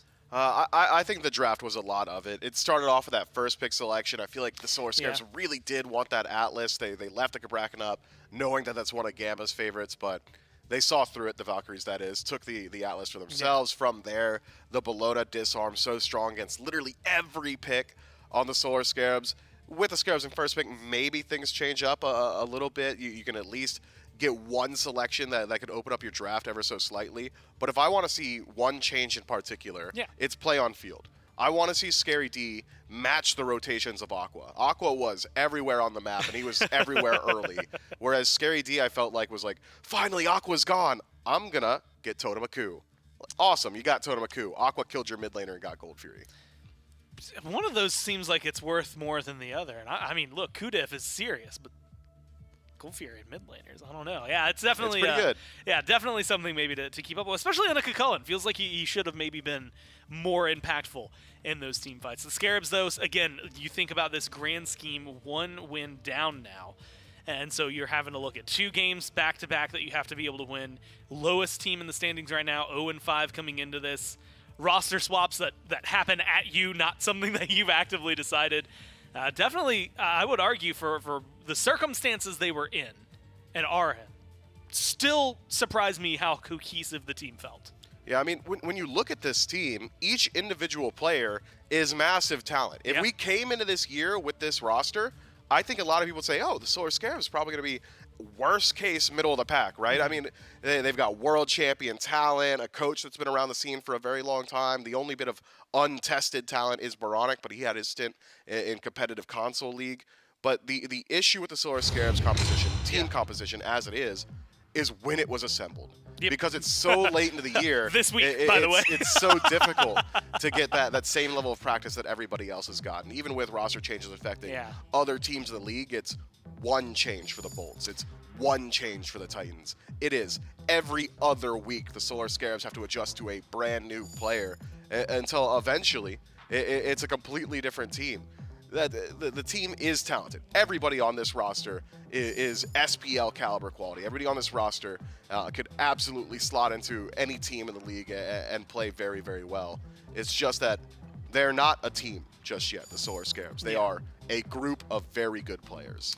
I know there was actually a really interesting graphic on the Smite Pro subreddit. For those of you who maybe go over there or whatever, Shrill Rut had posted one that was a bunch of circle graphs of like the teams and their compositions of what they have and like original members versus now. And, you know, like the Kings, the Warriors, the Valkyries for this year untouched. Everybody else had something that had happened to them. And it is very interesting because if you looked at the Titans versus the Scarabs lineups, they are very different from what you would imagine. Like, I mean, you see more orange from the Scarabs on the Titans graph than you do on the Scarabs graph. And so definitely something that has been a very, very interesting, just an interesting dynamic for the Scarabs. We'll see how it fares for them throughout the rest of Phase 3. So far, though, Game 1, again, caused a little bit of trouble over there for the Valkyries. Now they ban out Bellona, as well as the Daji and the Poseidon. So 2 of the 5 gods from the Valkyries taken off the board. Yamoja, Ymir, Amuz, and Kopp banned on the other side, and it's a Cupid first pick for the Scarabs. I wonder if the Valks just go towards like Cabrakan, Guan Yu, or something like that. It's a very strong top 2 selection. Both picks bring a lot to the team. Kabrak and a counter pick and a Cupid. Guan Yu just very strong in the current meta with Fae Blessed Hoops as they are. But it is good to see that the Solar Scarabs are leaning into aggressive stylings. This Cupid, no matter what support you line them up with, should be able to bring a decent amount of kill pressure to the lane, help you out around those Scepter fights. And it's something that I think that Yarkor can leverage a little bit more so. That's not to say that the Freya performance wasn't great. It absolutely was. It was possibly the best looking individual performance on the Scarabs in Game 1. Yeah. But put them on something that can dominate the lane. Lean into Yarkor's mechanical skill and play through that. Well, Naja gets locked in. I'm personally chuckling because there's 0 for 2 two people. Yeah, well, I was going to say, yeah, unfortunate 0 for 2 there, but really it's with the Atlas locked in, I'm mostly certain that's Gamma because Gamma's been rocking it over the last little bit. I believe last week they played it 3 times. Yeah, so of their 4 games they had it there. Probably, I wouldn't even be surprised if it was banned against them in the last week. But realistically, I see that Naja Mifflin, and I don't know where it's going because part of me says, oh yeah, Naja, great jungle pickup. Benny was loving some mid lane Naja. Didn't necessarily find a lot of success, but kept playing it and had some really interesting games. I believe the first one they did win, but unfortunate stumbles after that. With the Wheelish locked in, I have to imagine that's where they're going. How do you feel about the 3 from the Valkyries? It is curious, right? Looking at it, there still is flex potential, like Naja solo, Willix jungle, Atlas mid could be an opportunity. We've seen that from teams like the Jade Dragons in the past, but more likely as you had it defined. I like the inherent synergy between Atlas and a Wheelish. Either get real close to Atlas and give him the improved pull, or try and move away from him and give a Wheelish the pull. Either way, it's a damned if you do, damned if you don't situation with Gravity Surge. Otherwise, I think I might just straight up favor the Solar Scarabs draft as of now. Terra's got good counter matchup into Atlas and that she's knockoff immune so long as she's got one of her structures out, as well as the fact that Earthen Fury, Terra's ultimate, always is going to proc so long as Atlas is also channeling his own ultimate. That dot damage or damage over time ticks very quickly, which means you're going to get that burst healing from Terra very quickly as well. But there is a good deal of early pressure from this Valks draft, and they could look to just blitzkrieg the Solar Scarabs. Yeah, you got double assassin. Usually that allows you to just get aggressive. They ban out Yu Huang, Kukulkan, a lot of things Baronic has liked playing. The other side, the Medusa, which is something Wowie has been very comfortable with. The Mulan, which has been Aqua's answer to the Hades very recently. So some good homework by the Scarabs to make sure the Valkyries aren't finding any maybe counter matchups they're comfortable with. And now Cupid and Charybdis. I will give this the shout out. Billy had mentioned it, but it was just last night. Apparently, I think he said 2:30 a.m. The Scarabs duo lane were rocking the Terra Charybdis combo. So that one's a I hope it's not them. Charybdis duo. But do you? Yeah, I was gonna say, how do you feel? I guess Cupid versus the Charybdis for mid and duo lane.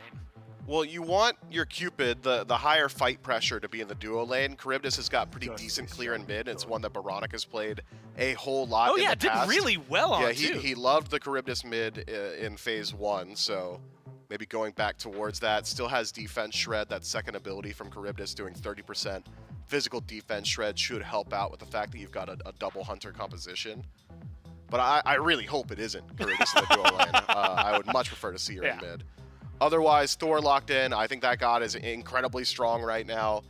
Damage on wall, just being another way to proc those item effects, is incredibly powerful. You were rocking him last night when you were playing with Benny Q. That's right.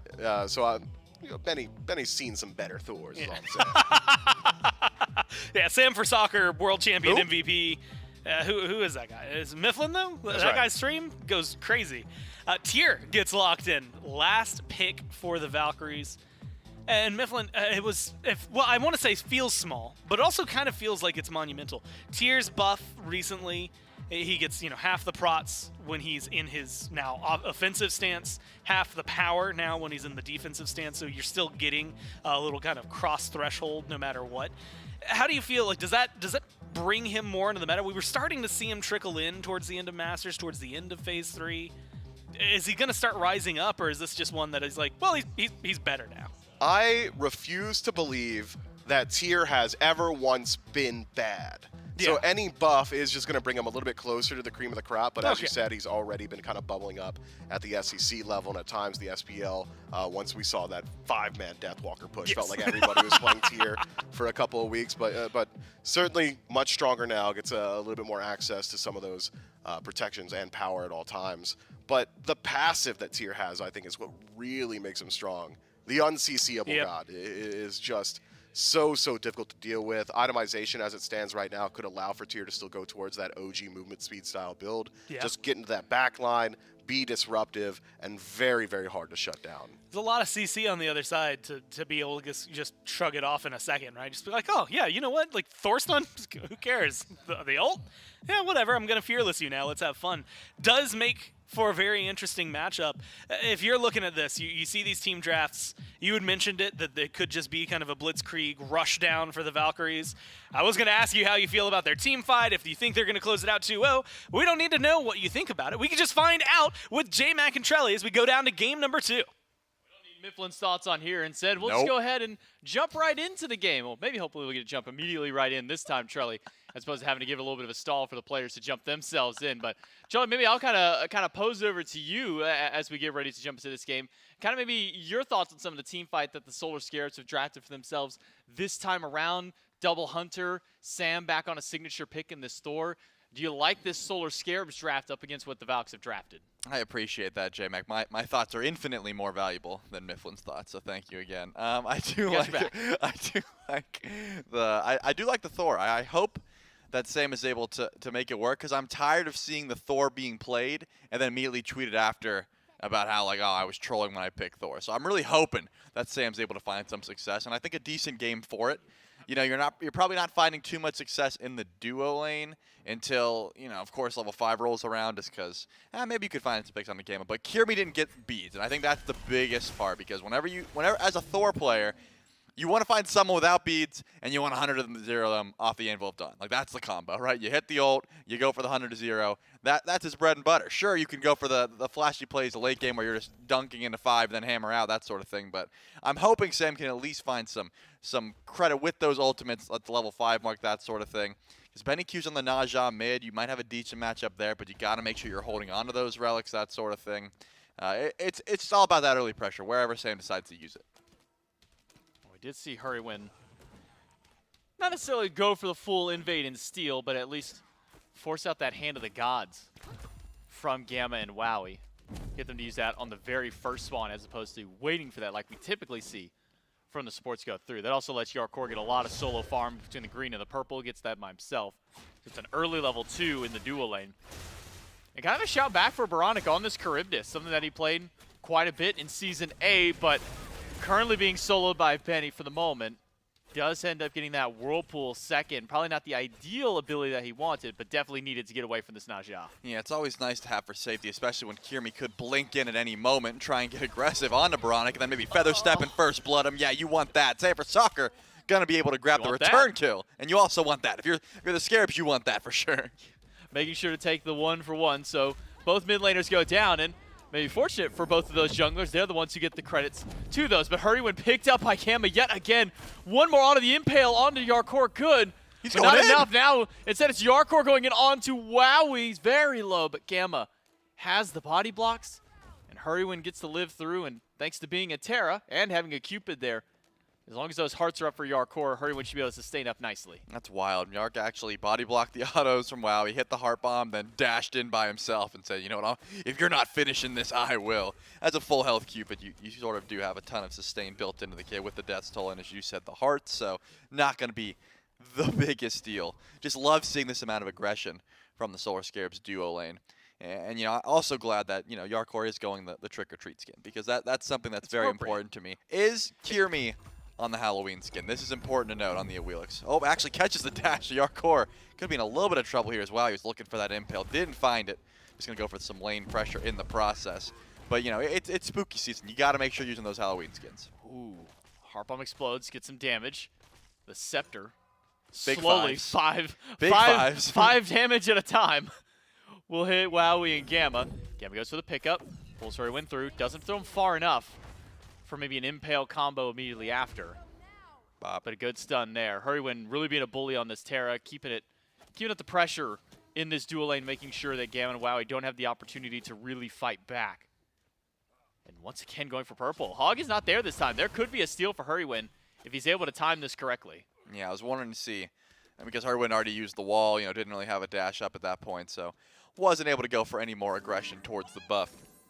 But level 5 could come through. We saw that BennyQ head over to level 5, was trying to get aggressive onto Baronic because Baronic was not quite level 5, doesn't have beads for 45 seconds, but Windfire Wheels under tower, full HP Charybdis just about, not going to make sure that 100-0 comes through. Kiermi's here just in case, though, trying to find. He's not. No, I'm well aware, and I'm furious, and I will be talking to him in the break room after the game, but that's a conversation for after this set. Can't believe it. Can't believe he's not using the trick-or-treat skin. Yeah, no. On the Willish. Has the perfect opportunity. Going back over, okay, now that the candy corn is out, I'll ask you a question. Are you a fan of candy corn? Last time me and Gore casted a Cupid game, he asked me, and he said he's a big fan. I personally don't. Okay. I liked it as a kid, though. You know, okay. I did eat it on Halloween. I think it's just too much sugar for me, and I've unfortunately realized that now. I'm the person who will buy, like, one of the small bags of candy corn that's like $1 or something like that, and I'll make it last the entire month. But that's it. You're eating candy corn in November? No, like for October. Oh. They put it out in like September. Okay, okay. I thought so you. Like, no, I'm buying a bag at the beginning of the month, and I'm making that one bag of candy corn last the whole month. You can tell that I'm a child at heart. Beautiful blink in. Does get the beats down from Scary D. Not going to get the ult from Kiermi, though. Sam for Soccer taking a little bit of damage, all off the back of a blue buff invade. Up is Scary D to try to confirm this one for himself, but one more knockup comes through, and this Hades is going to die for sure, so probably smart to forfeit that buff. You can tell, yeah, this one's going to have to go up for free. You can tell I'm a kid at heart because when you just said that you ate the candy corn, I assumed for some reason you were trick-or-treating and that you're not a, 20-something-year-old man. I got trick-or-treating for my bag of candy corn. As if the parents would just go, leave. Like, go away. What are you doing? Take one, I take the whole bucket. It didn't specify what one it was, so I'm taking the one bowl of candy. Yeah, so if anyone around here, don't let J-Mac come in. Beautiful ultimate, though. Picks up Sam, but is he going to amount to anything? The minion wave is there to block. Sam can't find the last auto. BennyQ saves his own life. But can Sam get the kill after? No, he's just going to wait patiently. I was waiting maybe like a hammer port into like a wall. Yeah, I was doing the mind games as well. Oh my god, he's got Crusher. The wall does damage now. He could hammer in wall, go for the Berserker Barrage, but then he's got a pre-beads because if the Sash comes through. I think Sam was also doing the mind games and came to the conclusion, there is no way I get this kill and get out and probably won't even get the kill. So smart call there. Beautiful ult, though, by BennyQ to cancel out that Berserker's Barrage and just take up Sam. And couldn't find that auto attack. Unfortunate series of events, but at the very least, you send BennyQ back, you give Baronic a little bit of extra time to clear the waves in mid, that sort of thing. And you are going to want that because you're down a level lead, right? Baronic is only level 7 to BennyQ's 8. You do need a little bit of room in that mid lane. Yeah, able to keep himself alive there and doing the mental math for really both of those players there. And ends up coming out at least as a net even. BennyQ's ultimate down means he loses out on a little bit of safety. Sam for Soccer still holding on to that Anvil of Dawn, but with beads up on everybody, doesn't feel like Sam's been able to really get any pressure on the map just yet with this Thor. Hasn't really been able to find any big picks or burn some relics. Baronic loses out on the Whirlpool. He'll be fine for now as Gam has used most of his CC. And another fight over at the blue buff as Aquarius is pushing up 1 versus 3. Gets the pull on a Scary. Pull for Kiermi. Knockup is good. After Feather Step, a little bit more damage on a Scary. He's healing it all back up. Lawbringer is not enough damage. But Aquarius is able to find one. Dunked back down by Sam onto Gamma, who doesn't have the mobility. Needs some assistance. BennyQ is here with the ring toss. The sash after. But the hammer poured in after the beats by Sam. It's a double kill for the jungler in a wall to cut off the path. Sam for Soccer is out and gets 2. BennyQ had the ultimate, was going for the Windfire Wheels, but a beautiful wall there from Sam for Soccer. And also, Scary D should have been dead. Windfire Wheels does get used on a Baronic. The heal's going to be waiting from Hurrywin, though. I don't know if this is going to be a kill. BennyQ's going to have to hit the ring bounce, and with the Whirlpool, should be just fine. Not going to be able to find that one. Beautiful plays from Hurrywin and Baronic to keep the mid laner alive. But all things considered, Scary D probably should have been dead there. I mean, he did die, of course, but beautiful turnaround, had a ton of damage, and that Pillar of Agony definitely lasting way longer than the Valhalla Valkyries expected. They're like, all right, we can just, you know, we'll eat this damage, we'll kill the Hades, and like, wait, guys, I said kill the Hades, please, kill the, and then they just both died. Unfortunate place. Looking 3-2 in favor of the Solar Scarabs. Gold lead. Still going to be a bit in favor of the Valhalla Valkyries, though. But all three of those kills are on Sam for Soccer. And Charlie, we're This back is like to last the, game. I was about to say, we're in the exact same position as game one, minus an assist for Sam. He was 3-0-1 around this point. But in game one, Sam didn't really do much with the lead. He wasn't forcing relics off anybody. He wasn't really making impactful plays in any of the lanes individually. He got his early 3 kills, and it just kind of stagnated. But on a pick like Thor, gotta imagine that Sam is going to want to try and keep this pressure up. Beads are down on mid. Beads are down for Gamma as well. Seems like it's 2 very easy targets for Sam to go for now. Yeah, certainly could be the option. The issue is that Sam doesn't have beads himself, so if you are ulting in, trying to find Benny Q, as Hurrywin gets pulled back in by Kiermi, should have the dashes away, unless Wowie, I'm going to say at the Desert Fury, won't be able to chase that one down. If you are using Anvil of Dawn ult onto Naja, and of course Benny Q doesn't get 100-0, you're definitely just getting taken up into the air and stalling for your team. So I understand the hesitation here from Sam for Soccer to not wanting to go just for the, you know, the raw ultimate onto Benny in mid. Would be a decent kill opportunity, but Baronic with the Devo's Gauntlets just stacked up, only about 28 stacks in. You're not doing too much damage. They're able to turn a fair bit of damage back, but it looks like one out of will do it. Baronic cleans that up. That's just a clean kill. Honestly, just great coordinated team effort there by Sam, recognizing as well that Benny Q wanted to go aggressive, has the perfect wall separation between the two of them, and sets up for Baronic to find the turnaround. But now Kiermi on the rotation over. Might want to try and make a play over towards Scary D. Ult is down for Kiermi though, so he won't be able to find a pull back on towards this Hades. And with Sam standing by, didn't want to try and finish that totem. Instead, there's now 3 Scarabs pushing up towards blue, so Kiermi will put his priority towards making sure that Aquarius can have that buff in order to keep farming up. Bad call. Bad call for sure. If my team and Totem Coup are drowning, catch me at my team's funeral with increased MP5. That's all I'm saying. Movement speed. Yeah, I'm definitely going for the Totem of Coup there, but the Pyromancer definitely going the way of the Solar Scarabs. And it's still a relatively even game, but the gold lead finally in favor of the Scarabs. I mean, the kills have always been in their favor, as you know, Sam for Soccer popping off, getting those 3. But then, you know, the gold finally climbs up. I think the Valhalla Valkyries have been playing an excellent game as being able to farm the map just a little bit better up until this point. Objective-wise, though, once that Pyro spawns in at 10 minutes, the Solar Scarabs recognize they probably had some pressure to be able to go for that one. Looks like a little bit of damage coming the way of Hurrywin. Kiermi's on the rotation and does have the Gravity Surge, but it's going to be hard to knock him up with his stones down. Well, Stone disappears. There's the pull back to Hurry, but it dunked in by Sam. Half HP or less on Kiermi. The damage output just too much. And Benny Q has pulled Hurrywin into the sky. Needs help on landing, but the Maw's going to push Benny Q away and force the beads from the mid laner. Luckily, had a little bit of extra healing available to himself.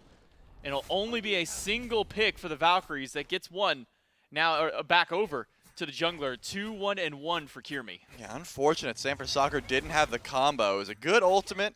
Didn't quite land on Kiermi, but had the stun and the damage after, but wasn't able to kill. Just didn't find enough damage for the Wheelix. And also, Hurrywin, pretty weak up in the sky there. Could have been worse, but just the 1 kill on the Sam for Soccer and the shutdown, pretty important. But Yarkor makes the rotation over. Gamma, not going to be too long for this world. That's going to be an immediate kill, as well as getting the beads down of the support. Are they feeling confident enough to go for the Fury? Seems like that is the call. Wow, he's sitting around back, and here comes Kiermi. They're well aware this is happening. Yark does have Fields of Love. They're going to bounce it between the 2 carries. Sam roaming around as well. And with no good range to try and steal this Fury away, the Solar Scarabs will be able to grab the one. Kiermi almost losing his life in a battle up against Sam. He'll be forced to go back to base with about 100 HP to his name.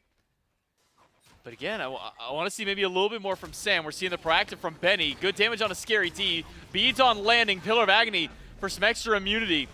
And a dash out by Scary D, but that's ult and beads for the lone ult out of Benny Q. Can I just say that's really cool that play can be made now, where you can actually like pre-beads out of the Naja. Oh ultimate. yeah, that's a good point. That's because, you know, I remember when that change was announced on patch notes, Lermy was in the chat saying, yes, you can beads during Naja ult, but it's not going to take you out of the ultimate. But what it does do is make sure there's not a Fearless waiting for you on landing, and Scary D can just dash away. So that's just a really cool change that came through in the last patch, where you can actually beads during those situations. Scary D, smart play, make sure to get out of that CC chain before Aquarius could come through with the Fearless combo. Now, I remember seeing that patch go up, and specifically I walked by when that note came up where you could beads it during your pre-fires and your post-fires. Pull in by Kirmi on to Scary D, who's low. Scary D's gone before Sam can even dunk back in. A lot of damage thrown towards his wheelish. Maybe Hurrywin can find some extra. No, only finds the root onto Aqua, who is going to heal all of this back up. Power Cleave doing a lot of work for Aquarius, keeping him alive. Scary D, the only casualty of this fight. Yeah, unfortunate for Sanford. Doesn't have any anti-heal. The Brawler's beat stick not quite online. And actually, just not able to sustain through that. Wowie and Yark are trading a little bit of damage. Yarkor definitely getting the better end of this trade. And a little chuckle at the tower line, just making sure this Honor cannot step up to the tower line. Both 0-0 at the moment, but that little bit of crit chance certainly helping out as Boronic gets sent up to the sky. Gamma's on the rotation. Boronic low.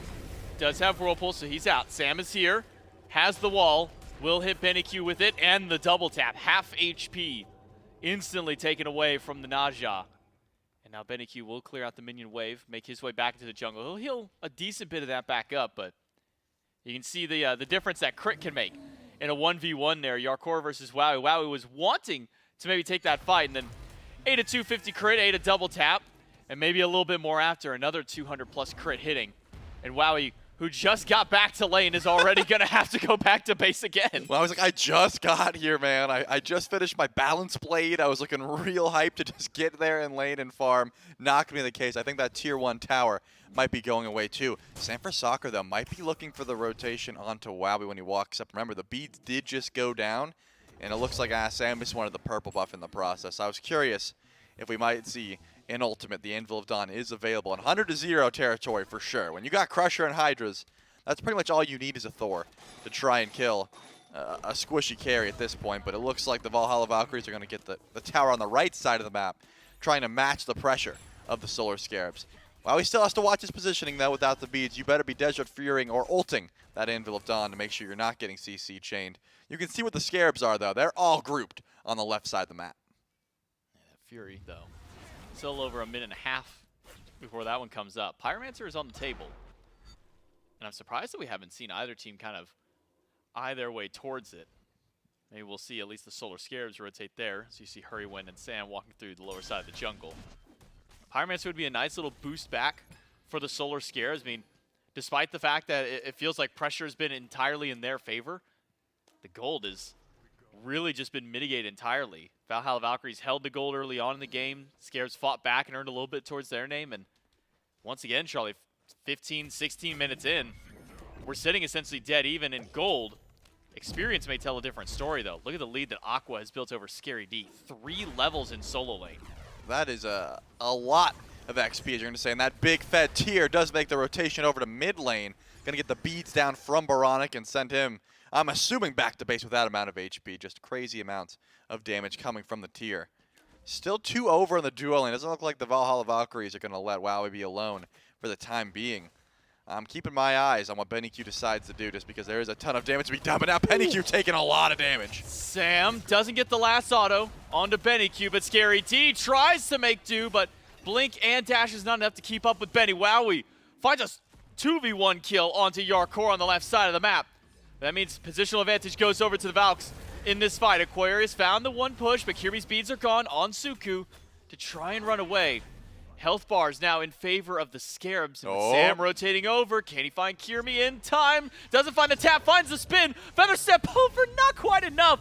And Sam up in the sky gets away from the Lawbringer. A stylish exit and a stylish entry for Sam. Yeah, he didn't even wait for the wall travel time. He wanted to make sure he got there as quickly as possible in case Kirby did channel that back. Pyromancer going to be pretty free here for the Scarabs, but the Valhalla Valkyries getting the better of these prizes after, you'd think. I guess the fight was kind of, you know, split up in that sense, but still able to grab the Primal Fury unless Hurrywin can do something about it. On the way over, Gamma's looking a little low, but they should be able to outburst here.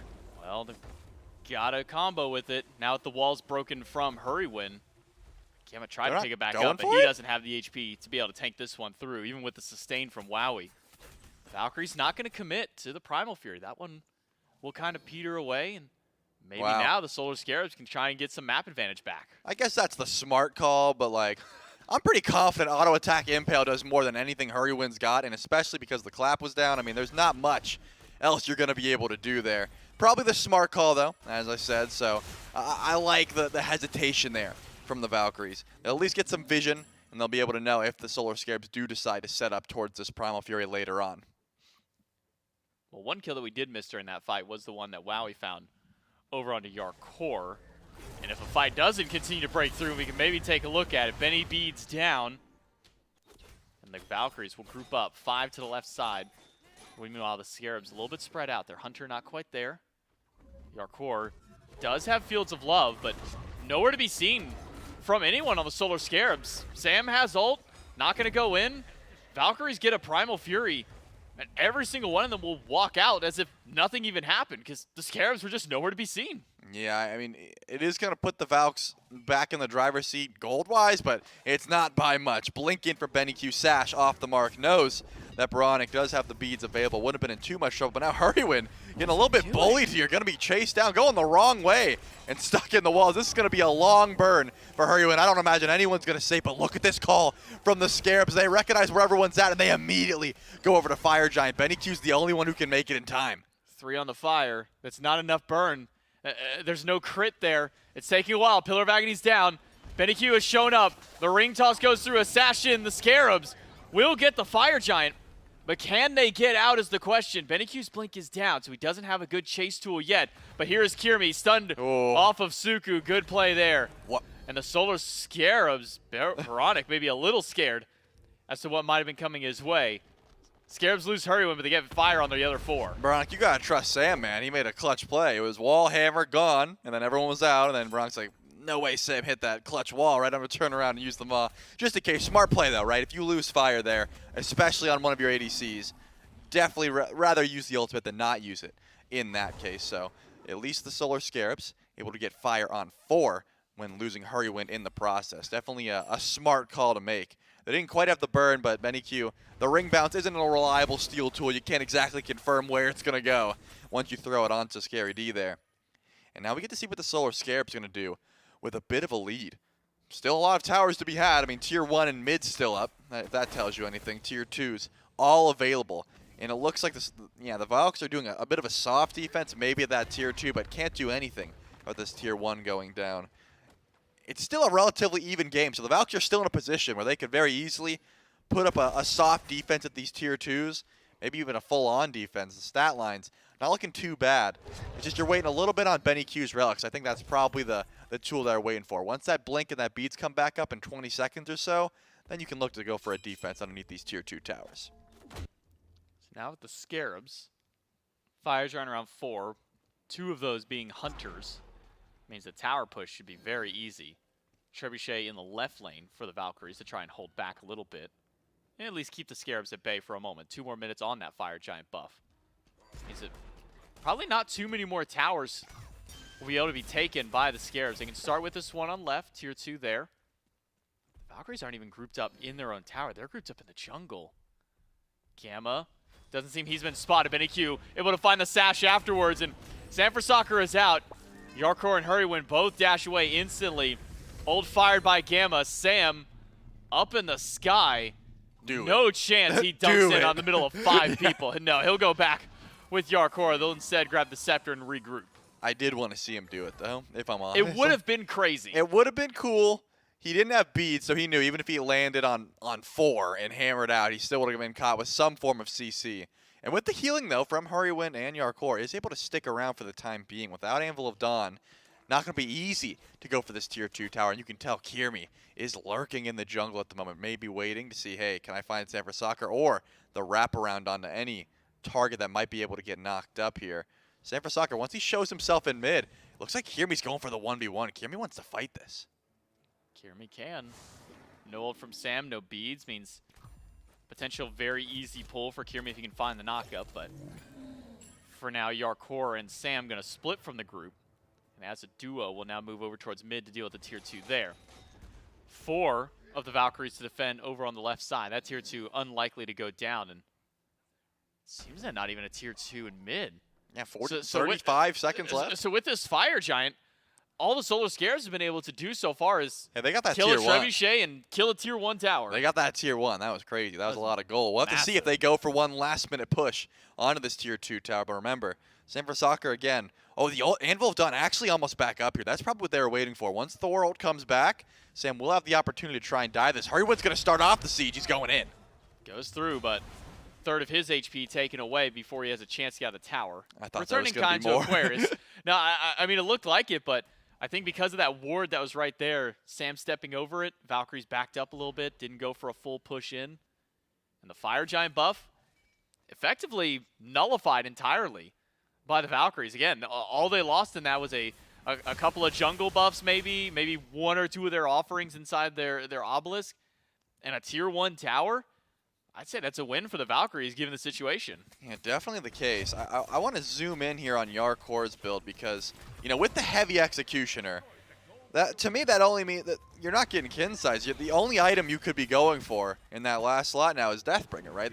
You've already capped your attack speed. You don't want to be going any further. You already get some in-hand attack speed with leveling your dash, so really not going to be the case. Actually upgrades into the Death's Temper, though.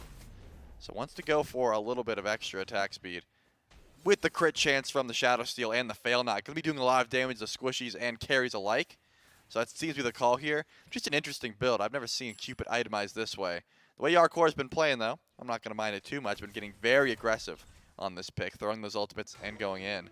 But the Valks, they're able to grab the Pyromancer before this Fire Giant even spawns, and they've shown they're grouped up ready, just in case the Solar Scarabs do want to step up here and try to get aggressive around this Fire Giant. Vision all around the pit.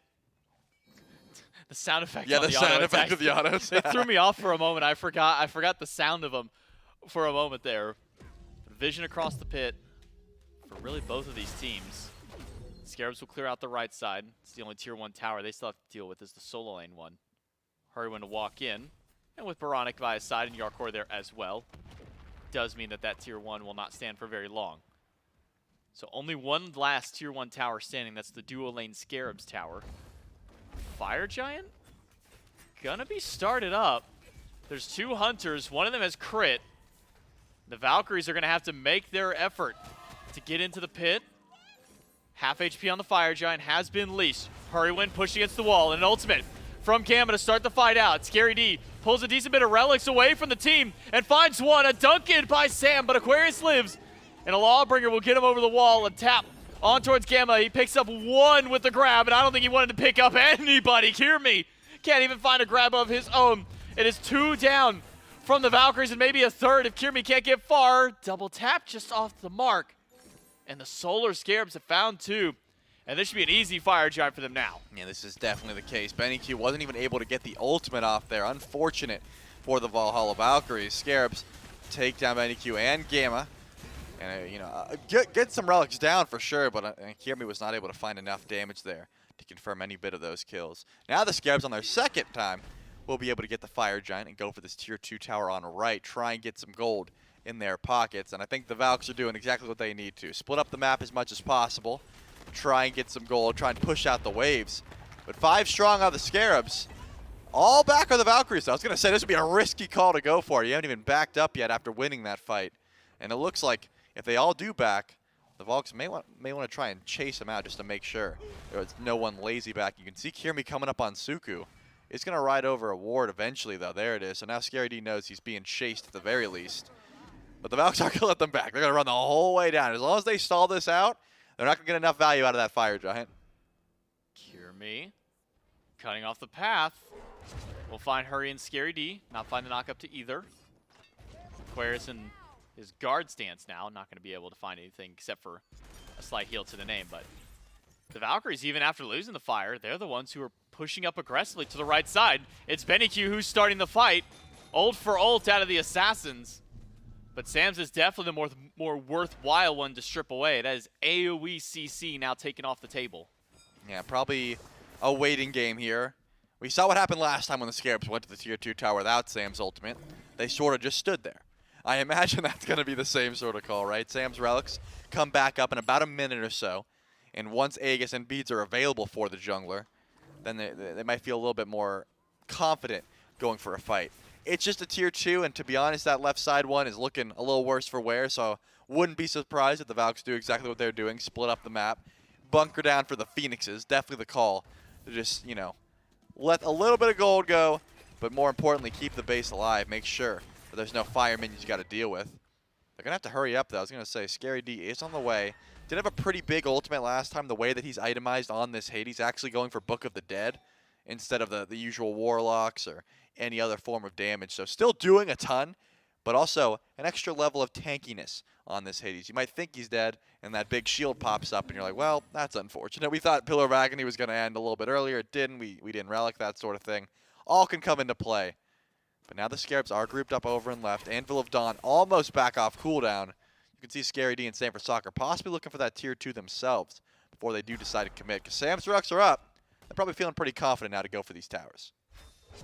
Kirmi goes in, finds 2, feared, but beautiful. Fearless from Aquarius will save the life of the jungler.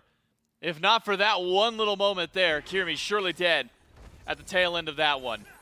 The Solar Scarabs continue their push. 8,000 gold in the lead over the Valkyries. Kirmi without a blink. The Solar Scarabs group up as 5 to the left side. Yeah, that was a beautiful blink in there. If Aquarius doesn't, I think like 2 ticks of Pillar of Agony definitely going to be enough to put Kirmi in the grayscale. Now we're seeing the group up, and all ultimates available. Kirmi doesn't have his for quite some time, but the rest of the Scarabs definitely feeling it. Hurry Wind dives very deep, takes a bit of damage, but not too much. It's going to be a problem. The one issue now is that Benny Q has a decent target in Scary D, but you're not blowing up the Hades off that ultimate.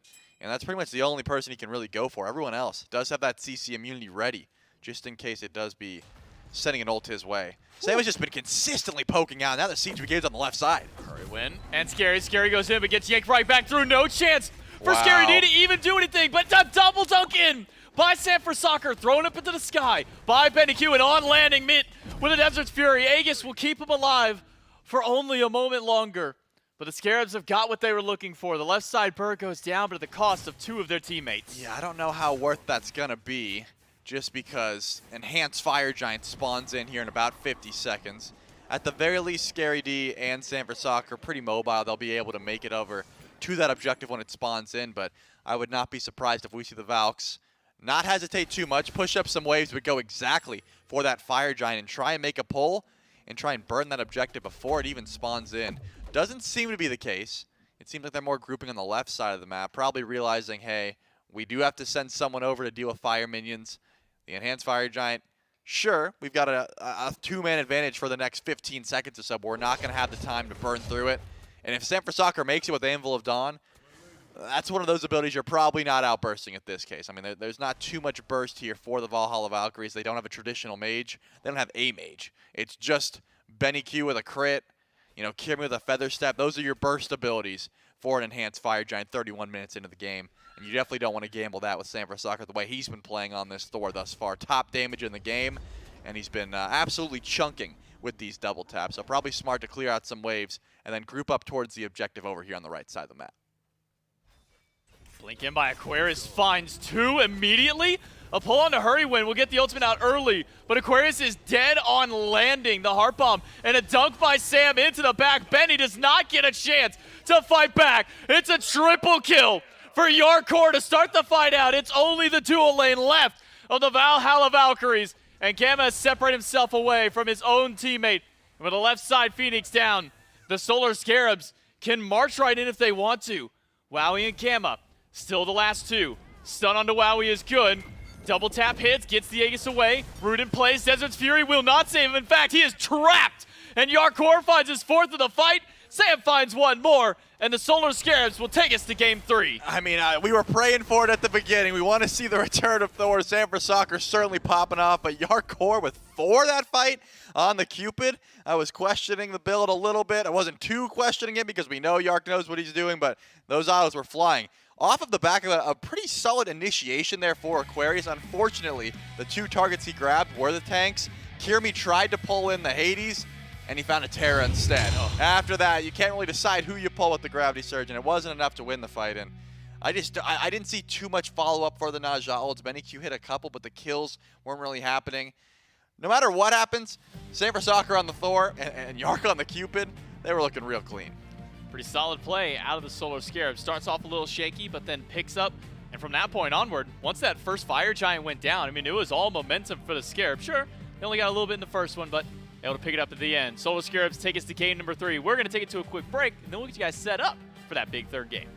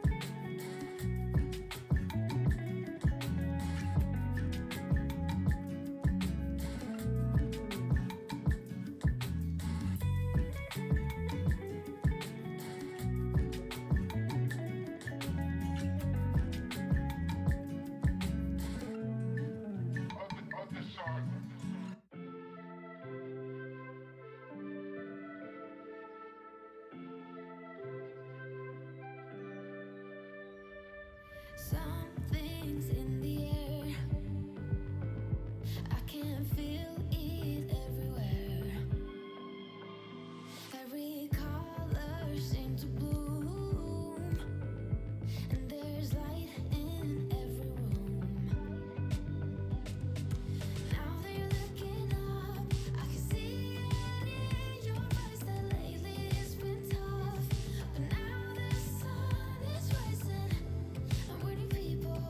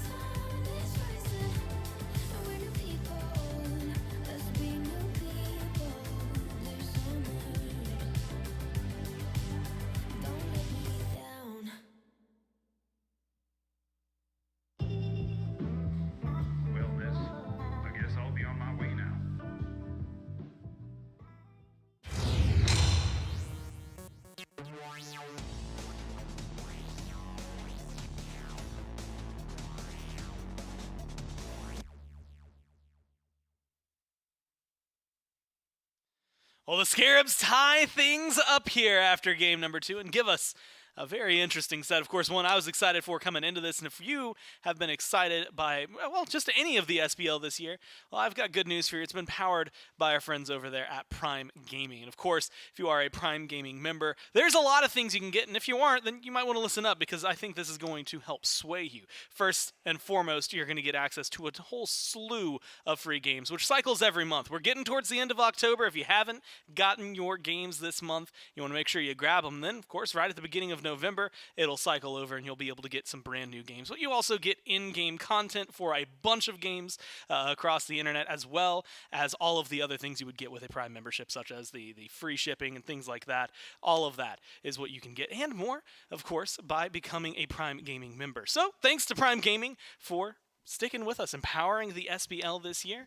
And of course, thanks to you out there for anyone who happens to drop maybe that free monthly Twitch Prime sub right down there where there's a button that says subscribe and help support the Smite Esports, things like that. Of course, I'm Gore, that's Mifflin, and we're at 1-1. I'm kind of surprised, if I'm honest. After the way game 1 went, I thought we were going to see a tumultuous game for the Valkyries, but something that maybe resulted in a win. It didn't get off to the clean start they wanted, got a little bit going for them, but the Scarabs got the lead, and then they ran away with it. Yeah, I was going to go through like my own analysis, but I thought to myself, man, there are plenty of smarter people in the building. So I went and asked the players themselves. Talked to the Scarabs, they said draft diff, and then I was like, okay, well, that makes sense. Let's see what the Valks think. And they tended to agree. Another draft diff from the Valks as well. So get it straight from the word of the horse's mouth. Thank God you're here, Gore. They tend to agree that this one was decided in P's and B's, and I am of like mind in parts. I think that play on field certainly came into account, especially around Baronic. That Charybdis served him well in phases of past, and does so again today. A phenomenal play off the back of a Thor wall really set up that early mid game for the Solar Scarabs, and as you said, from there they were very adept at pushing that lead. Sanford Soccer, back on one of his age-old favorites in the Thor, was incredibly disruptive in the back line. We saw the pool actually get channeled there from Gamma. That might be one of 5 actually channeled pools, because otherwise the CC was always there from the Solar Scarabs, and the team fight certainly clean at that.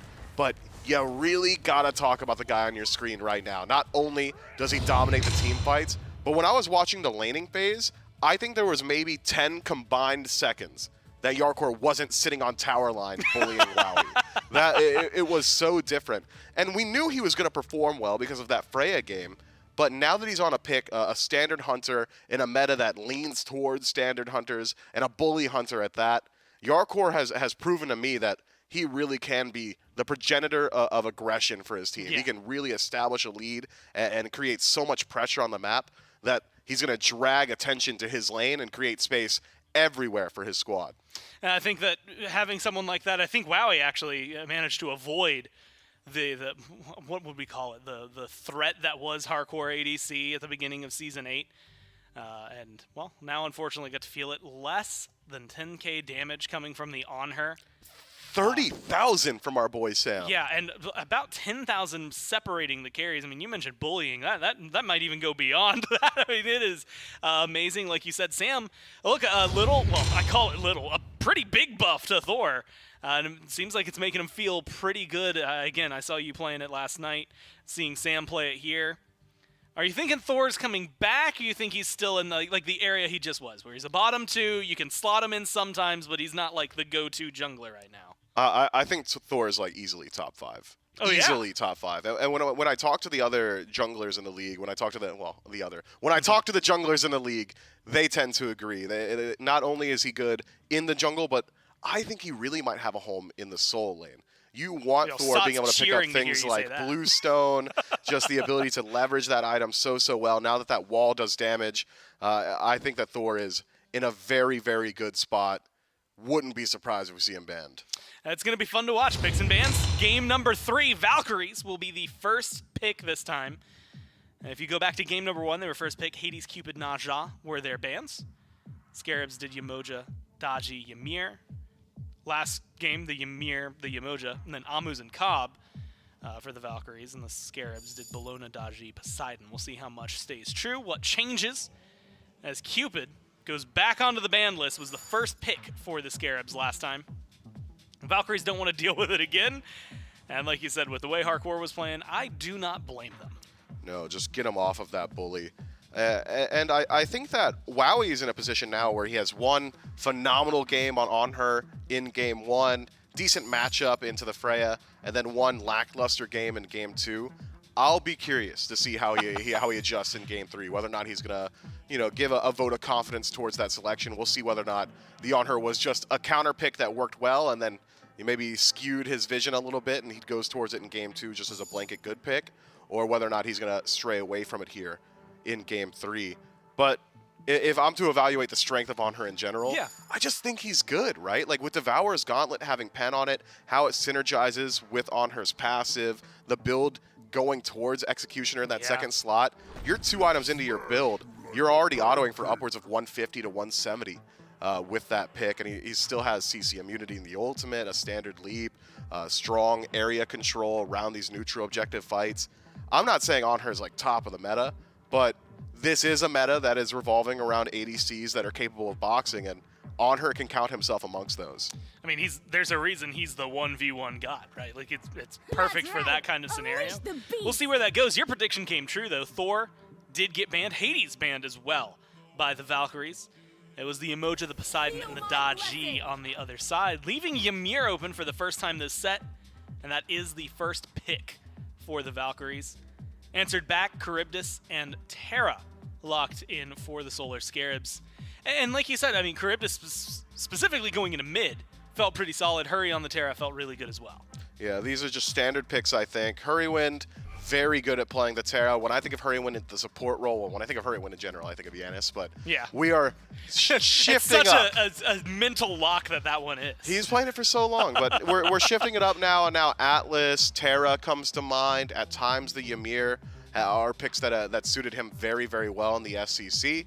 And Terra just seems to be a strong pick in the meta as of right now. The Earthen Fury always been a very good tool, but with some of the TTK changes recently, now that healing gets a little bit more value. If you so choose, Fae Blessed Hoop's very, very strong as well. And when you're going for what I can only assume is going to be another double Hunter composition, having a little bit of magic damage off the back of that Earthen Fury can really adjust how the Valks decide to itemize. Generally, you see double Hunter and you're like, okay, Witchblade, Midgardian Mail, standard stuff like that, because you're lacking a lot of that magical damage. I think Terra, even through support, does enough that you have to respect it. Well, a pick locked in that we've been seeing in mid more often than not. Oh, and I thought it was going to rival with another pick we've been seeing in mid. But if you want to talk about iconic god combos, Wowie might only actually have the one it is with the Kernanos. And that is a very simple lock-in for the Valkyries. The Whooped, man? Come on. The Whooped, okay, I will give him credit. The Whooped has been pretty nuts. He played it for like 50 games straight. Well, yes, but how many of those have had like iconic, he's won the game and it's absolutely insane? It's Kernanos, baby. Boy. That's you really like set me up for the Wowie doesn't win super often bit right there. But I think a lot more. I think That's I did technically chomp on it. Oops. Whooped has been doing really well, though. You're right. I need to give the credit where credit's due. It's the Bologna instead that gets locked in alongside it. Amuz and Cobb was hovered, but not picked up. Picked up over there for the Scarabs. And so I want to ask you this. Pandacat, I think, as of late, has been the only one playing AMC in the long lane. Who do you prefer? Like, AMC has really good mid-pressure, but Charybdis is like the god for Baronic. Yeah, and if it were anybody else, I would say Charybdis and ADC, AMC towards mid, but because it is Baronic, I think it is very likely that we're going to see Charybdis head towards mid, AMC over towards the duo lane, which is concerning. Looking at the duo lane of the Valks, which I believe has been selected top 2, Ymir's got great counter matchup into AMC. The wall is just so stifling. The ability to slow him out as well when you're lacking any mobility in the kit. You're getting additional value from that second ability, the Glacial Strike from Ymir. CERN now with the root, as well as just all that damage output and the ability to actually deal damage to the wave with his ultimate means that AMC can't even hide in archers, which used to be the original matchup between those two. Yeah. It is a very concerning duo lane, I think. But Yark has proven to me that he is, even from an even state, very, very comfortable taking those boxing matches. If the Solar Scarabs are able to play around the aggressive mid laner, that aggressive Hunter in mid, which like they did in game 2, might buy enough space for AMC to force some of those 1v1s over in the duo, and 1v1s can be very interesting when you've got that amount of burst. I feel like, speaking of boxers and like just having that, I think that like AMC with a boxer skin where he instead of a stinger he shoots gloves. Jeez. Would actually be fun. You don't seem to be as into that as I am. I want him holding up like the box that just has like a, what is it called, like a jack in the box, and a boxing glove comes out. And he winds it up. And then it could be a clown skin, right? And he just winds it up and it boxes and comes back in. Just boing, boing, boing. I hope someone's writing that down. And right there, that's the audio for the autos, right? I nailed it in one. Cthulhu locked in. Does go to the on her. I'll talk about the bands just to catch us up. The Lancelot, the Serket, the Tyr Susano for the bottom 4. Cthulhu locked in for the Scarabs. Ratatosker and the on her, which has caught you off guard because it does mean now this Kernanos more than likely going mid. Yeah, I suppose so. Kern mid into Charybdis. I mean, if I had to take one of them mid, I would take the on her mid, just because he's got better wave clear on his own. But double hunter composition, no standard defense shred. It makes more sense for the Solar Scarabs because they've got both hunters that are usually at least one half of the double hunter composition, right? Because of Stinger shredding so much defense, or the second ability from Charybdis. FizzD is going to get a lot of value for the Solar Scarabs. And Ymir being the only source of magical damage won't likely be able to itemize too much damage in the build itself. Just a very strange draft from the Valkyries. There's a lot of aggression across the board. Like, you've got lanes that you can play through. Let's operate under the assumption that it's going to be a Cern Ymir lane. That's still pretty high kill pressure. On her's a run it down style mid laner. You've got a Cthulhu over in the soul lane that you're playing up against, so you could trust that your Bellona should be able to hold her own and likely put pressure onto the blue buff. Feels to me like the Valkyries are playing a draft that has to get active. They don't have the opportunity to say, all right, let's just wait it out. Let's get to that late game team fight, play the 5-on-5. It's, hey, we need to leverage this now, because in the late game team fight, the Solar Scarabs are going to have more FizzD and just ways to deal with your draft. Do you think the Ratatosker plays into that, right? Like, it's early game oriented, at least a lot more early game presence than what you think of a Hunbats. Is that going to enable them, or is that going to be a detriment? Because I see Hunbats, the Cthulhu, like, there's team fight galore on the Scarabs. I think the Rat is going to be very good at dealing with the AMC in particular, especially if it's AMC in the duo lane, the longest lane on the map. You got to play towards the center, close that gap. He's got a long way to go to get back to safety, and that global presence, it's so hard to lock down vision on the map to catch every rotation path a Ratatosker could take. So I'll be keeping my eyes on Kiermi. Hopefully we see him make his way over towards that duo lane. But dual lane ganks are so high risk in that if you don't get your kill, you're sacrificing so much farm on the map, and during that entire time, you could trust that Sam is going to be farming up elsewhere. Well, it's an important win for either of these squads here, Mifflin. If it's the Scarabs find this win, then it's the first set win they've gotten in Phase 3. That could be monumental for them, maybe the thing they need to reset everything. The Valks get this one. First time they beat the Scarabs this year. First time that they feel like they can maybe separate themselves from that bottom two, which surprisingly right now is the Bolts and the Scarabs. I was going to ask which one you think could potentially be the one who wins, but again, we're just going to get to find out here. Game number 3 with J-Mac and Trelly. These two teams got to put it all on the line one more time to see who's going to get their first. As Gore said, a first win of this phase for the Scarabs. For the Valkyries, a first win against the Scarabs in Season 9. And it all comes down to the coveted Game 3 that we're so accustomed to. That comes from the Solar Scarabs. It's J-Mac, it's Trelly, it's Doug one more time as we jump into the set. And maybe kind of jumping and echoing with some of the sentiments that were brought up on the desk, or maybe some of the concerns by Mifflin. Is this double hunter composition from the Valkyries that's lacking some of that inherent prot shred that you would get from something like an AMC?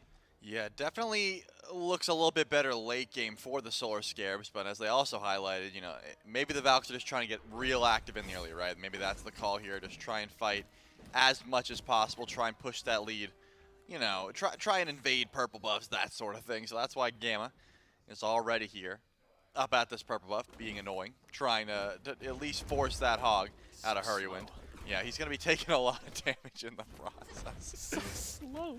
He'll get the minis, maybe. Oh, no, one of the, I think, I can't tell if he got the second one there. A real fight. He's going to have to get the damage. Oh, no he way. Stole it. Hurry didn't hog Why that did you one? hog that? Maybe Gamma dies, though. Slows are good. from Hurrywin from that passive going through. Yeah, Goes to slow to Yarkor. Gamma dies for this one. One more auto. Yarkor does find it. So losing a life for the support. At least the Solar Scare is able to get something after losing their buff. Wow, he grabbed the support buff as well. He just didn't even do his purple in that time. Usually you solo it in that case, but wow, he was able to hit level 2 at the very least, so should sit fine in lane. But you did gift wrap. First blood goal to Yarkor. Should help with getting those dev gauntlets online a little bit earlier. Or are you pointing at? Oh, no, he did drop the buff. He just had the wrong one on. Oh, okay. Maybe he just wanted it. You know, a little bit extra, you know, survivability in lane. That was probably the call at this point. Either way, gonna be sitting nice, giving an assist over to Hurrywin and first blood goal to Yarkor. Not exactly what you want to see this early in the game, but hey, I mean, Gamma got the purple, I guess.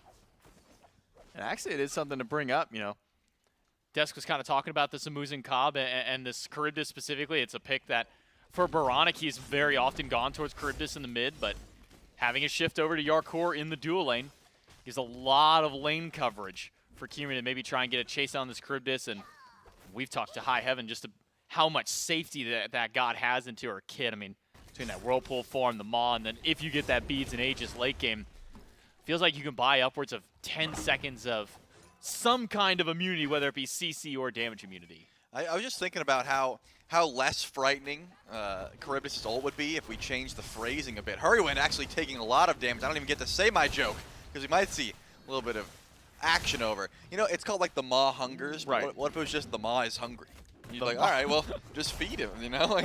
Just feed it then at that point. We just add is hungry to it. Instead of the Maw hungers, it's just the Maw's hungry. Maw's hungry. Yeah, he's not, we're not trying to fight. Like, we just get him some food, make a sandwich. Just wants a bite. Yeah, exactly. Maybe a bite of the enemy team would be nice. Wonder how Goat Man tastes.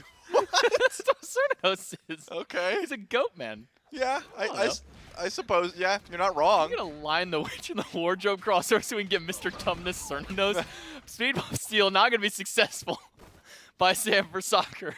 I can't believe I looped it back around to that old joke. And it's not even, no one's going to get it. That was just for us. The Sam for soccer should be falling here. Isn't in combat, doesn't have the blink available. The rotation from Aquarius definitely going to be enough to make sure that kill goes through. And Kirmi gets credit for that one. So answering back the first blood, the Solar Scarabs were able to get over in duo lane, but this time getting the kill on the jungler. We already talked about how this Ratatosker needs to get active in the early because of the late game composition that the Scarabs have. Good to find an early kill on a Sam for soccer over in the, I mean, I guess it was kind of at the speed buff, but went all the way over to Fire Giant. It was a long chase there for Sam for soccer. Kirmi off to the 1-0 start will help him out early. Be able to pick up that acorn just a little bit sooner. Some aggression still over into this duo lane. Wow, and Gamma, a bracer by Gamma early on. Means that as long as Wowie's within the range of there, a little bit of extra power or movement speed, depending whatever threshold his health is at the time, to try and get in or get out of the fight. And at least be, for the Scarabs, with that first blood going over to Yarkor, means he should be able to get that Devourer's Gauntlet on just a little bit sooner. Though that just means he'll maybe get, 10 to 12 stacks on ahead, maybe before Wowie gets to that point there. But with that early pressure that was put into the dual lane, do you think that kind of pushes Kirmi away from that side of the map and kind of forces him to be more towards this mid-right side? No, I think it forces him over to duo lane, trying to find a kill real early on a Yarkor. Not going to be the case because that Whirlpool form is here, but more specifically, that purple buff seems to be the prize that Kirmi might be after. Does have access to Through the Cosmos, so can get across the map pretty effectively. Especially because Boronic is on this AMC once again, pretty immobile character. Wouldn't be surprised if BennyQ's able to leap in, find an impale, find the beads down early on. Could certainly be the case. Once again, though, Sam for soccer is on the run. Here goes Kirmi up into the sky, and he could be falling down once again. Double ult onto Sam, and a second death on a Sam for soccer. And a second time, that's a lot of seconds, that Sam has tried to make this aggressive play in the jungle and has now been punished for it. Last time around, meets Kirmi, who slows him down. Aquarius comes over to help get the kill. This time it's Aquarius who finds him and slows him down for Kirmi to make his way back into the fight. Having to expend both ults, so it will be a little while before Kirmi can go up through the sky again, but these kind of greedy plays by Sam are starting to cost him the early lead that the Scarabs had. Yeah, definitely not the smartest call, but I think Sam should be just fine. The Hunbats, does need itemization for sure, and doesn't want to let Kirmi get online, but as long as you're making use out of that ultimate, being a bit behind in lane, I don't think it's going to be the worst situation. It's not as bad as being down on a character that has to do all the damage for the team. Hunbat's definitely more of a setup style jungler. Sam, I think just a little overconfident in the jungle. There's so much mobility for Kirmi on this Ratatoskr. I doubt we'll be going for invades like that again, but hey, maybe that's just the playstyle, right? Try and stunt some of Kirmi's farm. So far hasn't worked. That's a 2-0 Ratatoskr with a level lead in the jungle. But we'll have to see how Sam decides to play it. Hasn't quite finished that first item yet. You'd think could be the Jotun's Wrath. Hunbat's, you want that extra CDR. You want to be able to ult off cooldown whenever possible to help out the team. But hasn't been able to finish it just yet, so really hasn't been able to use that ultimate. And it will be the Crusher, just trying to get some extra DPS for the ultimates that are coming through. You don't get to ult as much, but when you do ult, you're gonna have some extra damage. Hurrywin trying to go for the Oracles. Secures one. The other one is taken by Gamma, so a split means no vision. Under the Gold Fury pit for the Solar Scares, won't be able to see if Kirmi is making a rotation from that little portion of the map. So very important that some ward coverage gets thrown up by the Scarabs to catch out any possible movements by Kirmi on the Stratotosker. As you say, 2-0 to start this one out. Both kills onto the enemy jungler. And now we'll see if maybe a rotation towards Scary D. Kirmi cutting off the top side rotation as blue buff is spawning in, and it seems that that's where Kirmi and Aqua want to put their pressure. Yeah, Sam for Soccer is on the way as well as both supports. Scary D is going to go into the ultimate. Not going to have to expend too much damage, but Gamma's going for the blue buff invade by himself. Not going to be able to steal that one away, so Scary D will get the blue buff at the very least. But Descent into Madness was used, so it could open up a regank opportunity for Kirmi over in that solo lane if the Ratatoskr wants to try and get aggressive. I'm honestly down to just sit in the duo lane and see like how much aggression comes through because of the way Yarkor's been playing. But so far, as a Charybdis up into a Cernanos, you don't have too much solo kill opportunity. Unless WoWie's like dashing in aggressively, you're not going to find too much to try and get aggressive with. Your ult is just a little bit too telegraphed, especially when movement's available. And I think Cern usually gets the better out of those trades as is. Been a quiet game so far for Benny Q on the On Her. Does have the 1 assist to his name over Boronic. Still goose eggs across the board for him and for Scary Dew, who pretty much had to watch as his jungler died inside of his lane earlier on. Twice. Twice. Well, he didn't die in the lane the first time. It was in the close jungle. enough. I'm sure he was watching through the Fire Giant pit. Like, yeah, Pyramit's a pit. Yeah, what they doing over there? It's like, you okay over there, buddy? You need some help? Maybe some help for Kirmi and Benny Q now, because Sam has found a perfect engage with the ultimate. Wow. And an instant double kill. The 0-2 Hunbats on an instant turn of the dime to 2-2 for himself. Yeah, Sam wasn't worried. He said, I'm going to go even right here in one foul swoop. The blink ult, great collapse there by the Solar Scarabs. Able to grab 2 kills for themselves, as well as get the Trebuchet on their side since the Obelisk was filled up. That one's going to go over to solo lane, I doubt, be used for any time soon. Hurrywind could be in a little bit of trouble, but does have the dash out, and the wall from Gamma, no good. Pyromancer not going to be up for another minute or so, and that's usually the first objective we've seen in this set so far to be looked at. With 4 Hunters on the map, I think both teams pretty easily could go for a Pyromancer pull, but because of the itemization from around, actually Benny Q does go the Dev Gauntlets, but immediately into a Crusher of his own, so wanting a little bit of extra attack speed, but also ability damage throughout. Going to help the early power spike, but usually you want to sell that item late game. We'll have to see how much that ends up paying off for him. We'll see if he has to get aggressive with that item 10 minutes here into the game. Still decent pressure for Wowie over Yarkor. Wave clear goes pretty evenly amongst the two of them. So for now, it'll come to some more of this neutral game out. But the Valkyries, they had about a 1K gold lead earlier on. That's been mitigated by the double kill by Sam for Soccer. It has now dropped itself down to only about a 400 or 500 gold lead for the Valks. We see Gamma trying to fight for some Oracle Harpies along with Hurrywin. Hurrywin's not going to be able to grab those ones. In fact, stopped in place, does get the double dash out. Oracle Vision now for the Gold Fury for the Valhalla Valkyries means they'll be pretty comfortable on that side if they can see Sam or somebody else make a rotation towards that duo. Are you used to seeing Hurrywin as a support yet? You know, like, because for the SCC, of course, we've been watching, but now we have his face cam, you know, so you look over. That's a little different. Yeah, you see a Terra going for Oracles, then you look down in the face cam, and it's Hurrywin. That doesn't sit well with me. At least he's in mid lane right now, so that helps. But he's not playing like Janus, and I'm like, why is he playing Terra? You know, like I know we've been casting his SEC games for a while. What if he did the Janus support though? He could. Would that make it a little bit? Would that make it a little bit easier for you? It would be easier for me. I don't imagine it'd be easier for the Scarabs. I don't think it'd work well for the team as it usually does. But the Valhalla Valkyries drop the bracer. And they are absolutely shredding through this Pyromancer. Gonna be a free objective. 10 minutes and 50 seconds in. Didn't even have much time to react. You can see the Scarabs are grouped around the Gold Fury, but not making any immediate pulls. Maybe we'll focus on trying to find a kill onto Wowie. With the beads available, not going to be easy. They're getting aggressive in mid as well. All right, Wen gets away. Fear No Evil off the mark by Sam. Wowie will be just fine. Still holding on to beads and ult for the Cernanos, which means that Wowie will be living comfortably in this dual lane for a little while. And that's where I was maybe wondering if some pressure from Sam could even be had, because it's not like Charybdis is one of the better hunters to kind of get beads pressure in that dual lane. I mean, when you think of hunters that really can, I mean, Neath is one that might even come to mind initially. You can take Uller on her. Uller on her even.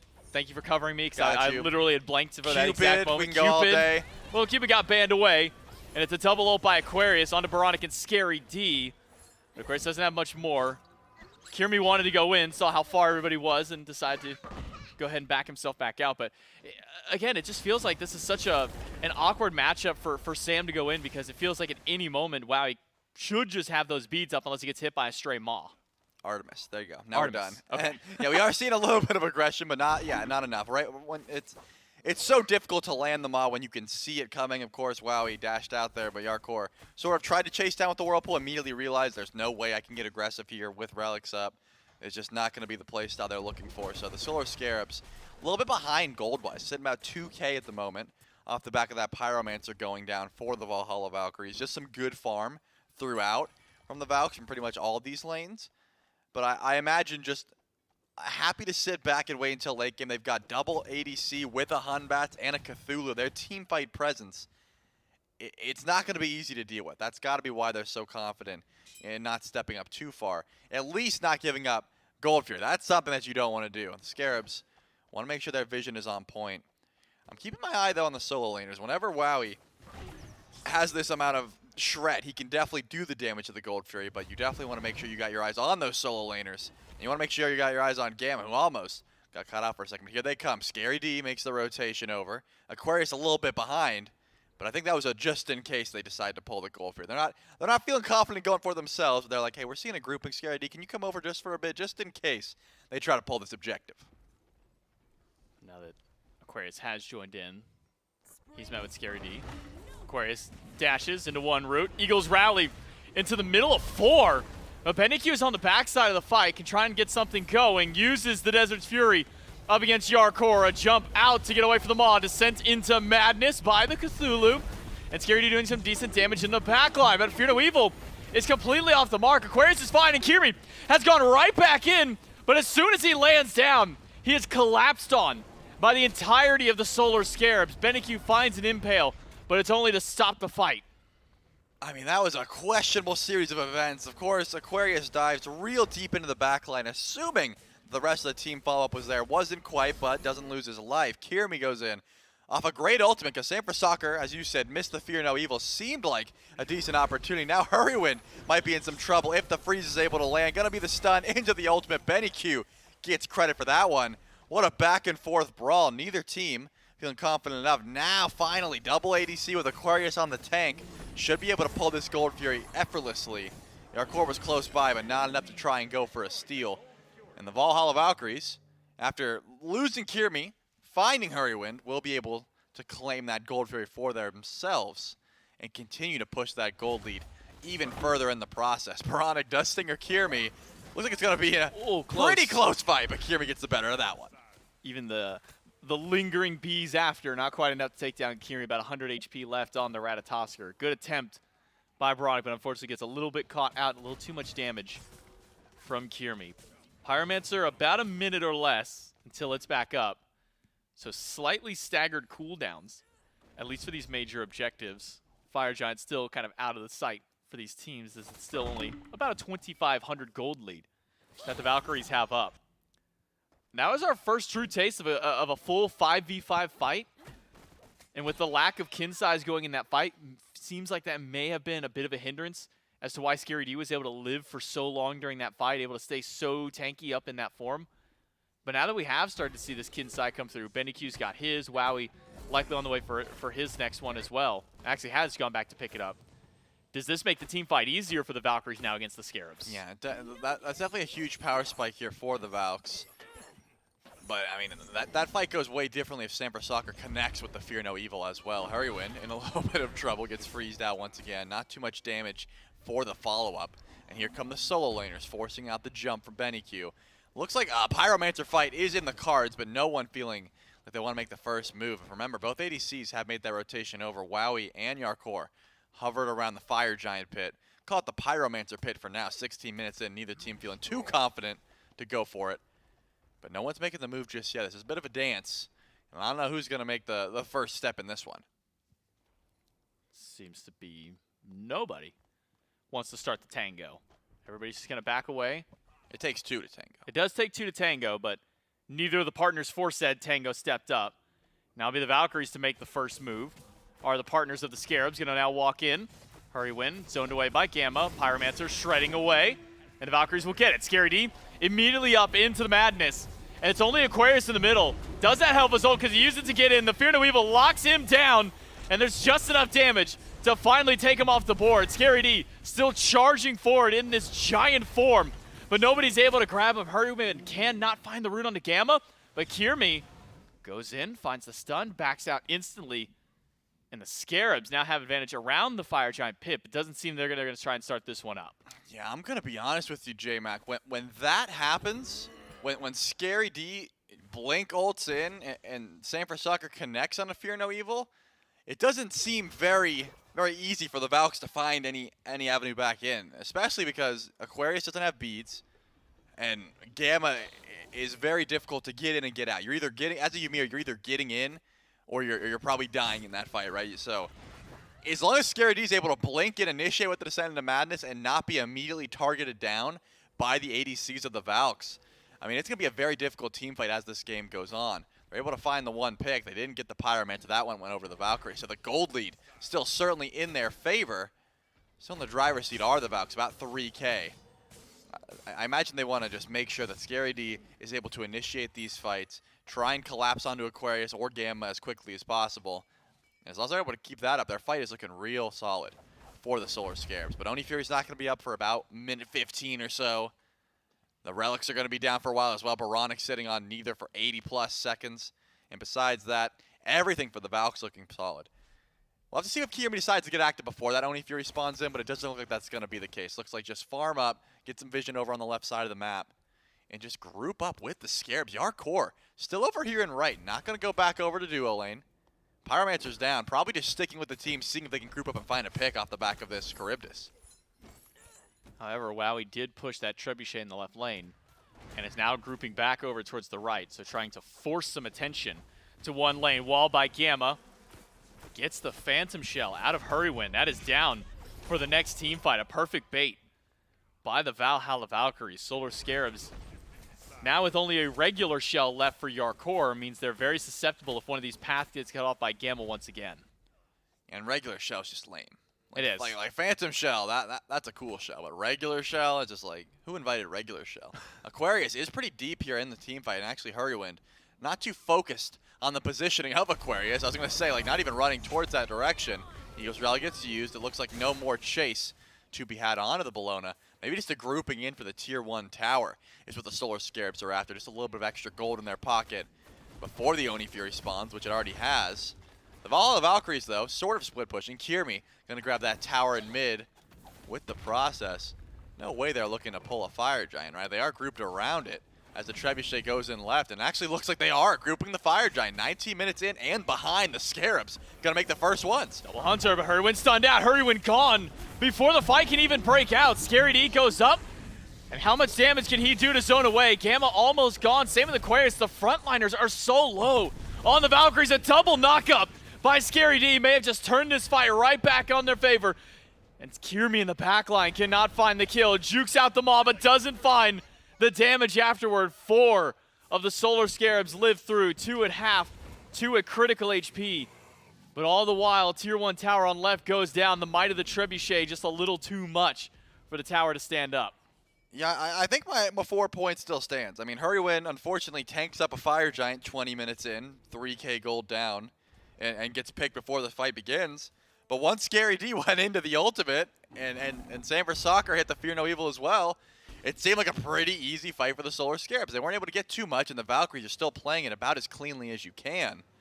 But by now, you got to realize if Scary D blinks to the backline and makes sure these double ADCs can't target down Hurrywin or the rest of the tanks, and they're not free casting, seems like an easy time for the Solar Scarabs to find some picks. They are going to be able to grab the Oni Fury here off the back of that fight and deal with the Trebuchet over in left lane as well. No. But look at this now. The Valhalla Valkyrie is going to make an easy pull onto the Fire Giant. Scary D going to be the first one in, and here comes Hurrywin, but they don't have good burst to try and confirm this. It's going to be close. Anything can steal it. Freeze to Hurry will keep him locked down. Phantom Shell used. He'll drop the wall.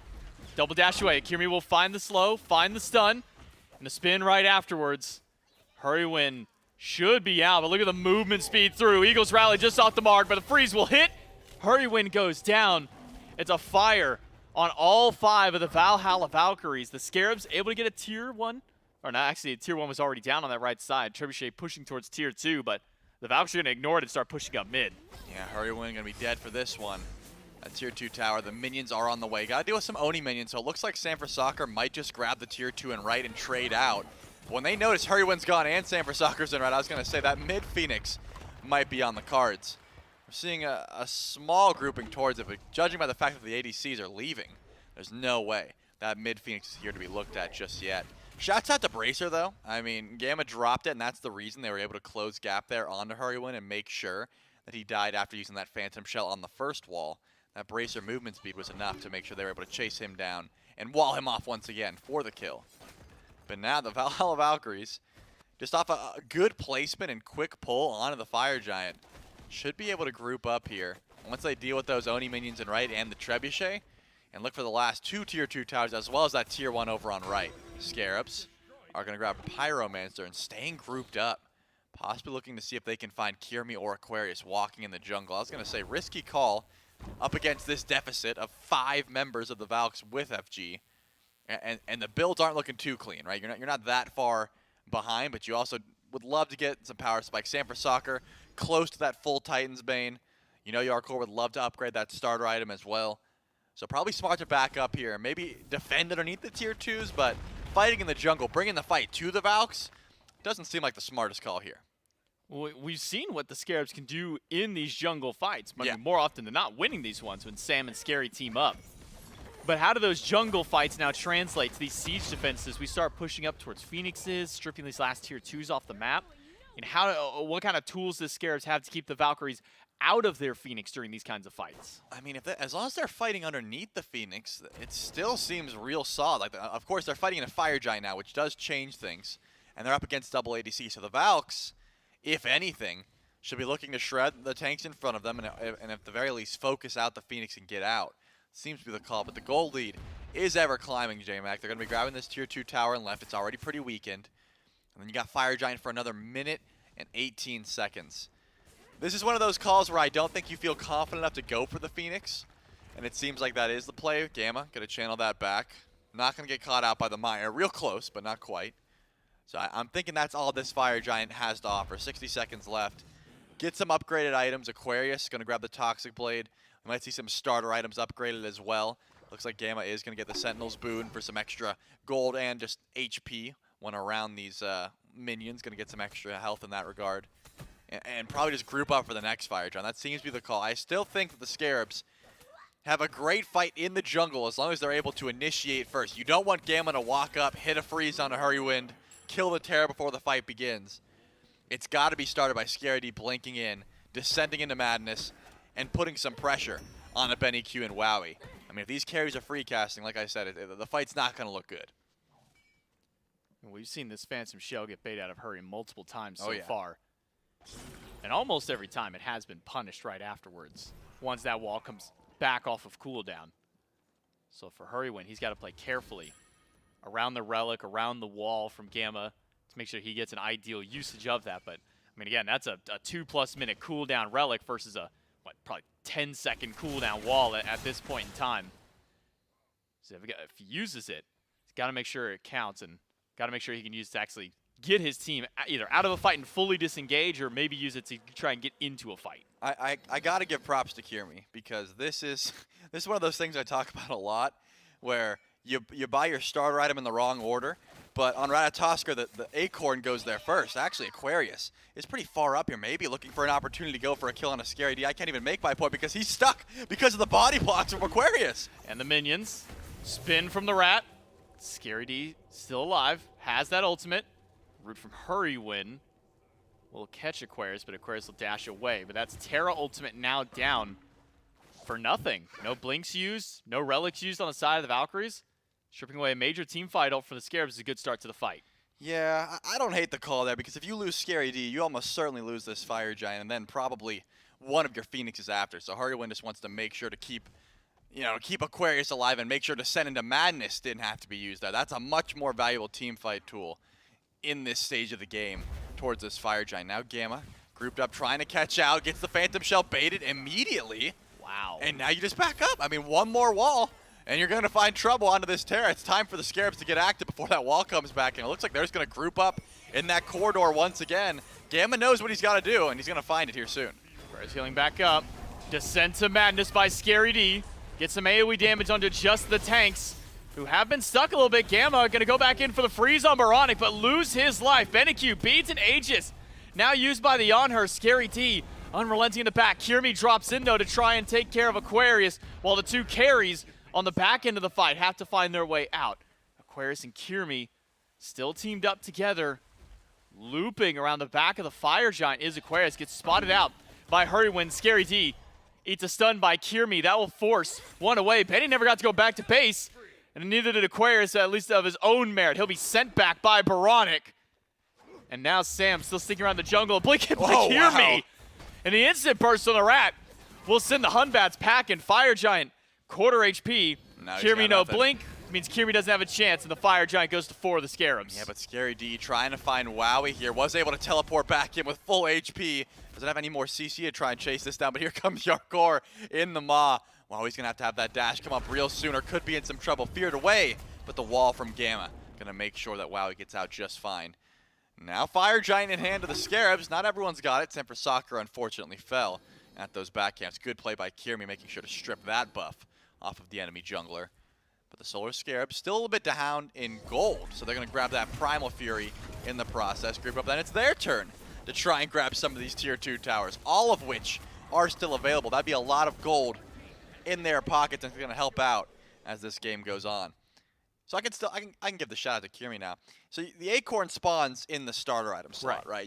Usually you buy the starter item in the second slot, and it just looks ugly. But Kirmi sold it and put the starter item in the correct spot, so I got to give props to him. I think he's like the only person that does that. Everyone else just allows it. Well, I'm saying in the SPL. Okay, because I always call it out that it looks gross. So thanks, Kirmi. You can't hear me right now, but I appreciate you. He's going to go back and listen to this VOD, and now out of spite is probably going to... Nah, Kirmi wouldn't do that. No, he's just such a nice guy. Somebody else might.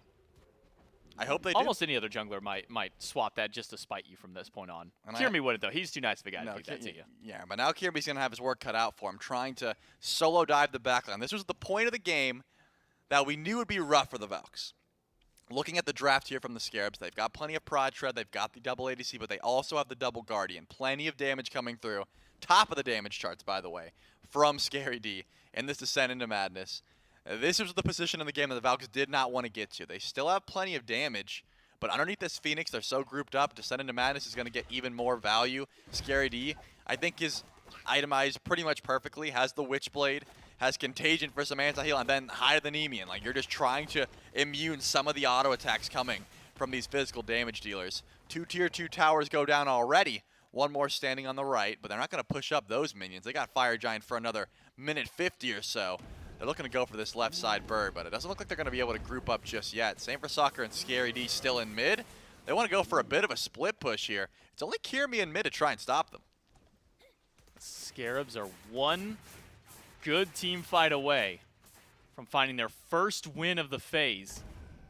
The Valkyries, even with a pushback, will still have a little bit of work before they can find their victory over the Scarabs for the first time this year. Tensions are high. Scary D dashes over, has now joined in. The Hunters are being zoned by the Cthulhu. The Phoenix and the Trebuchet working back, but not a lot of damage thrown to the Solar Scarabs, and all of its healing right back up for Scary D. Double knock up by the Cthulhu. Hurry Win backs his way out, uses his ultimate to get a little bit of healing, and the Solar Scarabs with the Fire Giant, with the Terra, can back up and reset. I didn't love that fight at first, and a good wall from Gamma is going to stop the DPS onto this Phoenix. Only got about 60% of its HP left, but now finally we're seeing a bit of a true siege. Gamma's looking real weak here, but here comes the teleport in from Aquarius. Fear No Evil still up for Sam. Ultimate from Baronic and Yarkor still available as well. They can find one big pick, one good Fear No Evil. That could completely open the door, but instead it'll just be a focus to the bird for now. Solar Scarabs rotate over. Kirmi finds a little bit of poke, but not much. Now with the minion wave nearby, Solar Scarabs instead not going to push down mid-Phoenix. Only 15 seconds left on Fire Giant. They'll back away, buy up some items, and then reset themselves for the next spawn. Yeah, definitely the smart call. I didn't like that engage at all, right? Scary D did go into the Send of Madness, but he sort of blinked right in front of the double ADCs and then sort of just like stood there, tried to use as many abilities as possible. The rest of the team didn't follow up. I think that was my main issue with it. Scary D sort of dove by himself. Then Hurrywin goes in, hits his ult, and then retreats as well, just sort of procs it and backs up. At least with the amount of sustain that they had, the Scarabs were able to get that left side fixed. It was a huge win because like, Aquarius doesn't actually have the teleport available for quite some time. So if he does send over to left lane and try and push those fire minions out, he won't be able to teleport back in for the enhanced Fire Giant that's going to be spawning in here in about 45 seconds. So someone's going to have to do it. At the moment, Kirmi is. But that wave is going to push in eventually. So I think we're in the position where the Scarabs are going to sit here and wait. The Valkyries are going to group up, stare at the Fire Giant, and either they're going to pull it because they have to, or they're going to retreat, send someone over to defend, and have to fight 5v4 at this Fire Giant. We've already seen how it goes 5v5 at the Fire Giant when Scary D's able to get to the back line, so that doesn't bode well for the Valks. I think they're probably going to be grouping up immediately and looking to make a pull on this Fire Giant themselves. They have to. They have no other choice. Fire crashing down momentarily. The Valkyries Immediate pull. are already in the pit, have dropped the bracer, found the wall against Hurry, but he's holding on to that Phantom Shell. He's learned. Look at how much, or I should say how little damage was dealt to the frontliner instead. It's Aquarius who eats a little bit more of the poke. By having that Terra, it will sustain back up just a little while longer. Pyromancer goes to the Scarabs. The Valkyrie's not able to bait out that Relic this time around. Yep, just stall it out. I mean, the Valks missed their chance. That's it. I mean, Aquarius has teleport in 60 seconds, so he can't go back and defend. Someone is going to have to leave, or else the base is going to start to get wheel weak. Now Baronic is stuck. This might have to be the Phantom Shell. Doesn't get used. He holds on to it. They're down with the back line. Wowie's down. He's the first one gone. Sam has found the pick that his team needs, but Yarkor is also low. One hit is all that's needed to take down this Charybdis, but Sam has diverted the attention to the other side. Benny Q goes down. It's the double carries, but Kirmi has found a double of his own before he falls in the fight. Aquarius and Gamma, the last alive. The three carries on both sides are down. They gotta get back. The frontliners are the only ones alive, but the Titan is slowly losing that health. Gamma has got to get back to base to stop this one. Gamma does make it in time to delay the game a little while longer. I mean, was the call not to just chase Gamma there? I don't understand why they let him back. Firemans were going to start pouring in. I guess the respawn timers weren't that egregious. Wowie up in 20, but that Titan would have gotten extremely low if they forced the back. And now since both tanks are just alive, that's a huge win for the Valkyries. I mean, this left side Phoenix is going to spawn back in. You used a lot of relics, but everyone did. Take a look. It's just teleport available, and oh yeah, Gamma's got bracer. So that's pretty much it. This is going to be a double down for quite some time. Looks like 14 seconds for Baronic, 10 seconds for Kirmi. After that, everyone from both teams will be back up. I'm still scratching my head at why Scary D didn't try and chase out Gamma, but I guess they didn't think the Firemans were going to do that much. Maybe I'm overestimating how much that damage would have mattered because Phoenix spawns back in anyways. But already, Hurrywin spawns in, loses the Magi's, and we're going to see some more DPS onto the Enhanced Fire Giant. The rest of the Scarab's on the way, and this is burning real slow. Wowie in melee range of it to get that extra damage. Meyer hits two, locks him inside the pool, but Kirmi to the back line. has found Sam. The Valkyries get the Fire Giant, but Sam is almost gone. He's able to jump out, but Scary D has finally stepped too far forward. The Cthulhu has been put down by the Valkyries. And now with their Phoenix having respawned, somebody has got to go back and let it get that HP back. Let that Titan regenerate. It seems that Kirmi's the one to do so. Man, what an unfortunate series of events for the Scarabs. Kirmi goes crazy there because look at the relics on the Valhalla Valkyries and look at Sanford Soccer's Blink available. If that Fear No Evil connects on a Benny Q and Wowie, fight's over, game's probably over. But Kirmi immediately dives to the back line, makes sure that the Solar Scarabs aren't able to initiate that fight the way they want to. Scary D goes to the back line, but it was just himself, by himself, up against two ADCs that can shred through him extremely easy when they're not provoked by the rest of the team. Gotta give props to Kirmi there. 8-4 on the Ratatosker, and I'm gonna give him more imaginary points. Let's make him 10-4 for that play. Now it's time for the Valkyries. This is like the third Fire Giant we've seen. This is the enhanced version, though, and it's gonna be hitting a whole lot harder. Their left side Phoenix spawns in, and they're gonna split up the map and start pushing these waves back up. I can see Sanford Soccer over and right, sorting to see if like anyone's going to push up to these waves. I think he's just waiting to see if anyone is going to give him a free kill or free relics. There's no beads down anymore at this point, so not going to be an easy fight no matter what happens. The rest of the Valks are in left lane, though, so I don't imagine Sam's going to find any more aggression on that side of the map. No towers left standing. He's just chilling, man. Aside from the singular tier 2. Sam's just vibing over and right. And now we'll finally go back to base to rejoin his team, as we're looking at enhanced Fire Giant 5v5 potential on the left side of the map. Valkyries, all relics, back online. Scarabs, all relics, back online. We're once again on a Phoenix push that could decide a first for one of these teams. Bubble gone from Hurrywin. That's his easy CC immunity now gone. Off an easy disarm by this Bologna. The Valkyries go up with the wall. Gamma doesn't find anybody. Instead, it's Benny, who eats a little bit of poke alongside Gamma. They'll have to sit back and resustain. Yeah, that was a good stun there by Hurrywind, and of course, Baronic able to just apply the honey from such a distance. The damage is going to start to stack up. Looks like finally Kirmi is going to go to mid and try and split up a bit of the Solar Scarab's forces. You never like this situation as a Hunbats because, yeah, it's your job as the jungler to go defend the 1v1 in mid, but you don't want to be Fear No Eviling one person in the Ratatosker. You want to make sure you're hitting everyone over in the left lane. So Scary D actually is going to be the one defending up against Kirmi. Finally, a little bit of damage towards this left side Phoenix, but Scary D's not going to be able to defend both Aquarius and Kirmi from this Phoenix. This is enhanced Fire Giant. They don't need minions to be able to shred this one down. So Sam had to join the fight, and now it looks like Gamma is going to march in. Going back and forth is Sam, playing Fear No Evil. Gets beads and Aegis from a few. Gamma is low.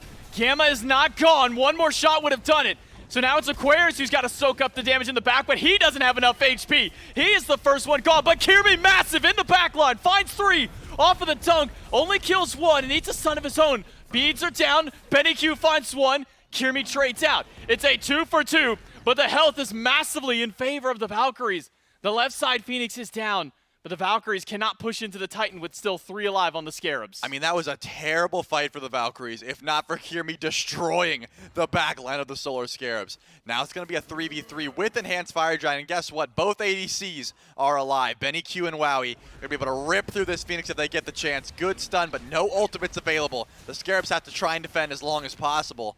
Looks like the Phoenix is going to take about half HP. I'm just looking at Sanford Soccer's ultimate. The second that diamond is up, I think the Scarabs are going to try to find a kill here. Both hunters. Benny Q has Aegis, no beads. Fear No Evil. Should be back up in just a moment for Sam. The monkey toss hits Gamma. That sets it up for a kill onto Benny. For a kill onto Gamma, who's caught out by himself. It's a double kill for Sanford Soccer. 60+ seconds until Benny and Gamma are back on the map. And the Solar Scarabs now have their full force as Scary D respawns himself. Yeah, they've got their full force. But what's the call now? Group up for Enhanced Fire Giant. Then you get your chance at running down once again. 44 seconds without Benny Q. 44 seconds without Gamma. That is going to be a long time. And unless, of course, someone wants to go for the glory play and the Enhanced Fire Giant steal, I don't imagine that would be the play. The rest of the Valkyries are over on the left at the moment. So great defense there. And You know, that's the reason you want so much CDR on this Hun Bats. You can catch people's eye surprise. They assume the ultimate's down, and that's not going to be the play. Scary D is over and left. I'm wondering what Kirmi's call is going up this high, trying to find a pick, maybe on in the Cthulhu, or go for the mid-Phoenix in the process. He's just warding at the moment. Of course, Enhanced Fire Giant goes down. I was just curious as to what Kirmi was doing. Does pass over the ward. There's no way he was going to solo Scary D. Maybe he just was looking to see if anyone would rock up for the red buff at that moment. But now, 40 minutes into the game, Solar Scarabs have Enhanced Fire Giant. They've got to deal with fire minions in left, so it makes sense that they want to push out that lane first.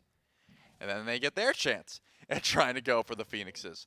All relics are available except for Wowie's Aegis. That'll be up in about 10 seconds, so shouldn't be any problem there. As we see Kirmi once again just watching. I mean, there's no way he's going to get aggressive onto this Cthulhu, so just hanging out to see if maybe a squishy goes up first. But when you're 41 minutes into the game, you're not making any unnecessary risks. Kirmi just wants to grab the Obelisk, get the Trebuchet in their favor, and then back up in the meantime. So a solid 3 minutes of attempting to siege these Phoenixes, J-Mac. I feel like we've seen the same dance 3 different times now from both sides. We'll see if they can get it right on this one.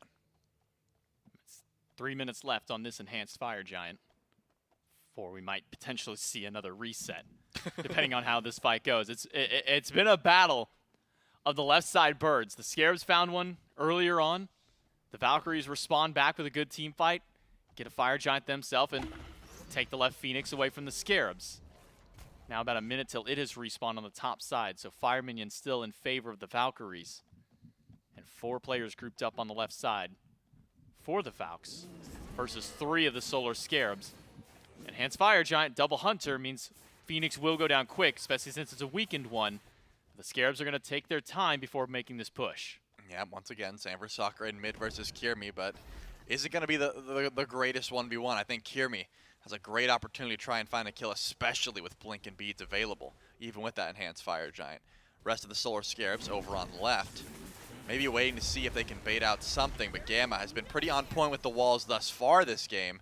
And also Aquarius making sure those Magi's don't stay up. But Scary D in the back line, Descent to Madness. Aquarius has found 2 of the Hunters, and his health is the one that's looking a lot worse. BennyQ with a Desert's Fury finds some good damage onto Scary D, but he's going to heal up what Aquarius was able to do in damage. Aquarius had to walk back and will now make his way to rejoin his squad. Fear No Evil is up.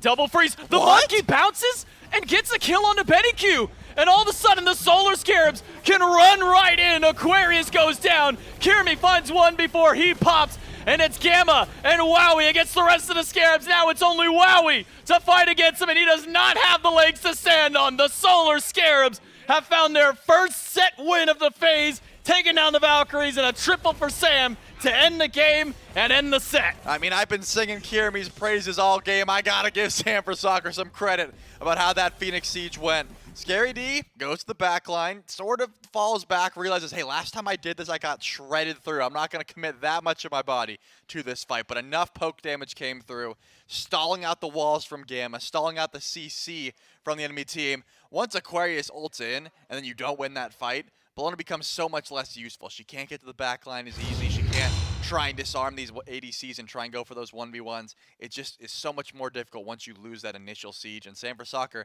had the patience, right? He didn't ult immediately. He sat back for a bit, had so much damage, and they were able to clean up just one Phoenix, but that's all they needed.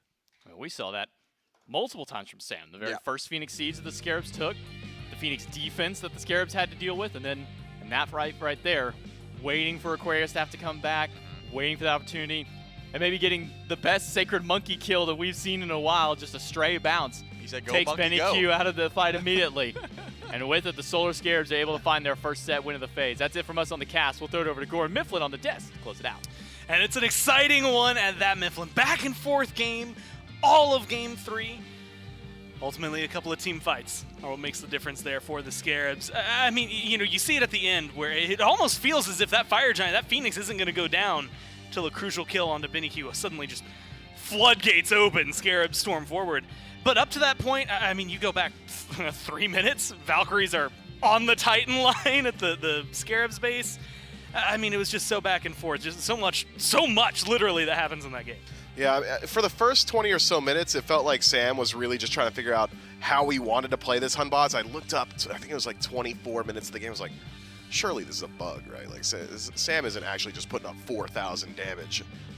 Next team fight, he doubled it, and the team fight after that, he doubled it again, right? So eventually, I believe that's called the Sam for Soccer Special, where you're missing everything, and then all of a sudden you're hitting everything, and it looks really good.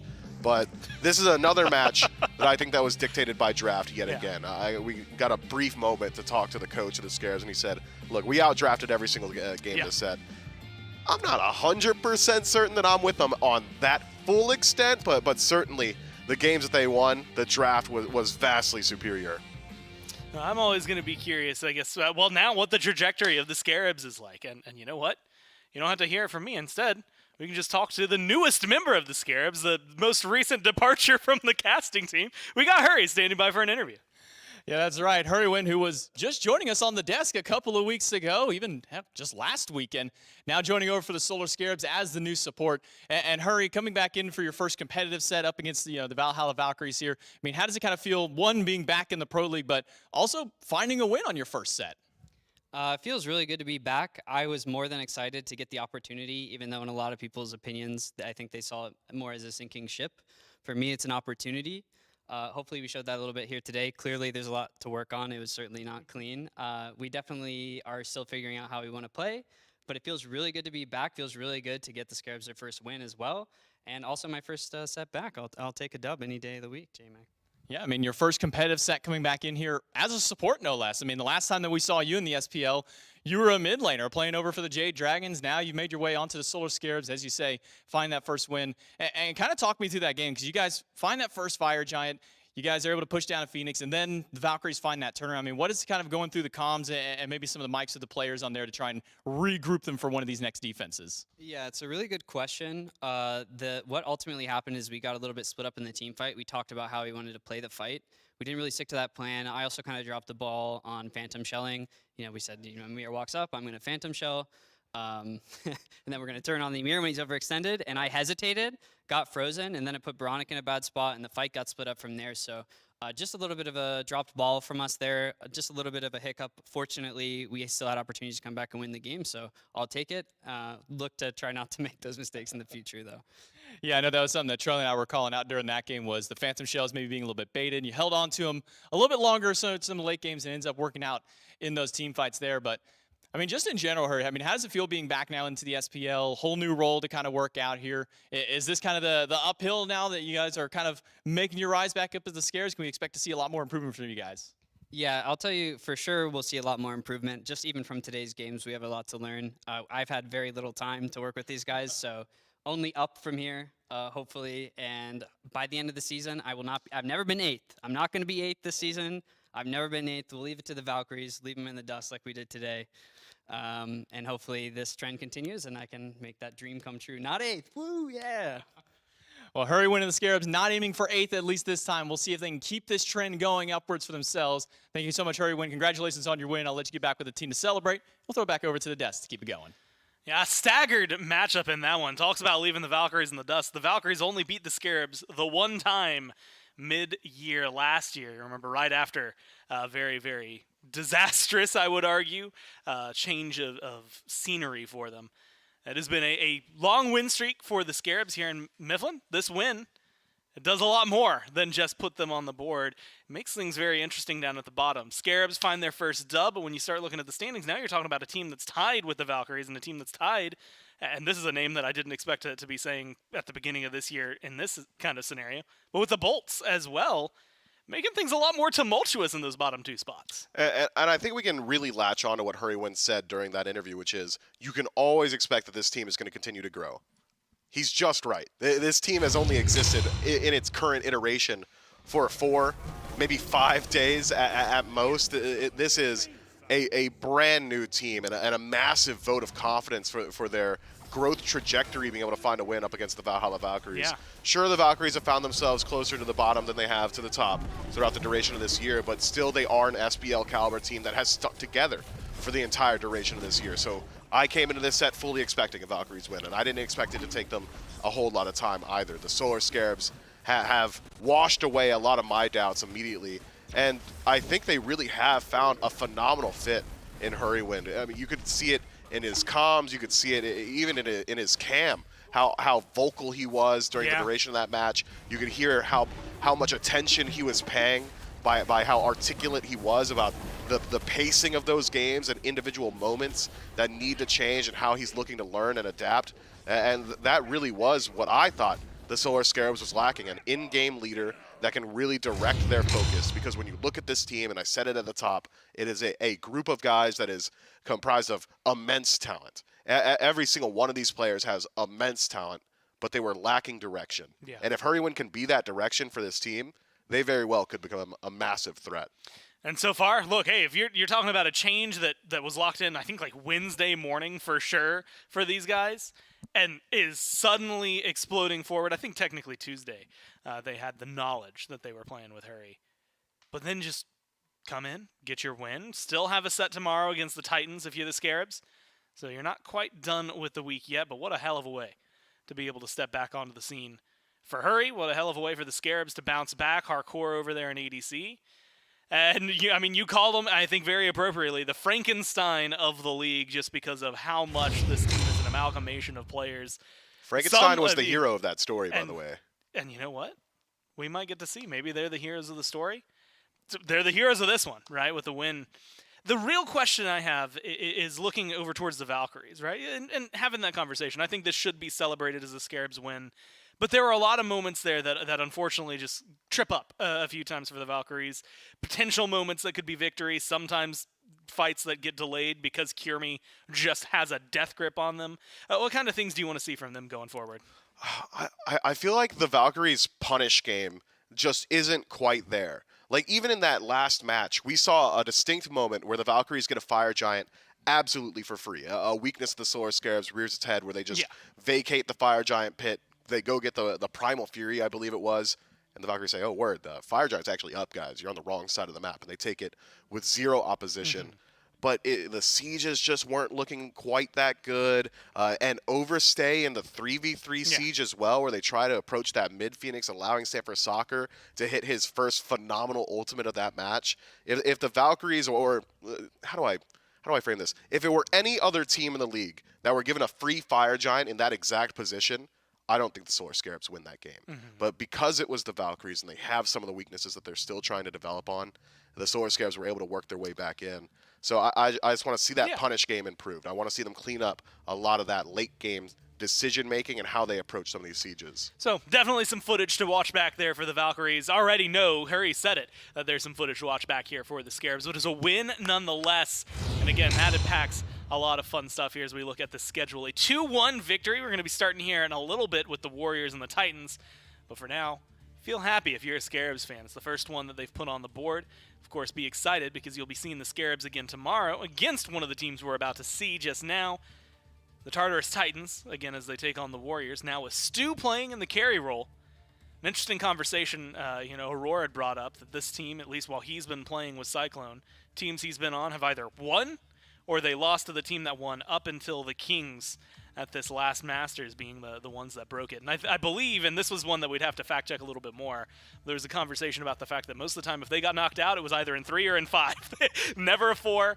And always something interesting. They're 2-3 in the standings, Warriors 4-1. But the biggest thing in my mind because of this set is those bottom 3.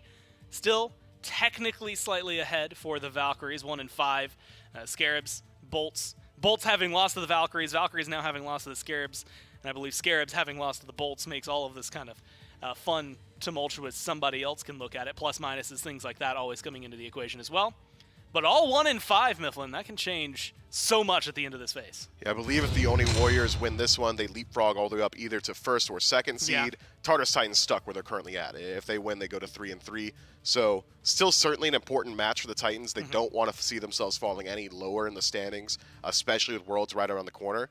But this is a match that I'm very excited to see as one that has just been interested in the trajectory of the Tartarus Titans, knowing Cyclone Spin's pedigree and what he's brought to every single team that he's played in throughout the last 8, 9, 10 years. Every single team that Cyclone Spin has been on has had a very distinct identity, and I think it's one that he brings as a shot caller, as an in-game leader. That's not to say that the Tartarus Titans don't have players that are capable of stepping up to that. Aurora in particular, I think this is going to be a big moment for him where he needs to be that voice for his team. But tough to be put in that position so close to Worlds. It's going to be fun to watch. I think that this is going to be a nice little heat check for him. The Warriors, a very challenging team to try and take on. But we'll have to figure out whether the Titans' new look is going to be great for them or whether that's going to need a little bit of time in the oven. All of that, of course, as they take on the Warriors in just a few minutes. We're going to kick it to a quick break, and then when we get back, it's more SBL.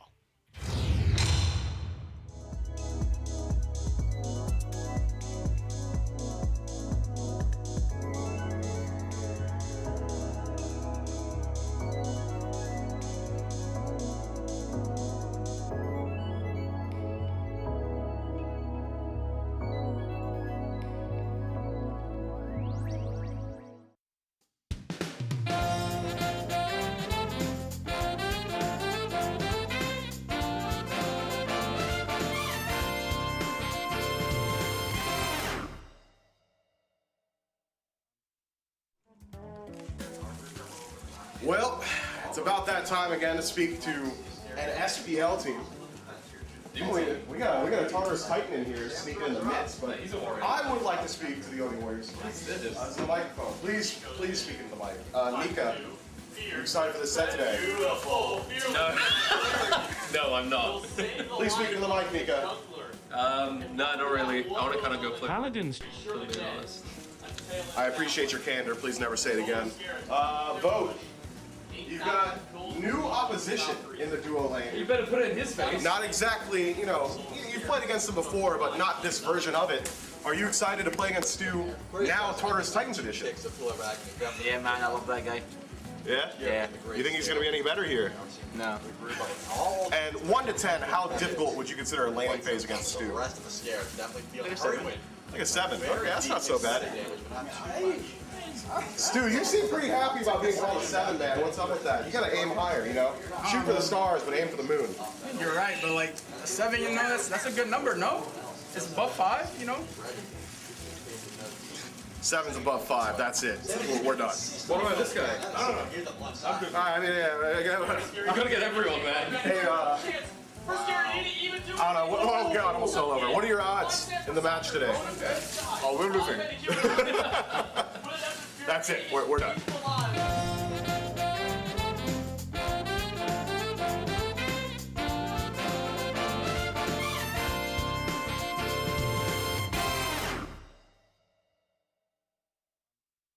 Welcome to Smite. Here's how to play. You're trying to guess the god, and we're going to give you 6 hints to do so. With each hint, you get 1 guess. These hints can be card art, item builds from the Pro League, or even the god's release date. If you guess correct, you win. It's that simple. If you're wrong, however, you move on to the next hint until you're out of hints. Seems easy enough. Then let's play. There's an owl on my screen. A couple of skins use the owl motif. You'd know that if you're a Smite fan, and you are because you're watching this video. Immediate guess, I see an owl, and I go towards like one of 3 gods, and I'm just gonna say the first one, which is Athena. Who does this tell me? This tells me maybe Meiji. I'll go with Merlin, a nice safe early guess. Okay. I'm gonna say Artemis, but I don't think that's right. Force D. Once again, let's go with Outwash. In this one, it's a toss between Horus and Eset for me currently. Eset's got that one skin where she turns the sky to night, and then Horus has got that one skin where he's an owl. So I'm gonna go Horus.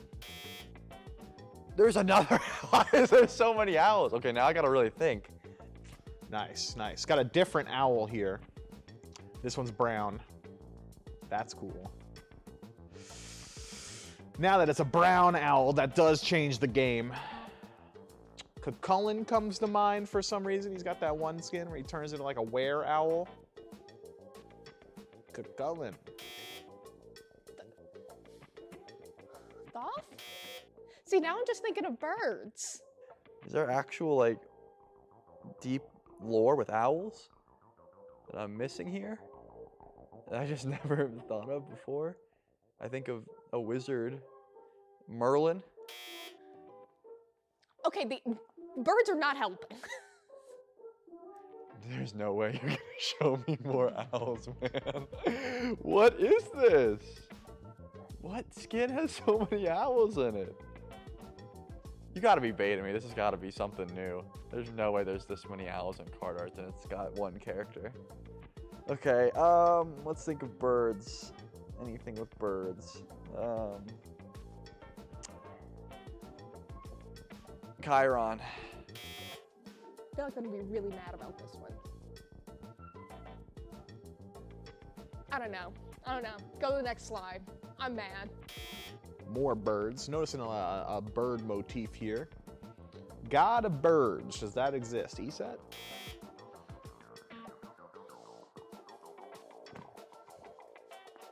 I hate you. So a Christmas themed skin with an owl. I'm gonna guess the Morrigan because birds. Who put this together? It is still a winged creature.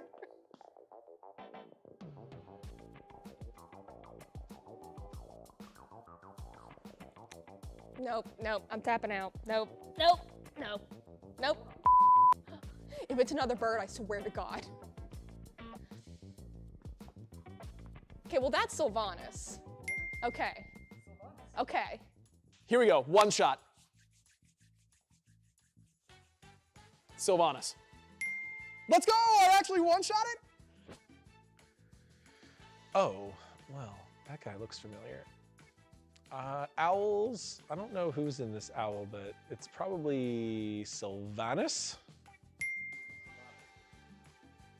He has a little pet owl that flies around with him. Sylvanas. Let's go. Why two of them? Why do this to me? Sylvanas? Are you kidding me? There's just another owl?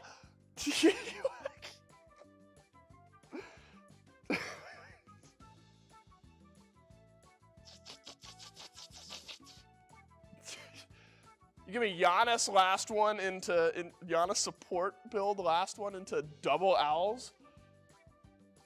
Bro, I don't know. Who are owls looking over? Weird tree build. We already had a Sylvanas? I don't know if we have had a Sylvanas. Sylvanas. That's what I'm talking about, chat. You can't talk to me about getting nothing when I'm the GOAT. Owls. Nature. Yeah!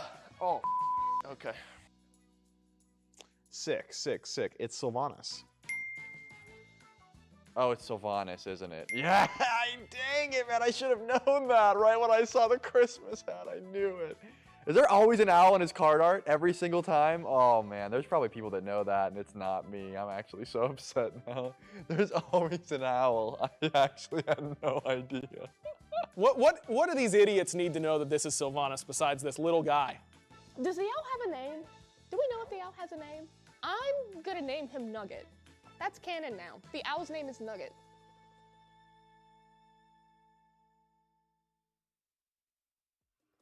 What's up, Smite fans? Dolson here, and Season 9 of the SPL is shaping up to be maybe the best ever.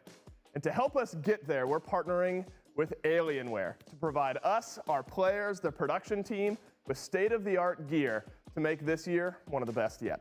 But don't take my word for it. Let's hear what the pros have to say. As a professional player, it's super important to make sure that you just have the absolute highest quality gear and peripherals that you can ever get.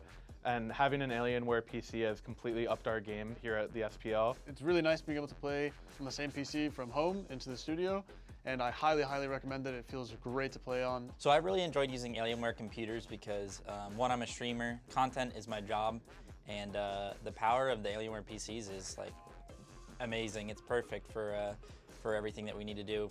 I stream 1080p, no problem. I have no issues with FPS, no frame lag or anything like that. 64 gigabytes of RAM is just something that you can only dream of, and like it helps so much with processing like anything that you need to perform, like multitasking, whether it's streaming, recording, gaming, like everything all at once, and it's been a very smooth experience. As someone who doesn't enjoy building my own PC, the Alienware's kind of got everything in one machine.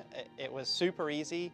I really like the pre-built Alienware as well because it's really hard to get a graphics card on the market currently. A 3090 is like impossible to obtain, so being able to play on it has been honestly a very lucky experience. Back in the day, I used to game and do all my content on a really pathetic laptop, and once I actually was able to get an Alienware PC, there's just no turning back. For a lot of players that were used to just their home setups and maybe didn't have top quality products, going to such a huge upgrade with our Alienware PCs has just absolutely increased the quality of our practice. I'm just a big fan of Alienware. I think they're the top of the line PCs literally for a reason. It's definitely the best PC I've ever had by a long way. Shoutouts to Alienware, great company, love them a lot. And I have nothing but praise for the product. That's high praise from some of the best gamers in the world. So thanks again to Alienware for powering us this year in Season 9 of the Smite Pro League.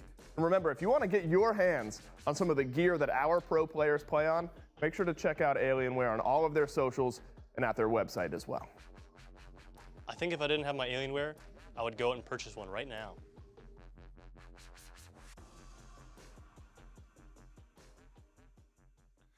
Hello and welcome back to the Smite Pro League, powered by good friends over at Alienware. If all the specs that were named off during that video sound enticing to you, then make sure you go over to smitegame.com/Alienware and see what great gear that you can pick up that not only are we using here on the desk, not only are our pros using in the studio, that our production has back behind the scenes, but also the pros are using at the comfort of their own home. Use code AWSmite09 to get the most value that you can on some of this top-of-the-line gear. Thank you so much to Alienware for coming back in Season 9 of the Smite Pro League to power our players and our production over here in the studio and at home, and for you, maybe even so, as the fans at home.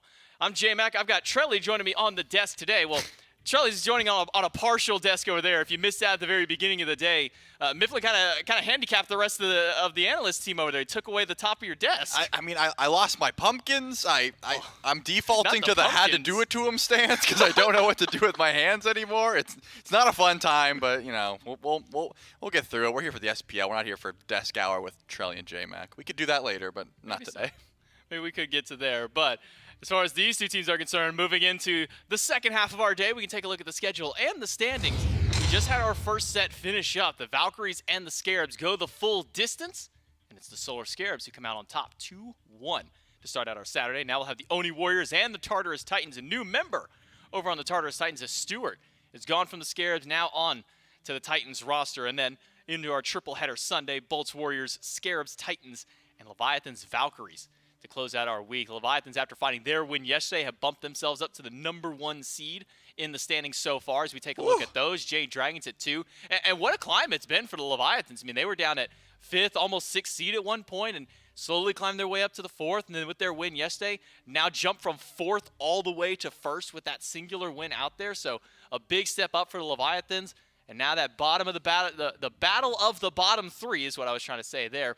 1 and 5s across the board for the Valkyries, the Scarabs, and the Bolts. But after this performance that we had from the Scarabs today, could maybe see an upward trend for that team out there. But now a battle out of the 4th and the 5th seeds. Even with a win out here for the Tartarus Titans, it won't affect the standings necessarily, Trelly, but at least kind of shore up some of that gap between the bottom 4 and the top 4, because so far it's a very distinguished difference between those sets of teams. Yeah, no doubt. And also, I just want to highlight that we can't let Zapman keep getting away with this. Like, how he just like coasts through in the season and then turns it up when it's World's time, but I digress. We'll talk about the Oni Warriors first, of course, because they're the ones here. And they've been looking, real solid up until this point. I think this phase is really where all these teams are trying to figure out exactly how they're going to be changing up their dynamics for this road to Worlds. They want to make sure they're bringing everything they can, of course.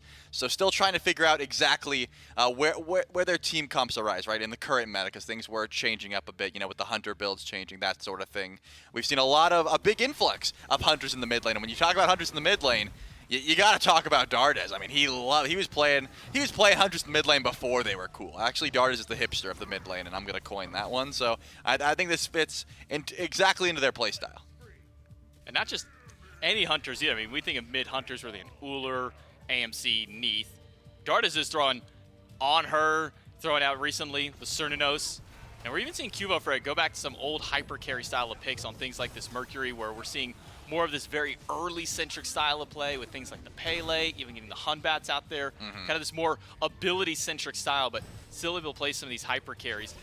And I think kind of that mid 2v2 is where a lot of power does come from the Oni Warriors. If QO Fred can find an early lead into a game, can start to get a pop-off, always tends to look good for the Warriors. Yeah, no doubt. Whenever Cuvo's going to get off to a good start, you know, especially on these early-centric characters, they are looking real clean. And he has been playing, you know, like I said, different style of picks. I think trying to figure out exactly what works for them in the current meta. You already highlighted like the Pele. That's something that's been extremely prominent. But, you know, who's playing Mercury right now? You know, like those style of picks always going to be something that you got to watch out for. But when you're talking about different style of jungle picks, Layers is also in that conversation, right? He was one of the first players to start playing, you know, a Wheelix in this season. You know, never really left the Camisots even when it wasn't that popular. He's always got different style of picks as well. And if you're still behind on the news as to gone through, Stuart, the newest member of the Tartarus Titans, and one that I think warrants a little bit of discussion on there, because coming into the team, had a little bit of a struggle starting out last year, was really having a hard time kind of finding his stride. And as we start pushing into Season 9, Stuart had been nothing but improving. At one point, he became one of the carries for his team.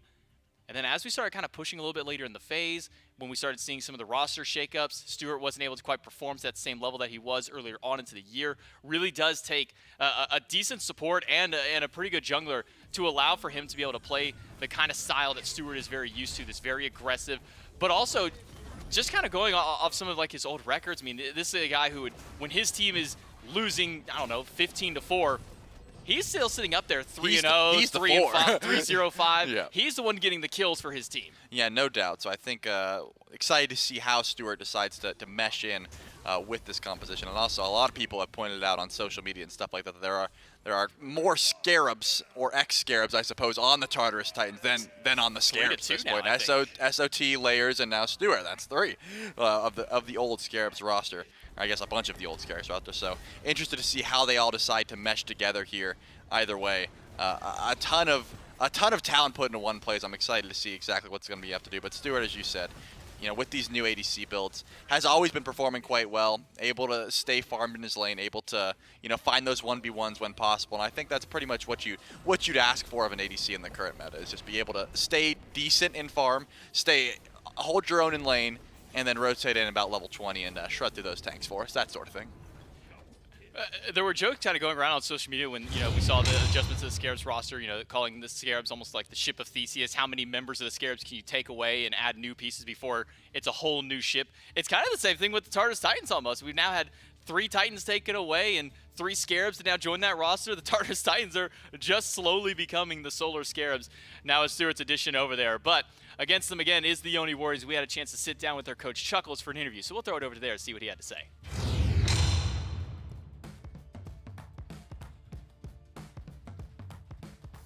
What we learned this past week, I mean, I think we've kind of started coming into, you know, like finding our like proper identity as a team, I guess. I mean, we've been on and off, obviously, pretty consistently, you know, through the year and obviously last year as well. But I think now we're kind of like, you know, putting it together and finally being able to, you know, get some wins.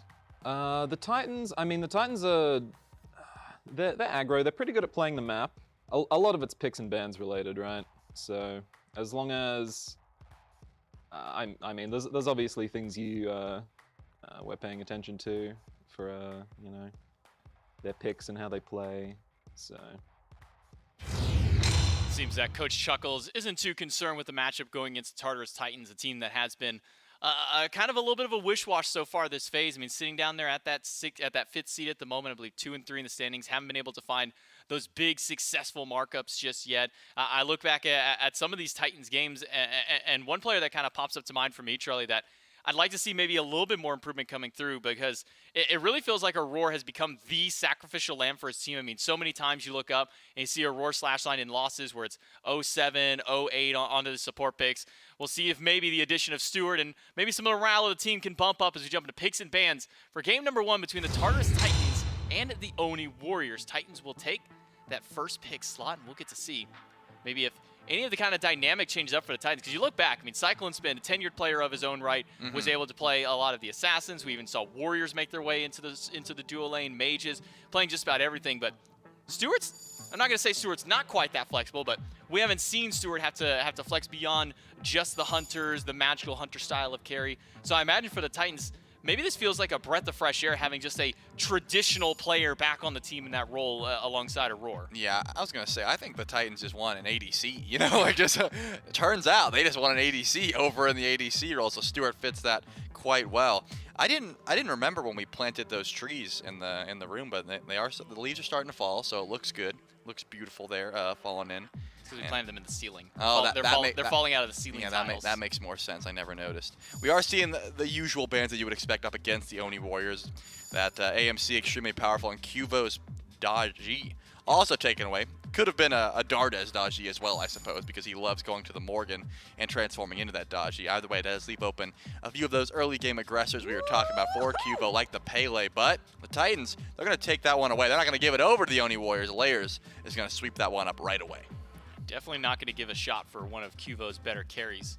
So the Titans will sweep that one up. Cupid, AMC, Daji, Ban, Yamoja, Kabrak, and Hell on the opposite side. But that Morgan that you were just hinting at that Dardes likes to play to become these Dajis, to become these Peles, well, he can run that back for himself one more time. Wonder what then it goes, at least for maybe Cuvo Fred. I mean, Hunbats is still open if they want to go with something like that. Don't need to pick it up immensely early, so instead it will be a Ymir to go over for Neil Ma on the side of the Oni Warriors. Yeah, definitely going to bring a lot of pressure over into that dual lane. One of the prominent supports in the meta currently. If you can find some good targets for that wall, and you can find some good value on the Ymir pick. So definitely a smart call. Going back over to the Titans, though, the Hades, a solo laner that is going to be very difficult to deal with. Just incredible amounts of sustain in lane, as well as the team fight presence. The way that Hades has been built as of recent just mean tons of damage. Actually going to grab Stewart's pick real early, the Heimdall. A pick that he has went to in the past in metas like this, and will be able to stay extremely safe in your lane. And also a great matchup into the Morgan, right? Being able to reveal her in her stealth, I think something that's extremely prominent for the Titans, just being able to watch out for Dardes. Probably a smart call. And as you said, that Hunbats, double Hunbats, going to get you locked in there for the Oni Warriors. Always a scary combo. Like this pick for Stewart, it's actually his most picked god by quite a bit. I mean, 46 times that he has gotten a chance to play this god, sitting at a perfect 50% win rate and a 3.1 KDA on that pick. So a nice little slash line there for Stewart. Former Solar Scarab, now Tartarus Titans, getting some safety for him in the duo lane. And as you mentioned, the Hunbats for the Oni Warriors as the bands fly through. Barely even got a moment to kind of take back and actually look at everything happening. It is the Vulcan Khepri and Hoyi Cthulhu band. Rom, not really the pick that I was thinking as far as the hunters are concerned. I mean, how do you kind of feel about Rom now that we've moved away from this kind of early Transcendent style of build into this more Devourer's Gauntlet heavy meta? Yeah, I think Rom, a pick that Vote likes a lot, as well as just feels good into the Dev Gauntlets meta. You're pretty much auto attacks and some snipes, and that's really what is going to be brought from a Rama. So I like the call here from Vote, trying to get aggressive, maybe find some 1v1s up against Stewart, as well as just some steal pressure towards objectives. Always going to be a fun time, but looks like Paul's going to grab the set mid probably for himself, unless of course they're doing some switch up with Hades mid, which we haven't seen. So probably just Paul taking that set towards the mid lane. Double assassin, always something scary to deal with, especially into the Morgan. If you can clip her with one of those skewers, reveal her from that stealth, gonna be very difficult to try and dive the back line. But actually the last pick here, Nika on the Bologna. It's one of those picks that it does pretty well into the set. I feel like when the Kingslayer comes through and you can try and disarm him, you know, you don't get to spawn as many clones, you don't get to do as much damage in that ultimate. Probably something pretty easy to deal with, as well as the Volcanic Lightning. Pretty good matchup into both of these assassins the Titans have drafted for themselves. So, you know, we're Oni Warriors with some good tools to deal with the damage on the Titans, but do the Titans have some of those same tools to try and deal with what the Oni Warriors have? I mean, AoE control out of the Hunbats, potentially two of them when you have this Morgan out there. Ymir being able to block off the path where only a couple of the players on this team can actually be able to get beyond that wall. So the Tartarus Titans have what it takes with the composition that they've built to try and team fight against the Oni Warriors when we get to these late game fights, Trelly. Yeah, no doubt. I mean, they have a ton of dive, right? I think that's probably the call. Have SOT, go to the back line, get some relics down, get some dashes down with the Pillar of Agony, and then you have so much chase down. Kingslayer and Volcanic Lightning, both of these assassins diving the back line as well. It's going to be difficult to deal with. But as long as you're making sure that the Morgan transformation gets value, I don't think the Oni Warriors are too scared. As long as Dardes isn't ulting defensively, as long as he's using that ultimate to engage and actually, force relics, force damage, that sort of thing, I don't think the Oni Warriors are too worried about it. It really just depends on, farming the map early, which we know Cuvo loves to do. A couple of big transform options for Dardes. This Morgan has been a very key pick for the Oni Warriors between Dardes and Cuvo Fred, finding some major carries to kind of lead this team to victory. The Oni Warriors sitting at that 4th seed right now, definitely want to find a win to keep themselves that much closer to maybe being able to jump back up into that top 2 spot. As we remember, this is our road to Worlds for these teams. Top 6 get to have their chance to qualify into the Worlds automatically at the end of the phase. And then after that, from there, it gets a little bit more difficult for some of the other teams, because then you got to go through another qualifier tournament alongside with some of the SCC and the SOC teams out there. Game number 1, Charlie, kind of what's your time frame prediction for some of these teams for the Tartarus Titans to kind of get in there and get going? I think the Titans have a better early game for sure, but once Cuvo hits 5, anything could happen. But we'll see if that level 5 can come up fruitful for the Oni Warriors. It's the Tartarus Titans, the Oni Warriors, game number 1. We'll throw it over to Gore and Mifflin. That's right. Thanks so much, J-Mac and Trelly on the desk. It's Gore and Mifflin. And I'm excited for this one, Miff, because of everything I think that we can see in this one. It is a very fun set, and like you had mentioned not too long ago while we were on the desk, an important one maybe for the Warriors in the standings. I might be even more interested in the fact that it's Aurore's first time since Season 5 with literally anyone that's not Cyclone Spin in the lane beside him. That makes things just so interesting to me, at least personally, over in the duo lane. I don't know how he's going to fare. At the end of the day, I don't know that it actually means much, how much time to support really spend over there, but it's just such a different look at Aurore's companion, I guess, in this case. Well, you gave me a lot of questions there. Yeah. I'll try and work my way through them. You can take whichever ones you want or don't want. It is incredibly important. Synergy between support and ADC, I think, incredibly important to any team because, for the most part, support's doing one of 2 things. They're either sitting in that lane or we're talking like late-game team fight, and then they're trying to peel for that guy. So having the communication and knowing how your teammate operates, how they communicate, with the things that they emphasize, the things that they value in a support, all incredibly important. That's something that Aurora and Stu are going to have to work on together as we get closer and closer to Worlds. Otherwise, yeah, it's crazy, right? Like Aurora and Cyclone Spin have been, I suppose, 2 names that were synonymous with each other. Yes. It was always Aurora and Cyclone Spin. It's almost never just Aurora, just Cyclone, because they really have been a package deal for a very long time. To the point where you've now reminded me that I actually need to ping Dave to make sure he finishes. We had a script for a Worlds video around Aurora. I had a lot of Cyclone Spin written in there. I bet. And we saw that and we went, oh no. And so that's always fun. But yeah, no, it has been synonymous. It has been things that go hand in hand. And of course, it's something at least that I'm interested to see how Stu's going to fare on this team, how the Titans can fare up against the Warriors. All of that, though, we're going to have to kick it to a quick break. Then when we get back, it'll be game number 1.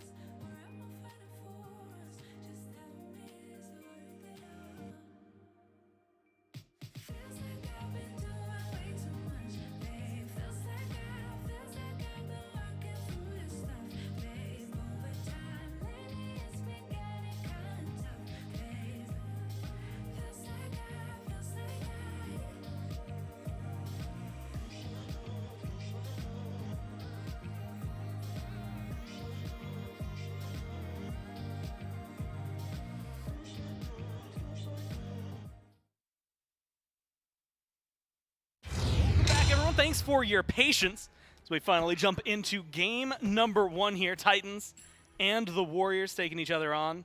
We were curious as to whether or not there was going to be maybe a rare Hades mid, as the desk had mentioned it. But no, it is going to be Paul on the set mid, Mifflin. Which I guess, for those who are just turning in, it's Gortz, Mifflin.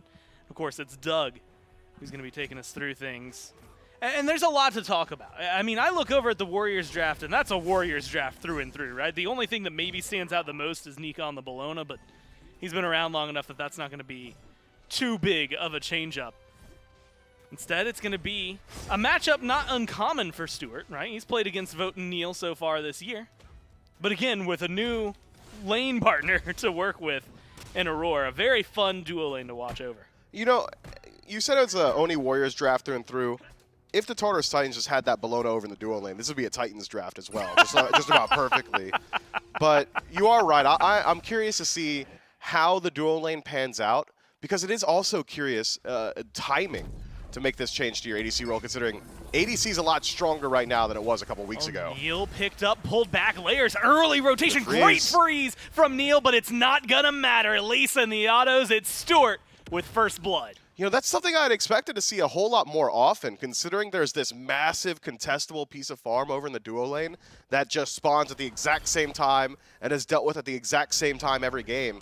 I thought it was only a matter of time until some of these junglers start getting involved Get over there. in those scepter battles, and Layers does exactly that. And it's so difficult for Neilma on this Ymir to deal with situations like that, especially considering his relic selection. That's not a blink initiator Ymir. That's not a heavenly sprint I can get aggressive and walk out style Ymir. It's not even a horrific feel for myself. That's Ankh. Yeah, it is not something maybe you get super aggressive with most of the time. It is defensive. And it can be helpful. And honestly, is it just the Hades healing? I mean, yeah, there's going to be, I guess, especially with this start, you're getting a Devourer's Gauntlet from Stewart. So there's going to be some built in.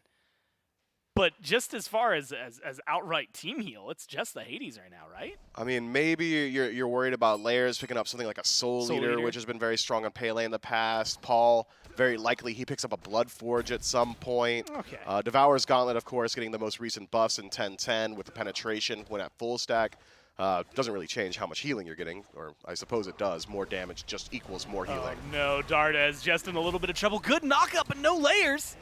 Unable to find the damage the second time pressure has been put onto the mid lane by the jungler here of the Titans.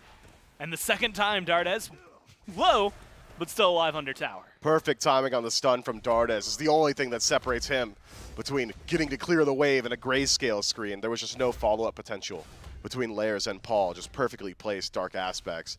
Dardes will be forced back to base, though, which should cost him a bit of farm. Likely Paul can just, well, maybe not being completely He might just have to go back to base as well.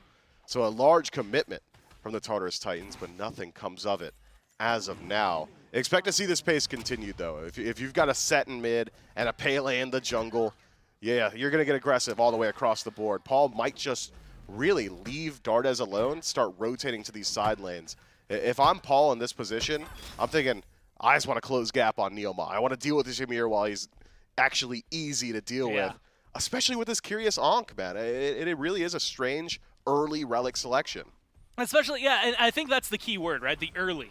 If it was level 12 and it was an Ankh, we'd have way more footage to look at and be like, oh yeah, well this healing's been eating them apart, or at least we've seen some more itemization. Like, we know there's going to be some right now. Again, Hades heal and shielding, something that has been problematic, although some nerfs thrown that way very recently. And of course, with the Devourer's Gauntlet coming back up, you can imagine there's going to be some healing there. But still, interesting from Neilma.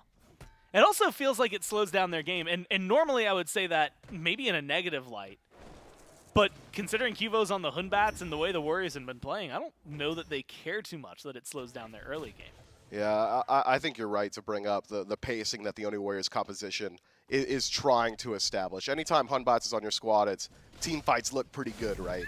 and when you've got the opportunity at times to just go for a straight-up double Fear No Evil, you're not concerned anymore. One of the major concerns as a Hunbots player or as a jungler piloting that god is, yeah, I can go in with my ultimate, it's going to burn beads. What's the follow-up? Yeah. Who else is going to CC? I'll just do it again, right? But this time with the name Dardes. Transformation, secondary Fear No Evil, always going to find that value.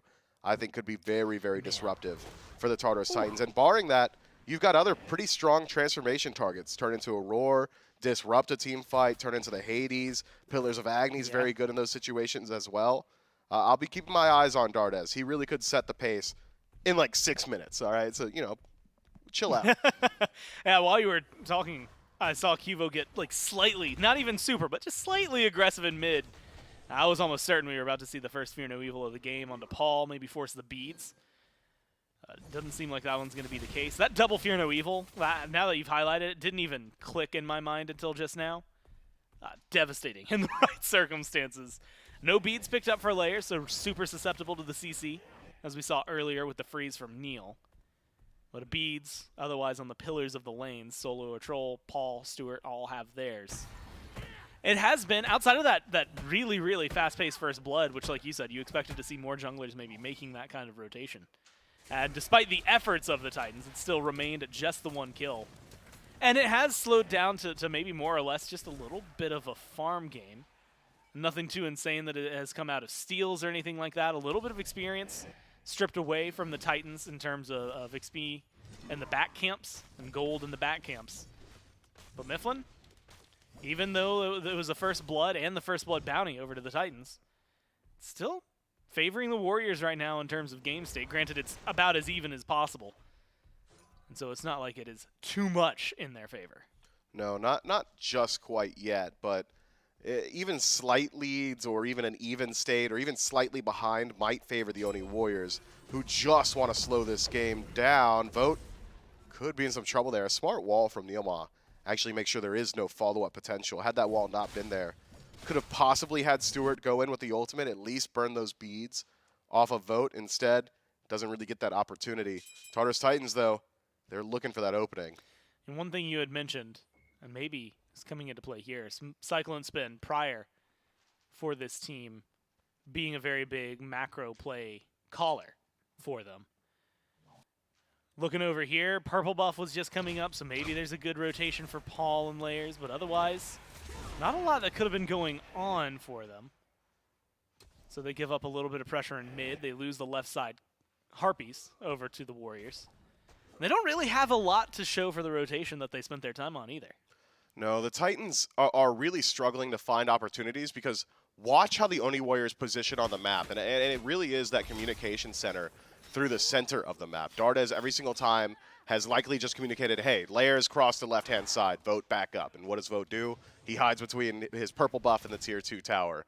Or, hey, Nika, they're rotating over to the right. I know you're not worried because you're Nika and you're playing Bologna, but maybe back up. And Nika's done the exact same thing. The Warriors are so safe. Oh, now he's in trouble. But no, the up-down is good. They turn it around on the Layers. The damage onto Dardes is not enough. Cuvo gets out of there. What a great Fear No Evil and a great transformation from Dardes. Man, the up-down, the absolute wild abandon with which Dardes decided to play that engagement. Just complete trust in his jungler. Cuvo Fred gets in range with that blink, drops the Fear No Evil on top of that stun, and Layers has really no way to fight back in. It's exactly what you were talking about earlier. Susceptible to that CC so long as he hasn't ticked over to level 12. Does have the opportunity on Pele in circumstances like that to just channel the Volcanic Lightning as an escape tool. There is CC immunity in that ability, but because of how Fear No Evil operates, if you get hit by one tick of the fear, you're hit by all of them. You're stuck there, and Layer's just a little bit too slow on that cooldown, or maybe the stun was still affecting him from Dardes. Clean turnaround from the Oni Warriors, and that feels like a frustration point now for the Tartarus Titans, because over the last 9 minutes, the Oni Warriors have not chose a single engagement. It's the Tartarus Titans constantly knocking on the door, constantly looking for these opportunities. And eventually Layers thinks he's caught out Dardes, gets caught out.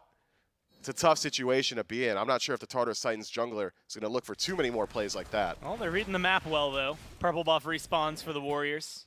Stewart and Layers meet up on it as it spawns. And right after a lane got pushed, or a wave got pushed there. So Vote had to fall back to the tower to stay safe. Devourer's Gauntlets stacked up.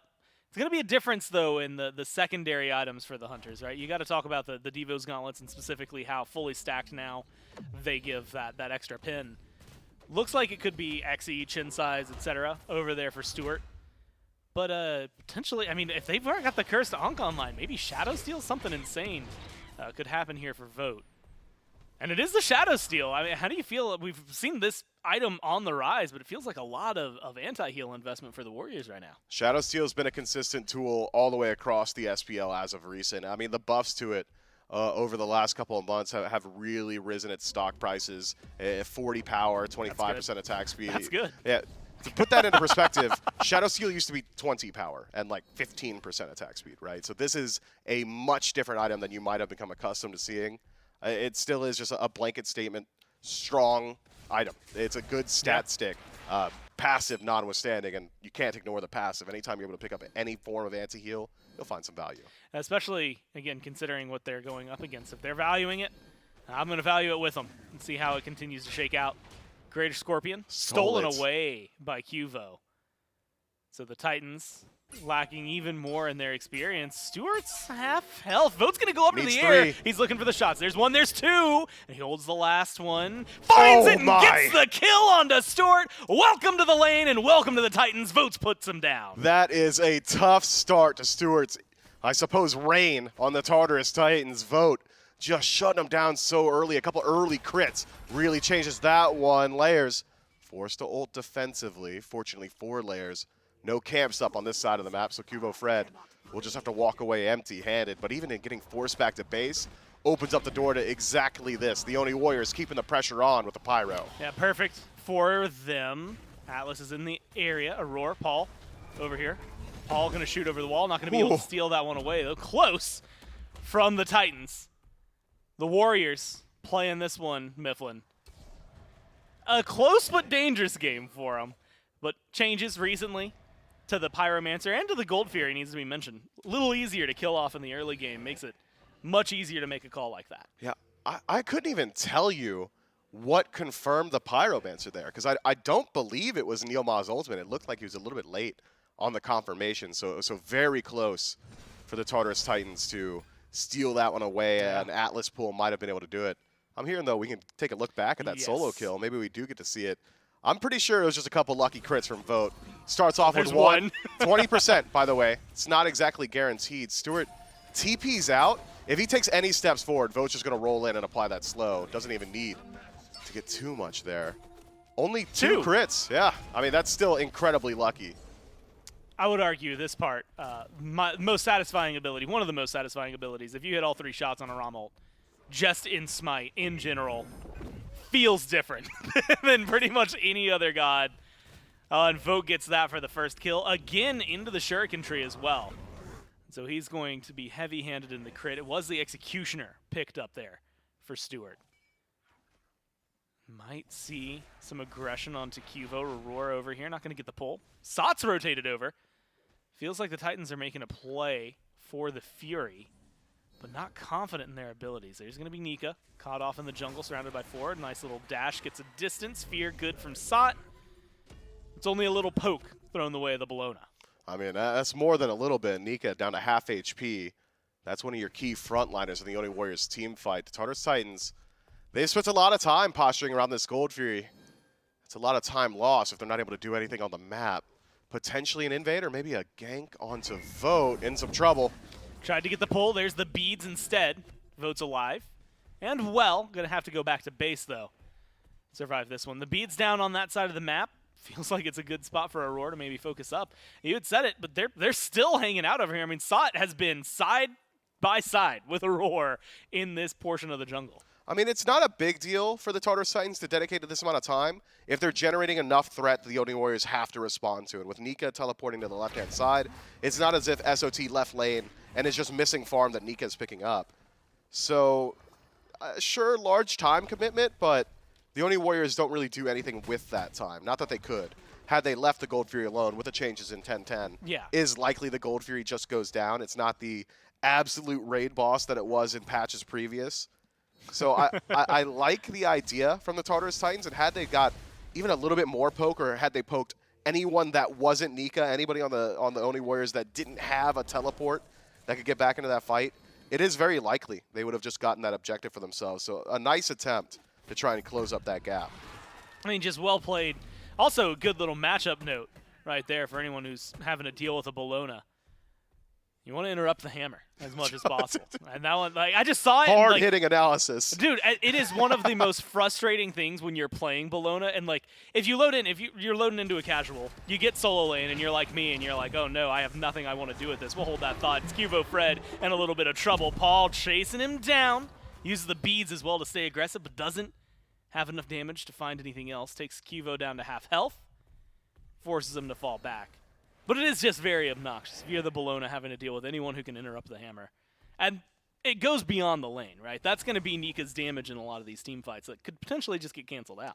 Yeah, but Nika's got pretty decent targets in the team fight. Layer's pretty telegraphed, has auto attacks that are pretty much empowered by Volcanic Lightning, so Disarm will find value there. Likely does win the 1v1 up against Stewart with this style of build. Nika going down Berserker, Shoguns, and Toxic Blade. He's doing a lot of deceptive damage. Tartarus Titans, though, they're loving keeping up the pressure. Significant grouping. They want this tier 1. I mean, any pressure on left seems to be the way things need to go, right? You've got a new carry over there. See what you can do with that amount of pressure. You had called out the tier 1. They take it down to a little under half. Maybe could have been a play with this much focus on the Sot. I've seen him once in the solo lane in the last 5 minutes, and it was just to bother Nika a little bit. Maybe finally going back over there. Has gone for the blink as well, something that is interesting for the Hades. I mean, with the Pillar of Agony, it makes sense for Engage. but it is going to be a very different style of play that we see out of Sot and rotationary style than maybe we get to see out of the Bologna on the other side. I want to see the Warriors punish these rotations somehow, because the Tartarus Titans aren't going for sneaky plays. It's not like, haha, caught you slipping, I'm on your tower, you're nowhere in range to defend it. It's the Tartarus Titans grouping up, generating threat on the map, and then funneling it either around the Gold Fury or around the Tier 1 tower. We're starting to get to the portion of the game, especially with this build from Vote, where you could probably just group up and take a Fire Giant. Wind Demon and Shadow Steel, so significant crit already. Auto attack style from Nika. Cuvo Fred damage output, hit some pretty nice power spikes. Hydra's Lament finished up. Next time the Tartarus Titans group up as 5, assuming they do it again on that left-hand side, the Oni Warriors have got avenues to deal with it besides just showing up and stopping the push. They could do the Pyromancer. They could take a Tier 1 on right. They could actually look at the Fire Giant itself. Plenty of opportunities to play around this abstract, aggressive style from the Tartarus Titans. I like what we're seeing, though. The Tartarus Titans clearly showing that they still have a sense of direction. That was my primary concern coming into this set. Having lost Cycle and Spin, how does your shot calling look? How are you playing around the map? The Tartarus Titans have clearly got somebody leading them, because that's not just something that happens on accident. Yeah. You're not just grouping up as 5 around that left-hand side from the 13 to 18-minute mark on accident. That is a clear decision to try and generate pressure. Well, and you had mentioned it on the desk at the end of the last set, but you know, the Titans 2-3, if they win this 3-3, not like big standings implications for them, more just turnaround potential, which right now they have on Neil Ma tossed onto the Tier 1 tower. Wowzers, just walks on out of there, feels like nothing. Mail Renewal is real good. Yeah, Mail of Renewal doing a lot of work for him. But if you're looking at the Warriors, I mean, keeping up, I would argue, you know, despite being 2-3, and what, technically 5th, I think, in the standings for the Titans, the Warriors, you're talking about a team that is vying for first place. So keeping them at this kind of engagement for this long feels like a big deal for the Titans, though it is about 2,000 gold lead, a little over for the Warriors. It's definitely not been easy. But this is a byproduct of the machinations of the Warriors. This is a composition that the Warriors have established to take a late game 5-on-5 initiation. They want to fight when they can utilize double Fear No Evil, or where they can have a Hades on their side with Fear No Evil on top of it there. This is a very strong team fight-oriented composition, which is why we saw the Tartarus Titans so adamantly get aggressive on the map, so adamantly push into these purple buffs, group up, try and find somebody straggling in the jungle. And if I'm being honest, the Oni Warriors have essentially led them by the nose all the way across the map. The Tartarus Titans, for the most part, have come up empty-handed despite continuous aggressive attempts. You can see where it's favoring them. 3 levels in the jungle. Just now caught on to that.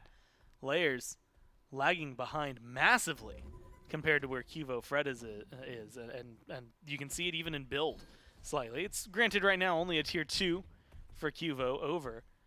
When you look at the net worth charts, about a lot of that 2,000 gold lead is sitting in the jungle. So it is a very comfortable spot to be if you're the Hunbats. He's now starting to hang around on left. 20 minutes in, Mifflin. We're looking at level 18 for a majority of the Warriors. Could be the time that they start to play aggressive in these team fights. Gold Fury pulled up and burned down fast by the Titans, but Fear No Evil beats out in the back. Cubo gets a lot of pressure there, and it's Sot who's killed off in the Pillar of Agony layers, getting chased down by Dardes, who's transformed. Snipes, doesn't miss. Just so clean from Vote, connects on him, gets the double kill, and helps keep the Titan and the Gold Fury specifically in their favor. The Titans at bay, and nothing they can do about that one. Nice steal attempt from Aurora, but comes up empty-handed. And that's the Tartarus Titans again saying, look, we got to force a fight. No way we want to take this in a late-game engagement up against the Oni Warriors. Just do the Gold Fury. Just group up and pull it. That's a Hail Mary play, considering the deficit you're playing into. Paul has to play it carefully there Fire's in pulled. mid. Fire's being pulled. I thought it was a play for the Pyromancer. Dardes Good just peel. trying to stay alive. Good peel.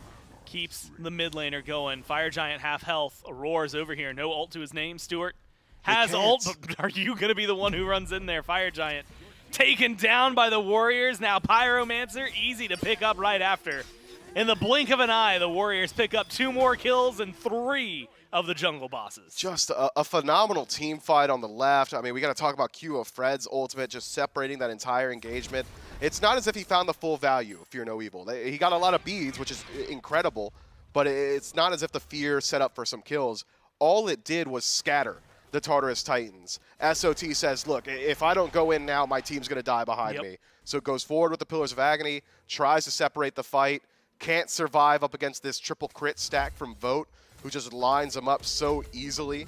No defense from SOT means he's not actually a frontliner, which means you're getting the full value of that crit on the ROM. And from there, what happens? Stewart tries to chase out Cuvo, so he's not participating in the team fight, isn't following up on that Pillars of Agony. And it's just clean initiation from the Oni Warriors. Now with Fire Giant on all 5 as well, and plenty of gold to collect on the map. It's already looking tough for the Tartarus Titans. It's going to get a lot more difficult before it gets easier. Doubt we see the Titans put up a defense, a hard defense around these tier 2s. They might try and slow down this siege, but best of luck slowing it down against this style of draft from the Warriors. A really good wall from Neil. Forced the dash out of Sot. Allows the Warriors to get aggressive. 21-minute Fire Giant when they picked it up, which means it's not going to be as easy for some of these maybe Phoenix sieges, especially with all 5 of the Titans still standing. When it comes down to tier 2 towers, especially the jungle that is just wide open right now, really, really clean play for them. I also think it's interesting, again, this is just me latching onto ROM, but when it comes down to just thinking of hunters to me, ROM falls so easily into that category. Very shot-based, right? Very auto-attack based. Even his ult being super precise. Vote's 3-0. Has piloted it wonderfully. You mentioned the build, the crits that have come through. Just honestly feels like he's walking through easy street right now. Yeah, the Tartarus Titans have not itemized to deal with Vote whatsoever, even though Vote does take a lot of damage here. Phoenix takes a little bit more and does fall down. Warriors got to get out. And Cuvo not even there for most of that engagement. I mean, he was back in the jungle waiting for a counter initiation. Never needed it, though. The rest of the team was fine. Good wall from Neil. Just assures the disengage. And now it's going to be the reset period. You're looking at a lot of gold in hand, 2,200, 2,300 now for Vote, plus all that they just stripped down. Phoenix on left. I mean, this has been a successful Fire Giant through and through. It really has, man. And I'm looking at the Tartarus Titans draft, and I can't piece together what your comeback mechanic is. It's got to be W key, right? You've got a double assassin composition. It needs to be, I went in and I got value off that initial just burst of damage. And Layers hit a massive volcanic lightning, and then Paul finished him off. SOT, with this full damage and continuing to be full damage build, just one-shot somebody in the back line. We haven't seen it just yet. The Oni Warriors, when it is at all risky, have played a very defensive style. It is not often in the SPL where you see 2 clearly diametrically opposed play styles mashed up against each other, where the Tartarus Titans were looking for that constant aggression and the Oni Warriors were looking for that constant counterpunch. Every single time the Warriors found the chin, and now tier 2 on right falls down. You still got about maybe 45 seconds to play with this Fire Giant. This right side bird could go quick. Tartarus Titans, they've got to draw their line in the sand here. Yeah, you have to be able to put up a defense somewhere. Left side went down with virtually no response from the Titans. Now, though, it's enough bodies over on the right-hand side of the map and just enough time that this Fire Giant's going to fall off here for the Warriors, that they're going to go ahead and decide to back up. Again, playing it safe, Fire Giant disappears. Got a little under a minute now before it respawns on the map. Same thing, actually, for the Fury. And I guess this is an important portion to ask you. Primal Fury is going to be coming up in a couple of seconds. Do you make the play for that now if you're the Warriors with this lead, knowing that it's, well, seemingly based on the Titans, kind of free? If you could kill Primal Fury before Fire Giant spawns, absolutely. If Fire Giant is on the map, I don't want to see any team on the Gold Fury, unless it's just like one guy who's split off. If it's a 4-man core, you've essentially given up the objective, which is what we've seen from the Solar Scarabs very recently. The Oni Warriors realize, look, we can clear it, we can get back to base. No way the Tartarus Titans can burn the Fire Giant at the time it takes us to walk from our fountain to the pit itself. So that is a clear, easy call to make, and you line your coffers ever so slightly as you prepare for what could very well be the last team fight of the game. Tartarus Titans, I said earlier, it looked like they have a clear decision-making process, and they do. But having had it not succeed, I haven't seen the adaptation. Yeah. They haven't shifted their idea. Instead, it's, oh, it didn't work, and that's it. You need to be able to think on the fly and figure out how you're going to deal with the Oni Warriors playing like they have been. Unfortunately for them, like you said, nothing has changed. Fire Giant, all 5 members of the Warriors able to get that one. No contest from the Titans here. Speaking of the Titans' economy, in shambles for them. 12,000 gold down. You're looking at tier 1s, maybe some tier 3s completed by the Warriors over what the Titans have been able to pick up. No presence on right-hand lane. Great wall from Neil. Keeps the Titans out and gets half the Phoenix's health for free from Vote. They've got minions here, though. Just enough clear on the other side that it seems like it's going to slow them down. But no, the Titans just aren't fighting. The Warriors walk forward, get a free right Phoenix. Now they're running over towards the left lane. About to respawn. They've got a Trebuchet in mid. The Titans have to mount a defense eventually. I like what we saw from the Warriors there. They pass through the jungle, don't show themselves on waves, so they do actually catch the Tartarus Titans unaware.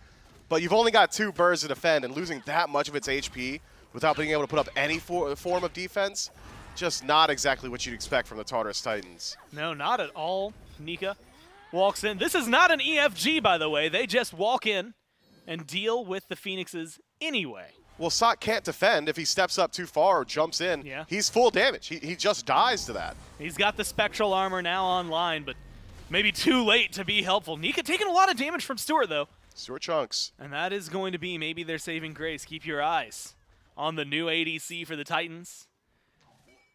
You had said on right they needed to draw their line in the sand. And unfortunately for them, they didn't. There, now in mid.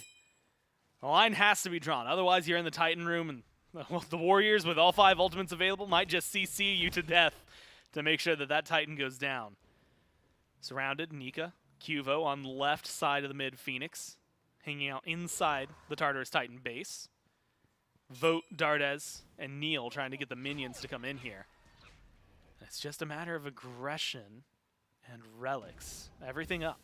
Right side starting to flood in, as is left. So what does Nika do? He gets involved, wants to distract the Tartarus Titans. Great Fear No Evil. And it just isolates Stuart very easily. Double kill for Cuvo, and the leap forward for him. Snipes good from Vote, and the Titans in shambles here as the Warriors walk into the room and take game number 1. Just clean play from the Oni Warriors. It is not as if, and I can't say it enough, I cannot stress it enough, it is not as if the Tartarus Titans came without a strategy. They came with a clear strategy. Get aggressive throughout the early, pick-based composition, leverage it into objectives. They couldn't find the picks, and the strategy crumbled from there. The Oni Warriors identify the win conditions of the Tartarus Titans draft and strip them away one by one. They just held up a stop sign, and the Titans were like, oh, well, yeah, I guess okay.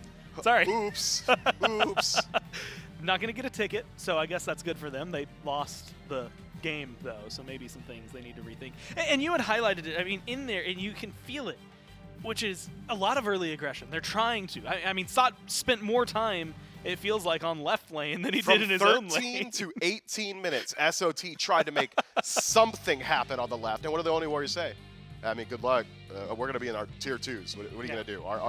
Our buffs are already dead. You're not stealing them. If you pull the Gold Fury, we'll show up. And they didn't. They did. When the Gold Fury finally got pulled, they showed up for it. 22 minutes in. 22 minutes in. Yeah. Oh, man. Unfortunate for the Titans. Like you said, early game aggression never happened there. The Warriors got to play the game they wanted through and through, and they win this first one. We'll see if the Titans can bounce back or if the Warriors are going to start things off this week with a 2-0 right after this. Sunday, see the Titans take on the Scarabs. Blood feud, 1 p.m. Titans, Cyclone out, Stuart in. Here's what they had to say. We got a grudge match against... You want to kill those guys. Yeah, we got a grudge match against Stu this weekend. That's all I'm saying. We hate that guy now. Ooh, that one stings. Is it getting hot in here or what? The Solar Scarabs, Hurricane, back in the SPL. Hardcore, ATK. That's your attack, damage, killer. A blood feud for the ages. Titans versus Scarabs, 1 p.m. Sunday. Blood feud.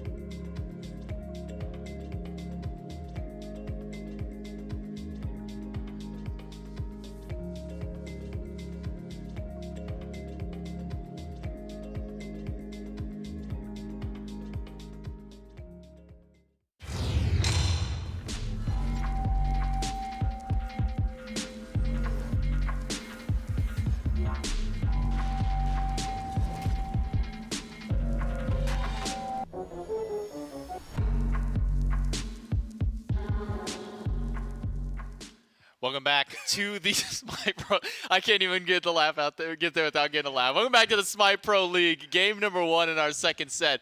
Starts off for the Oni Warriors. And this game, to kind of get things rolling immediately early, was a first blood off a level 2 gank by Layers over into the duo lane. Stewart's able to grab first blood for the Titans. But then from that point onward, Trelly, just felt like the Titans weren't quite able to get just enough damage to find the kills. It felt like they were just having these kills kind of slip through their fingertips every single time. And the Oni Warriors really just had the tools, it felt like, to keep these players away. This Morgan constantly transforming into the Hunt Bats, these Fear No Evils going through, just keeping, not even necessarily getting kills, but just preventing the Tartarus Titans from being able to pick up those kills throughout the game. Yeah, something that I thought we as a whole in all of the league had learned early on was don't let Cuvo have Daji and don't let Dardas have the Morgan. They gave up the Daji. They made sure to ban that one, but Dardas still got the pick. And turns out Cuvo just, sampled out one CC immune, massive CC ult for another, and with the Hunbats, still was able to work out just fine. I'm calling this one a crit diff. Like, I'm pretty sure Vote doesn't kill if he doesn't crit right there. Yeah, if that auto doesn't crit, no shot, this kills. But maybe I'm trolling. Like, maybe Vote's just built different. His snipes were on point throughout the entirety of this game, but we knew that. I mean, Vote, when he goes to this Rama, he's always on point.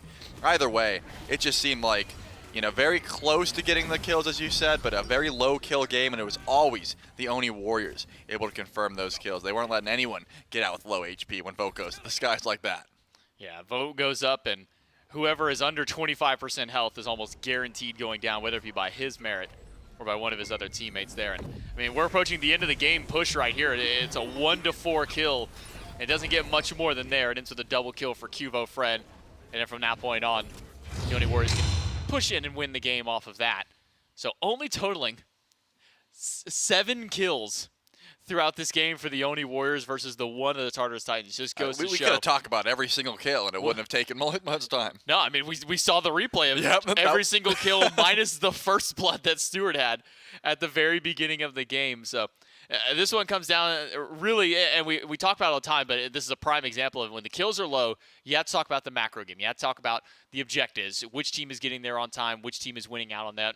And every single time, it's the Oni Warriors. I mean, we saw a proactive play by the Titans to try and grab Gold Fury, but Oni Warriors immediately step up and stop that one right in its tracks. The double Fear No Evil, or even a potential extra Eagles rally that can come through there. Transformations on point by Dardas throughout this game. Nearly top of the damage charts for himself. Nika taking that one just a little bit away there. But also the new kind of build, at least out for Vote, we've been seeing for the last few weeks of play. Transcendence into Xe, Kins, Odysseus bows, Silver Branch. Pretty bog standard. We see kind of the first real mix-up outside of just slotting out a Devourer's Gauntlets, and it comes from Vote running this triple crit build. Yeah, I mean, this is something that, it's like a rank strat, right? You look at the enemy soul lane and you go, is that person going to be tanky? If not, I'm dealing with 4 squishy targets and 1 tank. Why don't I just go crit? SOT built full damage and then realized I'm getting absolutely shredded when I ult, so he had to throw in a Spectral towards the end. Didn't really matter. The Rama with full crit definitely worked out for Vote in that game. We'll have to see if they throw a traditional warrior in the solo lane this time around to try and deal with that style of build. But hey, Vote could always just go full shred and switch up the build. It still doesn't matter. Could see what the Oni Warriors do in game number 2 as we jump into the picks and bans between them and the Tartarus Titans. Titans, once again, will take that first pick slot. The first 2 bans are going to mirror what we saw in game number 1. Daji and Hell taken away by the 2. Then, if I'm not mistaken, it was AMC as well by the Tartarus Titans to make sure that Dardas has to go a little bit further back. And I think it was a Cupid in there, if I'm not mistaken, for those first few picks that came out about these 2 teams. Because of that, might see if any kind of adjustment does get made by the Titans. I mean, if I'm the Titans, I'm not letting Morgan through, or I'm maybe first picking Morgan in this spot. I mean, how do you kind of feel about Morgan potentially making it back to this roster? No, I definitely don't want the Oni Warriors to have Morgan, that's for sure. It depends on, how confident the Titans are and their ability to play it. Obviously, Paul can play the Morgan. That's not the issue. The issue is more so what god are you going to use to facilitate the Morgan? What transformations are you going to? I wouldn't hate it, but it looks like more on the table is just grabbing this Atlas for themselves.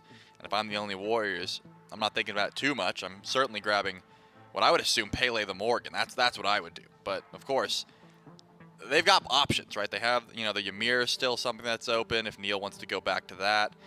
Values just that amount of control that he had last game. Didn't do too much damage, but the walls were always there. I mean, Neil actually did like 1.3k. Like, that's 1,300. That's like 3 late game freezes, but because it was so little damage in the early, didn't really matter. Actually going to be the Hades that the Oni Warriors grab, and they're going to let, I mean, one of those picks go.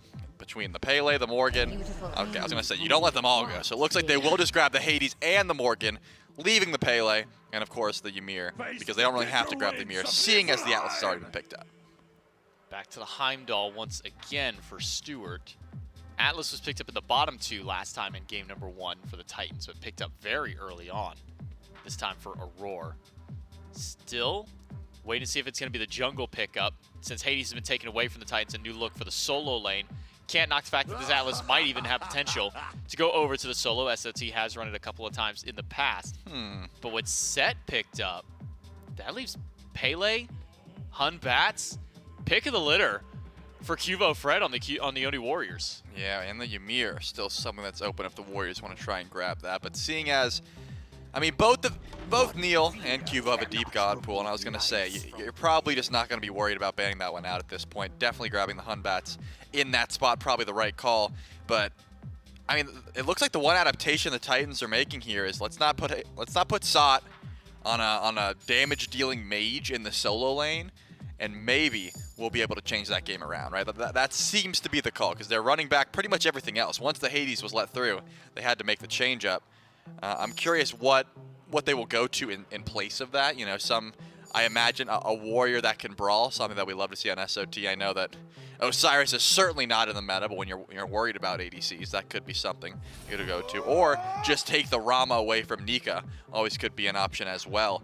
But of course, the Rama is going to get locked in. Did I say Rama? I think I said Rama. Take a Bologna away from Nika as the Rama gets locked in. Either way, vote. I got no problem with him running that one back after the performance he had in game number 1. With the Hades locked in, unlikely that we'd see something like that for Nika in the solo lane. As we take a look at the bans, Cthulhu, Awelish, Khepri, and Ymir all banned out. Artio picked up for the Titans. Have been seeing this go over to the dual lane quite often. And then a Shiva as well. This raises some questions for me. I'm going to make the assumption Set into the mid for Paul once again. Yeah. And then layers to probably take this Shiva. Yes. But then it's a question of, does this Artio go over to the support and you throw Atlas in the solo lane, or do you throw Atlas in the support role again for Aurora and put Artio in the solo? I imagine it's the Atlas in the solo just because it's the Titans and just because it's SOT. There certainly is some flexibility, to be honest. I don't value one or more in the other lane. I think they both can do quite well in support and solo respectively. But they've got a lot more CC and a lot more lockdown and a lot more tankiness, right? I think that was the main difference. Vote's going to have a hard time going full crit into a comp like that, but, you know, at this point, I wouldn't be surprised if he forces it anyways just because he wants to do big damage numbers in the 1v1 in the boxing fight. You can also deal with Set pretty well, but when you have 3 tanky targets running at you, I can't imagine that's the call, right? You've got a game up, so maybe the Oni Warriors will have fun with it, but they got Hunbats the Morgan again. And that's already a lot of beats burning. Throw a Hades in the mix. That team fight's looking pretty gnarly. It's pretty kind of gross Venn diagrams that could be made when you throw potentially 2 Fear No Evils and a Pillar of Agony, maybe 2 Pillars of Agony if you want to throw that one out there. Who knows what's going through the mind of Dardes. But let's kind of go back to maybe the double/triple tanky comp that the Titans have. With this Shiva going into the jungle, do you think that Layers is going to be going for more of a kind of a bruiser style, or maybe get a couple of early damage items and then build a little bit tankier? Or you think that maybe he's just going to keep going maybe this kind of full glass cannon style? I mean, if he's going full glass cannon Shiva, I don't imagine he's getting as much value as he could have on any other pick. I think because he's going towards the Shiva, it's probably a hybrid style build. Throw some, you know, a Glad Shield in there, a Manticore spike, that sort of thing. That's got to be on the mind of Layers because you've picked a setup style jungler. Shiva isn't 100 to 0ing too often unless you're ahead, so he's probably just trying to sustain of his team, play through Paul and Stu, and try and let them do the damage while he just sets up for the rest of the team with the double Guardian composition as well. We'll have to see what kind of early pressure Layers can start putting out over in the jungle on this Shiva. We'll have to keep our eyes where this Atlas and Artio are going because, again, flexibility, mostly just because it's SOT. Yep. So the only one who's really playing the Atlas solo out there. The Artio has kind of been flexing around a little bit as well. So Let's keep our eyes on where those two gods land out. Very standard across for the Oni Warriors. No real questions as to where their composition. How do you feel about the Bacchus in this last pick for Neilma? I love Bacchus, man. I love seeing the aggression. I want to see the flops in, the blinks in. Neilma has a bit of a reputation for going in and dying for the greater good, and Bacchus, honestly, is one of the best Guardians to do that. You're going to flop in, you're going to hit your ult, and then whatever happens after that, like, you know, you did your job. As long as you hit like a 5-man Intoxicate, it really doesn't matter. Everyone is so CC'd and that sort of thing. So I love the Bacchus. It tells me that Neil wants to get aggressive, was tired of sitting back on the Ymir and wanted to get involved. It's going to be pretty solid. All right, well, game number 2 between the Oni Warriors and the Tartarus Titans, hot and ready to go. We'll throw it over to Gore and Mifflin to get the game going. Thanks again, J-Max. We jump into game number 2 here. Oh, and it looks like the Titans may be looking to repeat what they did there in game number 1 with an early first blood, although Neil's so annoying. It was a couple of minutes separating these two. Interested to see what they have in store for us, Mifflin. Will they push us to game 3? Is this just going to be another game where the Warriors can play pretty relaxed? Roar, for 29 a hit, is still going to tick down and do his best to smack Neilma around. There's a pickup. At this point, just playing Nuisance more than anything. Yeah, we saw styles of this back when PBM was doing it. In like Season 7, where it's, hey, I might not actually do anything to your purple buff, but you're not going to get any farm because you have to stop me in a roar on the receiving end of that one. Good for both ADCs, I suppose. Vote should tick over to level 2 after like maybe 2-3 minions on the wave. But I want to talk about maybe this death of Vote. Oh my God. He's in some trouble. Yeah, lots of damage. And then a nice teleport forward from Stu. Not a lot of mana to work with. And the autos just aren't there. So what was it you wanted to talk about? Because it's not going to be the death of Vote. No, Vote's okay. I want to talk about Paul Set, man, because Paul Set just ain't been working. No. Paul wants to be a long-ranged mage player. We saw in the previous game, 20 minutes in, do you remember what Paul's KD was? Was it just 0-0-0? It was 0-0-0. And here's my hard stance on playing for KD, at least in casuals and ranked. You should get banned. You shouldn't be allowed to do it. Competitively, it has got to be one of the most frustrating things on the planet to play with somebody that is so worried about their KD that they're not willing to get their hands dirty, right? If Aurora's getting in there, Paul needs to get in there. If Layers is getting in there, Paul needs to get in there. We haven't seen that from Paul Set in a very long time. Yeah. That's not to say that it can't work. He could still be a lane bully. If he establishes a lead, it'll look great. But if you fall behind and your mid laner refuses to play the match from a behind state because they're on an assassin, that's tough, man. The opportunity cost is incredibly high. It is high risk and even, well, it's higher risk and high reward, I suppose, when you take Paul into this style of pick. So I could have held on to it. I could have waited 15, 20 minutes to see whether or not he reprises a similar style. But I'm wild, and I want to be held accountable. I think I think that's a good point to make. I mean, if you think back to it, think of all of the crazy impact plays. Think of the best Paul plays that we have seen over the last few years, especially during the Worlds runs. The Morrigan, Scylla, Mages come to mind. And while the Morrigan might not necessarily be long range compared to some of the others, longer range than a set for the most part. Well, we'll have to see. Decent damage on Dardes. Close. In mid lane. Yeah, feels like that purple could have gone either way. I was also wondering if maybe the Warriors want to respond. Very similar so far to game number 1. Aurora and the rest of the Titans. Early poke. The only big difference is going to be the pacing that a Shiva brings compared to the Pele from Layers last game.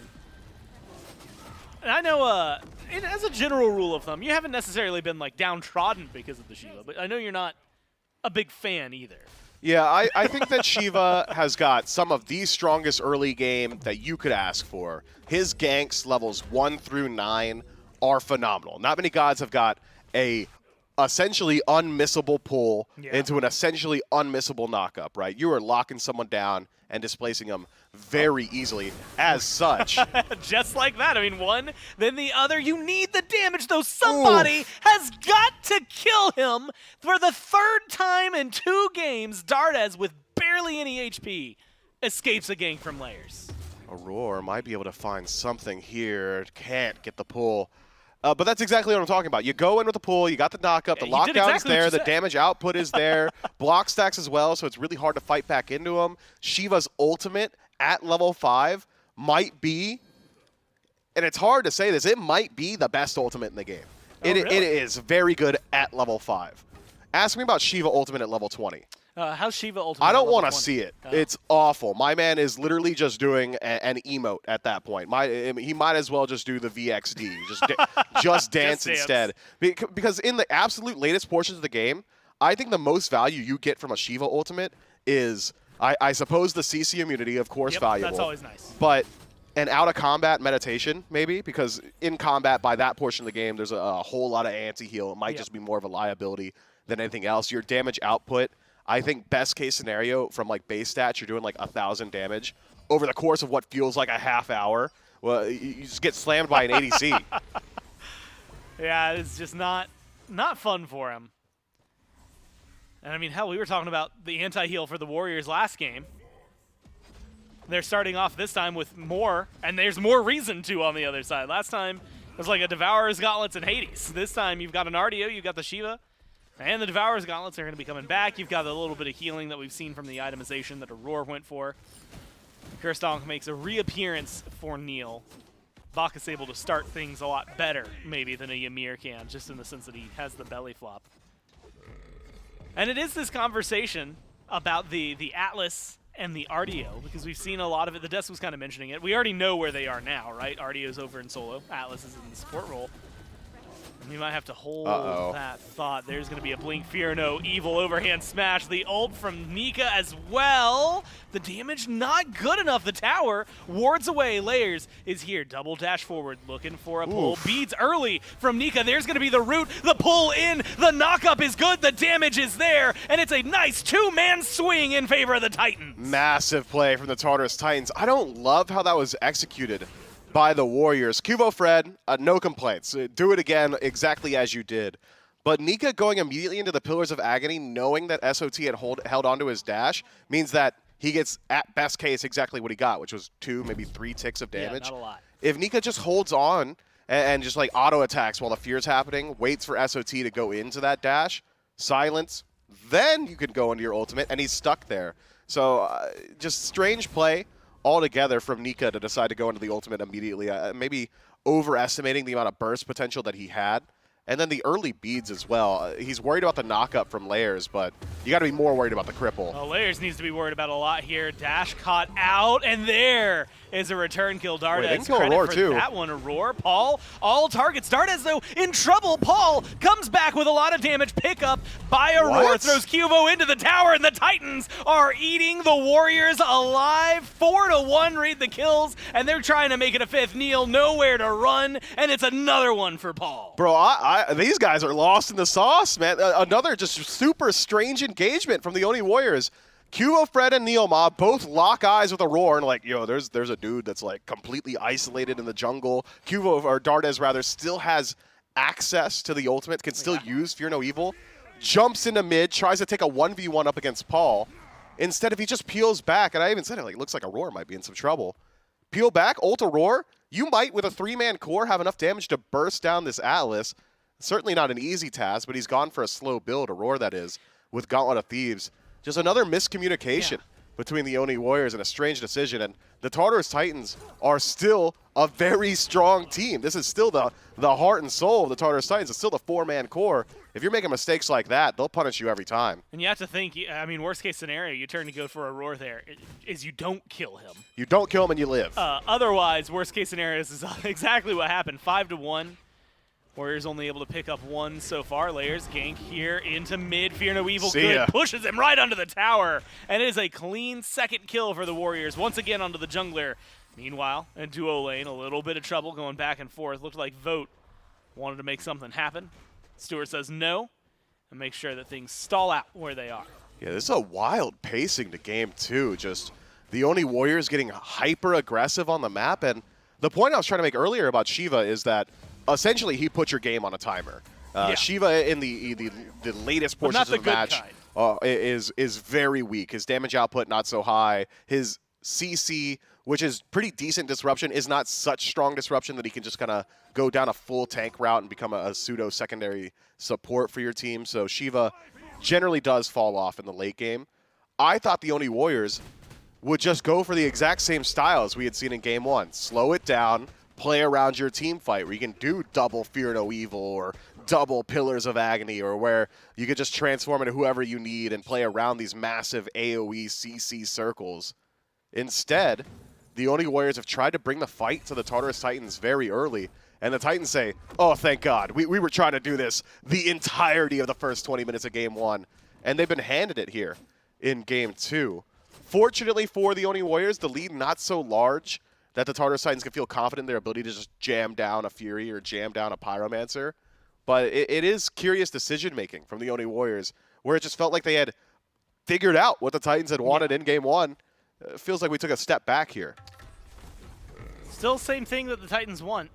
It's just this time whether or not you're willing to fight. And the Warriors have been willing to fight, but it's cost them a little bit of gold, 1,100. Not anything too crazy as of yet. Titans playing aggressive on the left-hand side of the jungle. Around this red buff for the Warriors.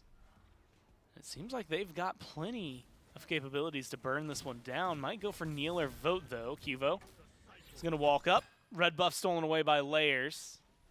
And this is kind of what you wanted to see, except this time around, unfortunately, the Warriors unable to secure their own buffs. It may be smart to not take the fight.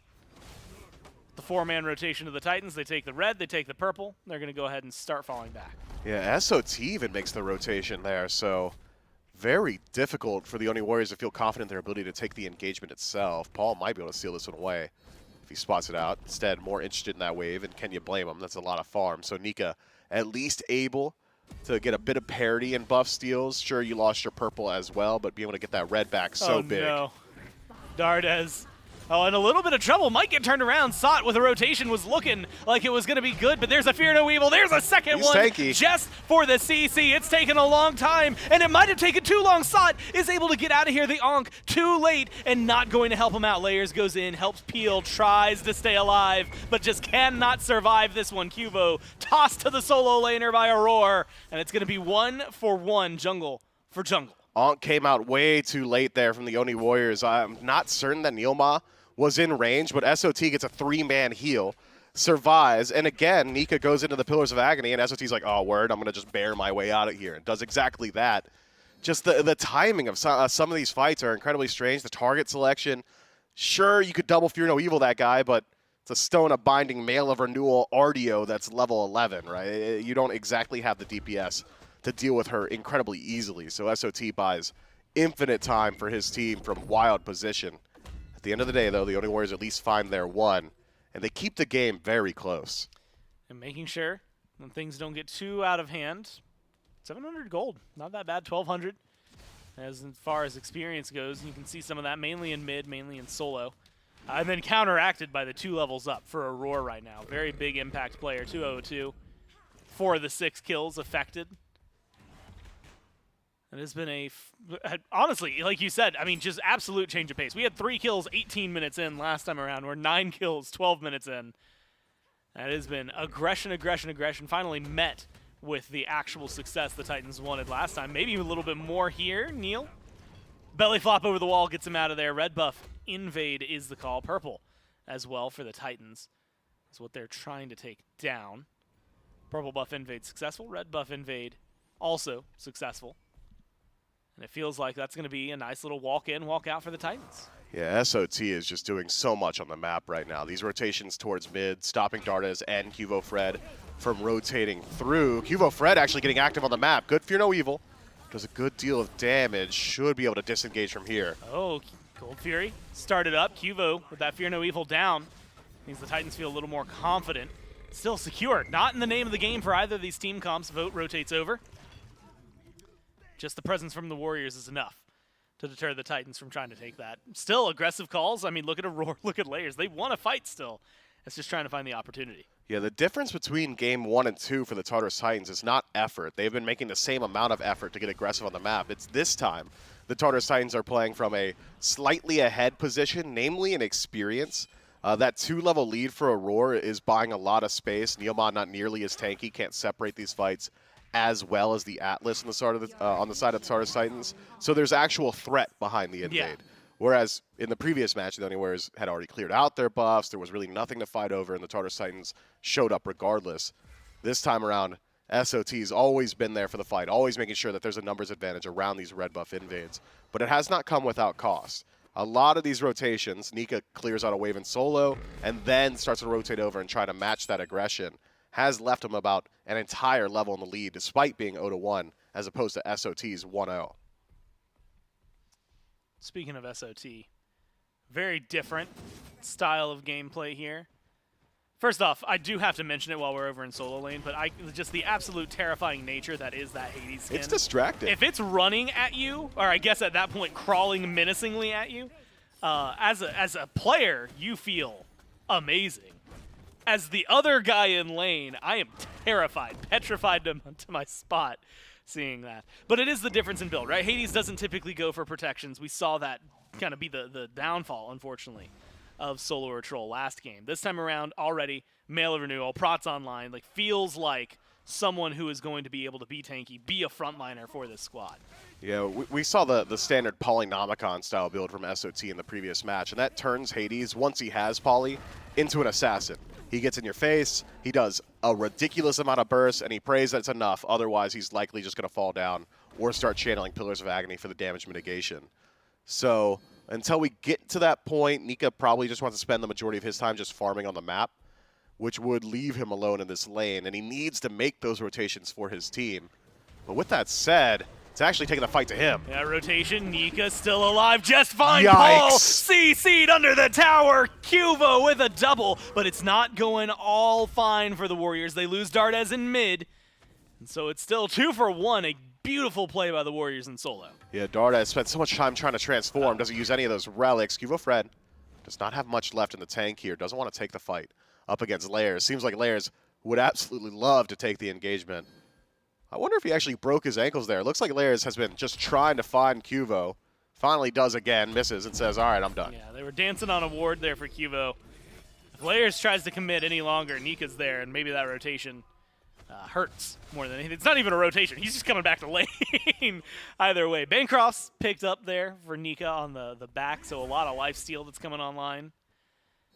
On a glorious couple of kills. 4-3-1. Really well played so far by Cuvo on the Hunbats. And we've gotten to see a couple of times, not in that instance, but the double Fear No Evils that can exist. You had highlighted that in Game 1. A lot of the play that the Warriors are able to take here, especially as the game goes on. It's feeling like it's coming together. It is. The team fight was always going to be strong with this composition from the Oni Warriors. The only concern being whether or not Nika could survive in some of these fights long enough for the rotation to matter or long enough for someone to get there and drop CC on top of them.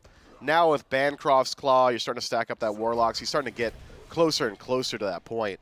But I got to sing this praises on the other side as well.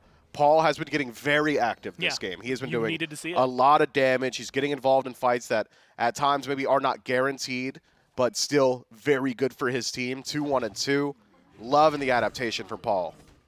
Oracle's up on the left around the Fury. It's going to be an engage from the Warriors on the Layers. Layers low. That heal is working only a little bit, though. Snipes so clean from Vote. Takes out the jungler instantly. Cuvo, Fear No Evil, helps keep Sot off his back, but only for a little bit. Needs a little bit of help here if he's going to survive. And he gets it. He's out of there. Can they pull the Gold Fury? Less one-man ults onto SOT, especially being your massive AoE CC. Let's use that on anybody else. Well, Aurora knocked up right now thanks to the help of the Bacchus. Cuvo gets credit for that one. Dardes still hasn't used the transformation. SOT trying to lead the way. Stewart, Paul, lots of damage between the two of them, though. We haven't seen as much out of Stewart as maybe Vote has been able to provide so far this game. Gold Fury started by the Warriors, half health.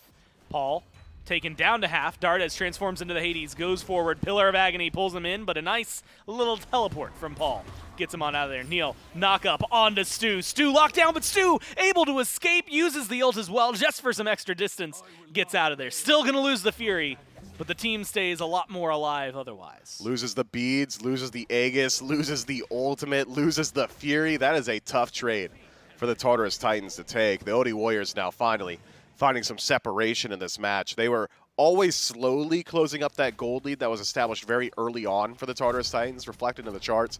It has been a slow decline until it eventually started to dip into the red. Now the Oni Warriors have got onus on the map, and we're starting to reach that portion of the game, not only with layers behind 2 levels, but also on a pick that really starts to fall off. A Pyromancer could go a long way here. Well, it does get picked up by And the a Neil Titans. pick? Neil thrown into the Wolves, and man, waiting to tear him apart right down to Tartarus itself. Great play by the Titans to get the pick.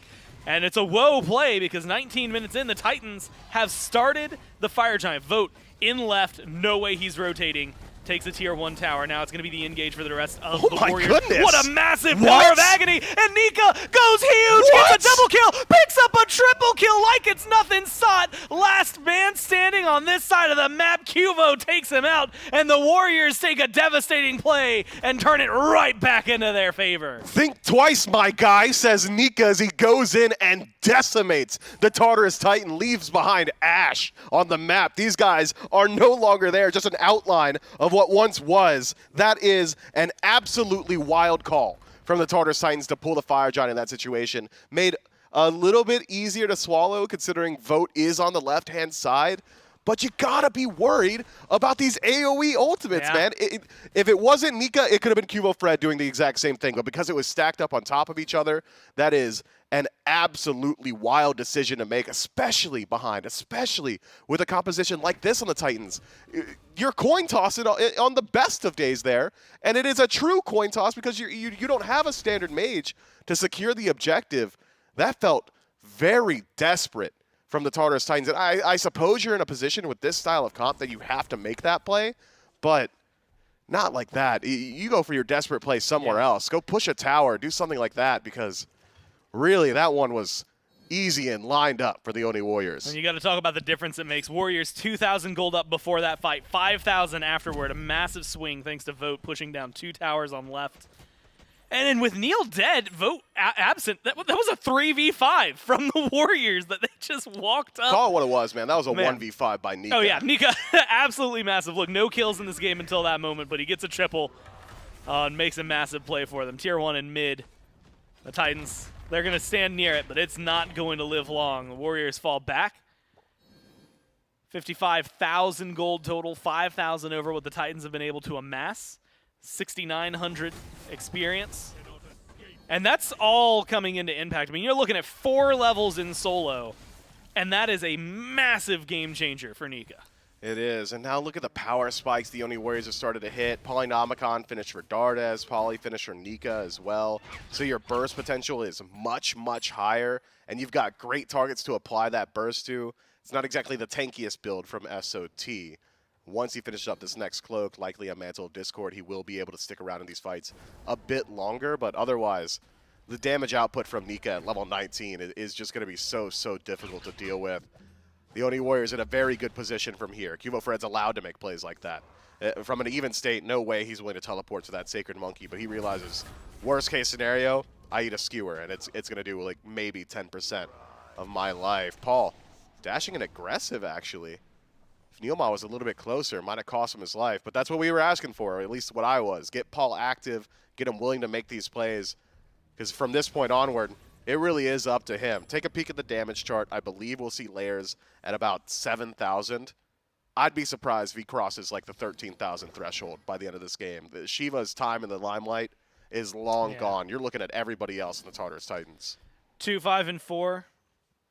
Had those ganks when you mentioned them all up to level 9. Since then, it was a couple of deaths, clean picks from the Warriors. Slowed that down right in its tracks, and now maybe causing a little bit more trouble. Looked like it might have been a glance at the Fire Giant, but I think they were just walking through the pit for the Warriors. Primal Fury is going to respawn here pretty shortly, 30 seconds away.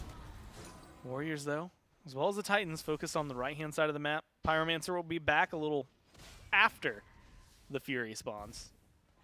Doesn't feel like either of these squads have the capability to just run up and go for the FG, though. No, you got to show a little bit of respect. I think the Oni Warriors are in a position where they could at least group up on the FG, pull it, utilize the sustain build of Nika, just have him like I don't know, heal off a blue buff if he takes a little bit too much damage, but generate some threat, force the Tartarus Titans forward, and take the team fight right there. Anybody on the Tartarus Titans would get burned very quickly now that the Oni Warriors have hit so many power spikes. So it is the Fire Giant finally pulled out. Tartarus Titans, they've got to get there quick. Like you said, it's just the call. There's going to be Nika aggressive immediately onto Sot. Sot takes half his health so quickly, but runs to the backline. Vote isolated, alone. The Aegis, the beads, they're all going to be used, but it's not going to matter. They get a kill, and Layers is stepping up to put his name on the board again. Cuvo taken down, but they've lost too much in return. Layers, Stewart gone 2 for 2. The jungle and the carry for both. Sot's low, Dardez stun is good, Otto's there, and gets a double kill for the mid laner on the Warriors, making the trade a little more favorable for them. Yeah, I'm not sure that Aurora's getting out of here either. Actually, a great pull, buys him a little bit of time. Paulie connects, but Nika, not quite enough damage to finish that one off. At the end of the day, though, that was thin margins for the Tartarus Titans. Paul passed into the enemy speed buff, finally makes his way out at like maybe 300 HP. One more tick from Nika's ultimate would have been enough to separate him or send him back to the Shadow Realm, rather. But that is great play from the Tartarus Titans. They had really no way or no onus on them to do that well in the team fight, considering the difference in resources between these two teams. But looking at the relics, I think relics are a little bit more important for the Tartarus Titan. Whichever team is behind needs those defensive capabilities a little bit more so. So the Oni Warriors, having used a lot of their own relics, will likely still feel confident in forcing another fight. It's going to be a fun one to see how this shakes out. They're just clearing a ward over here. Fire Giant being aggressive over his territory. Pyromancer, Primal, back on the board. A lot easier to burn one of those two than it is to go for the FG here, and that's going to be what the Warriors opt to do. They're going to burn the Pyromancer down. Aurora a little late to spot that one out. Potentially go for a steal if he had even wanted it. 6,000, just a little over. Gold favoring the Warriors now. So they've actually gone up at the 1,000 despite the fight from the Titans. Yikes. And a pull on the Primal so early. Yikes. Fire Giant already 1/3 HP, falling fast. Warriors get that one for free with none of the Titans on this side of the map. Now Sot just burned down. You thought it was quick last time. One more auto, one more hit is all it needs, and there's the snipes from Vote to make sure it happens. A clean play from the Warriors. Yeah, I'm not sure what's in the water recently in the SPL, but this is too many times now that a multitude of teams have just gone to the Fury when Fire Giant's on the map, or just not been present around the Fire Giant at these critical times, around these Fire Giant dances. The Oni Warriors, they just take it. There was no way the Tartarus Titans could fight back in, and there are still two on the Primal Fury. I hope it was worth it. You're losing the Phoenix for sure. I mean, the longest Primal that I've ever seen, even after they decided to stick to their guns with the DPS, it took forever to burn down. You lose fire, you lose towers, you lose Phoenix, you lose your solo laner. I mean, Mifflin, it just feels like it's nothing but come-ups for the Warriors. And this is exactly what I was concerned about with the Tartarus Titans. That shows me a lack of decisive shot calling. Whoever is in-game leader for this team, whoever is primary shot caller, that's a failing on their part. You can't allow your team to be in that position. You could say, hey, you might think you can do Primal Fury. You absolutely have the damage for it. You'll have the time. You'll get the objective. But the cost is too high. You can't go there. Yeah. Do you want it still? They spent how much time waffling on that left side of the jungle? Oh, should I go to the Fire Giant? Oh, I won't get there in time. I'll go back to the Fury. Oh, maybe I need to get to the Phoenix. Nope. All right. Well, no way we get to the Phoenix now. Let's do the Fury. You spend so much time in that indecision. Yeah. The Oni Warriors get the Fire Giant and your Phoenix by the time you've taken down a 27-minute Primal Fury. It is a wild, inconceivable trade that I don't think anyone on the Tartarus Titans would have chosen with a bit more foresight. And unfortunately for them, the Titans now only have one tower standing, tier 2 in mid, which at this point, honestly, is looking like a little gold bank, gold pocket for the Warriors more than it is a defense for the Titans. So they're going to walk in, Nika and Cuvo leading the fray on that one. And yeah, it's going to go down pretty quickly. You're talking 10,000, let's call it 11,000 after the tower lead. The Warriors are going to go for a standard separation around the two left side Phoenixes, the left and mid Phoenix. It's just about breaking the base. It's still sub 30 minutes, so you need something massive to maybe make this one happen for you. I'm thinking the massive thing could be just great ultimate from Cubo Fred, and barring that, Dardes will try it himself. Fear no evil. So strong in situations like this. Silver linings is the Tartarus Titans have still got access to those relics, but they've already been split all the way across the map. Not enhanced Fire Giant, so it'll be slow play around the Phoenix itself. Well, they're going to step forward. Aurora seems to be the target. Vote just shredding that health bar. Give him a little bit more time. The Phoenix is just one hit away, and you have to imagine the Warriors would love to just step in, smack that down once. They're going to do exactly that, going for the bird. Couple of shots from Vote, but they still get it. Left side Phoenix gone. No ults expended on the side of the Warriors. Just the Atlas ult used on the other side. With 40 seconds left on the power play, they're going to fall back, take their gold, take the map advantage, and leave. Just great timing. And really, the most impressive part is the resource allocation from the Oni Warriors. They take it without a single person on their team saying, well, maybe an ultimate helps us here. Maybe I need to drop my ultimate. Oh, I'm taking a little bit too much damage. Cubo Fred, peel with Fear No Evil. Not a single one of those cooldowns was expended. Not a single one of them said, even for a moment, that this is necessary. They are waiting on the Tartarus Titans to overstep. Insane. And because it doesn't happen, they get to keep everything and potentially, in doing so, maintain their cooldowns and have an opportunity to find a pick in the jungle before the Fire Giant spawns up. That is absolutely wild. That's not to say that maybe they could have just done it and killed the Tartarus Titans, right? You're playing with that level of lead. You still had about 40 seconds on Fire Giant, but why leave it up to risk? And the Oni Warriors have not done so. Left side Phoenix going to be down for this entire dance, and then it's the hardest lane to defend while simultaneously defending the Fire Giant. And the Tartarus Titans are hovering 5-stacked on the left side of the map. You've got fire minions on right. Like, that Phoenix is going to respawn. There's no way it's going to survive here. Where are they actually going right now? Maybe they're Is this like a mouse sports? Is this the mouse esports loop? That would be sick. Wait. They gotta wait. Oh, dude, are they doing it? Right there. And they're holding on. A couple people channeling backs. Look, right side Phoenix, you just forget it. They saw Cuvo right there. They saw Cuvo. They're walking by. Did Cuvo see them? Cuvo He's saw going to them. see him Cuvo now. saw Cuvo! Cuvo's alone. He's walking towards them, but he's got some backup. There's a Fear No Evil. Cuvo has been deleted. The Titans are trying to make a play happen here. A lot of low health bars, though, that they've got to contend with. Fear No Evil now from Dardes. Help separate it. Vote is able to pick up one. Dardes is low. Snipes are throwing out. Stewart's low, and they're going to start picking him up. It's a double kill for Vote. It's a 3 for 2 for the Warriors, and they are moving forward fast. Paul falls back. Fire minions on the Titans. Someone had to deal with him. Aurora just wants to escape, but with fire minions going in, with this amount of numbers advantage, it might just be the game. Vote still alive, and the Warriors walking forward through mid. The Phoenix seems to be their target for now. No, Neil goes beyond Vote, just taking it down for due diligence. I don't know if they needed it, but they've got the time to work with. The Warriors in 2 and 1 insane fight on right.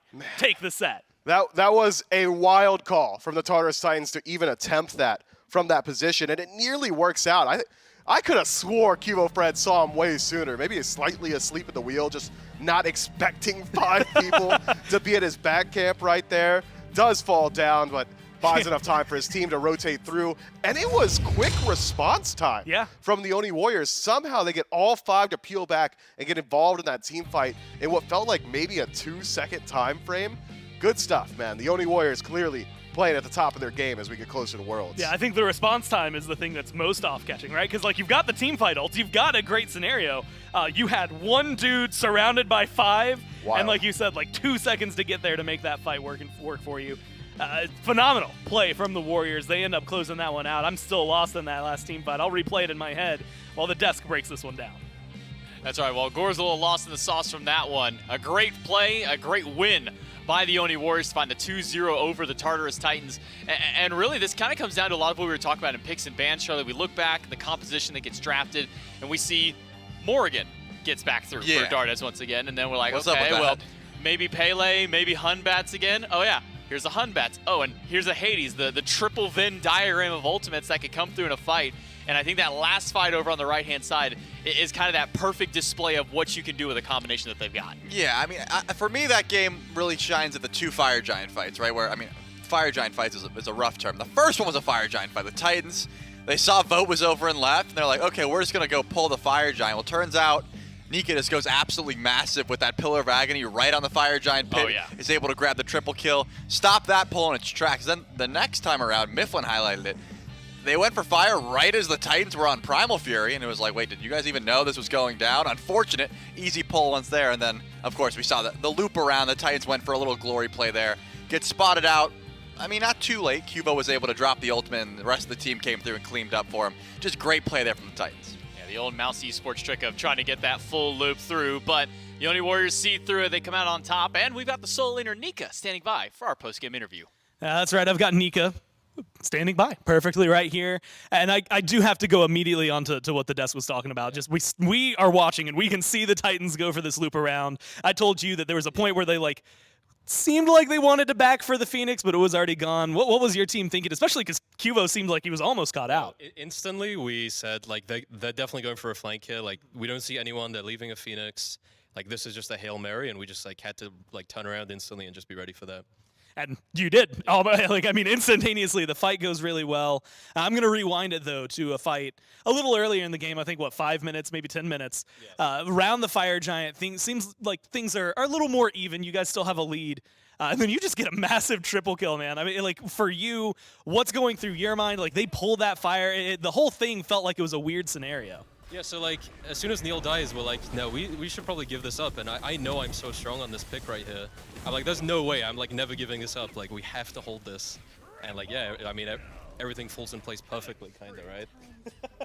I mean, it was insane to watch because it was insane to play because it didn't feel like it was gonna be that big of an ult until I turned my camera and just saw all of them funneling into it, on the fire ring as well. Yeah. That was just crazy. I mean, dream scenario, I would say, for a Hades? I don't think it gets better than that, pretty much, yeah. So that was crazy, yeah. Well, you guys, you win here, and this is a massive one, right? Because, we've been looking at the standings. A lot of the teams really, really close up towards the top, you guys included. With this 5-1, you're either in the number one or you're number two. Yeah, so, you've been able to do so much. How's it feel to be the top of the league? It feels like it's, finally our turn, We've had, a lot of rough spells, people doubting us, etc., but finally we've overcome that, and we're just stringing together a lot of consistent performances, which is the one thing we struggled with before. And man, I can say, at least from my perspective, I'm sure for a lot of people at home, it's been a pleasure to watch. So congratulations on the win. It's so much fun playing on this team. Even today, Fred not being in the booth, but the energy he still puts in, even through the comms, yeah, he's just a different breed. Well, it's been fantastic. It's been fun to watch, especially today's set. A nice treat for us to see, and I'm sure a nice 2-0 treat for you guys as well. So congratulations on the win. Thanks for your time. We're going to go back to the desk to break it down. Yeah, thank you so much. Something that, Charlie, you were kind of whispering the whole time. Yeah, that was the sick Hades play. Got everything that you wanted, except that Cuba Fred took the quadra kill away at the very end. Yeah, I mean, he stole the quad, but it's whatever. Besides that, beautiful play. Yeah, great play over there by the Oni Warriors. They're able to find themselves a nice 2-0 victory over the Tartarus Titans. And as Gore highlights, it's going to push the Oni Warriors maybe a little bit higher up in the standings now. I mean, we're still breaking around this top four. And with a win like this again, I mean, it shows that almost a clear division between top four and the bottom four right now. I mean, everybody in that top four is sitting at that 5-1, 5-2 line. Tartarus Titans are at that number 5, but sitting, I believe, 2-4 after this one. And I mean, we saw game number 1 how impactful a Hunbats can be just in general. We saw how good it can be when you couple with a Morgan. Oh, yeah. And so we sat here going, there's no chance they do it again, right? There's no way that they get to do that twice. And then they do. And then Nika does this as well, which, as mentioned, pulling him into the ring throughout all of that one. A dream scenario for a Hades. Yeah, it is the dream scenario. There it is. See, what was Cuba doing? The ring was probably going to kill him anyways. I would have liked to hear the quadra yell, but either way, they got the win. And I think you're right to highlight the fact that the top 4, slot at the moment. Not to say that the rest of the games aren't extremely competitive, but they are, because they are. But just, there's no definitive number 1 at the moment. Everyone is being able to take games off each other, and this is the time to turn up. If you were looking for a moment to really find your groove as a team, I think the Oni Warriors picked a great time to do it here, and towards the end, I guess the halfway point of phase number 3 in the road to Worlds. Really excited to see what they're able to do as the rest of this phase continues into that last qualifier bracket. And one of the things that Nika mentioned during the interview, and something that sometimes we don't really get to hear the kind of stories about that, for these guys, they've been playing the game for quite some time. They've seen a lot of the plays that have come through over the ages, throughout the leagues, throughout all these years in competitive, and having that wherewithal to know that, okay, these guys didn't go back and defend a Phoenix. We don't see them on the map. And we're sitting here wondering, man, how did they get like a 2-second reaction time there? But as Nika says, they all kind of just had that like instinctive feeling like they might just be going for a Hail Mary play. They do, that being the Tartarus Titans do go for the Hail Mary. And for a moment there, it looked pretty good for the Titans. I mean, they were able to find an early pick onto Cuvo Fred. They were able to put Dardes down pretty low, but Vote being full HP on a ROM, going as crazy as he was. Nika finds a solid ult in that fight to kind of separate things out. Oni Warriors able to turn that fight around and then take the game. Yeah, and Neil, I just picked him up on my fantasy team, I believe, if I'm not mistaken, and my man did like 7K damage throughout both sets. I need bigger numbers, man. Leave him alone. I can't leave him alone. I'm the coach now in this sense. Like I need higher. I'm not the coach of his team, but I'm the coach of my own fantasy team, and I just need more numbers out of him. So Neil, if you're watching, get involved a little bit more. I need you. You guys got the win, but I'm still struggling. Wait, who's your actual coach on the fantasy team? You remember who you drafted? I don't. Okay. I think I masked. So. Good for you. No, I don't remember how it all goes with those ones. All I know is that now that Stewart's over to the Tartarus Titans, might look a little bit nicer for Mifflin for the upcoming weeks. They're able to get some decent stuff out there. But let's take a look at the schedule and the standings, see what you have missed for the first couple of days and what you can expect to see tomorrow. 2-0 for the Bolts and a 2-1 for the Leviathans yesterday. Today, 2-1 by the Scarabs, 2-0 for the Oni Warriors. Now tomorrow we'll open up our day with the Olympus Bolts and the Oni Warriors. Bolts still trying to be able to find their second set win of the phase, maybe try and claw themselves out of that bottom three standing. The Oni Warriors looking to maintain their spots up in the top. Solar Scarabs and Tartarus Titans with a win under the sail of the Scarabs, maybe see a little bit more spark as they go up against the number 5 team in the Tartarus Titans there. 2-4 versus the 1-5. Could see some sparks flying in there. But with a win by the Oni Warriors, man, they sit at the top of the charts, 5-1, standing over the Atlantis Leviathans, just barely. We have had this top 4 shift so much in just these last few days. I mean, it's just wild to see. There are some, placements that aren't a big surprise, but coming from the beginning of the season and now looking at where everyone is at now, that top 4 is insane to me. The fact that the Tartarus Titans have dropped so low, the Olympus Bolts, the fact that they've dropped so low is crazy. But still plenty of time left in the phase if you want to stage your comeback and start figuring out how you want to play this current meta. There's then a couple of different item shifts, different gods coming in and out of the meta. So I imagine no one down in the dumps just yet. You still have plenty of time to make those adaptations, get that scrim time in and show the play on field. But so far, this weekend's been it's been real exciting. It's been a real exciting start to the weekend, and it's been an exciting middle of the weekend. But for our final day, some big matches coming up there. Olympus Bolts need to find something. We got the grudge match happening between the blood feud. My mistake, between the Titans and the Scarabs. So don't miss out on any of that. On behalf of myself, Charlie, Casters Production behind the scenes, thank you so much for watching, and we'll see you at 11 a.m. tomorrow. Blood feud.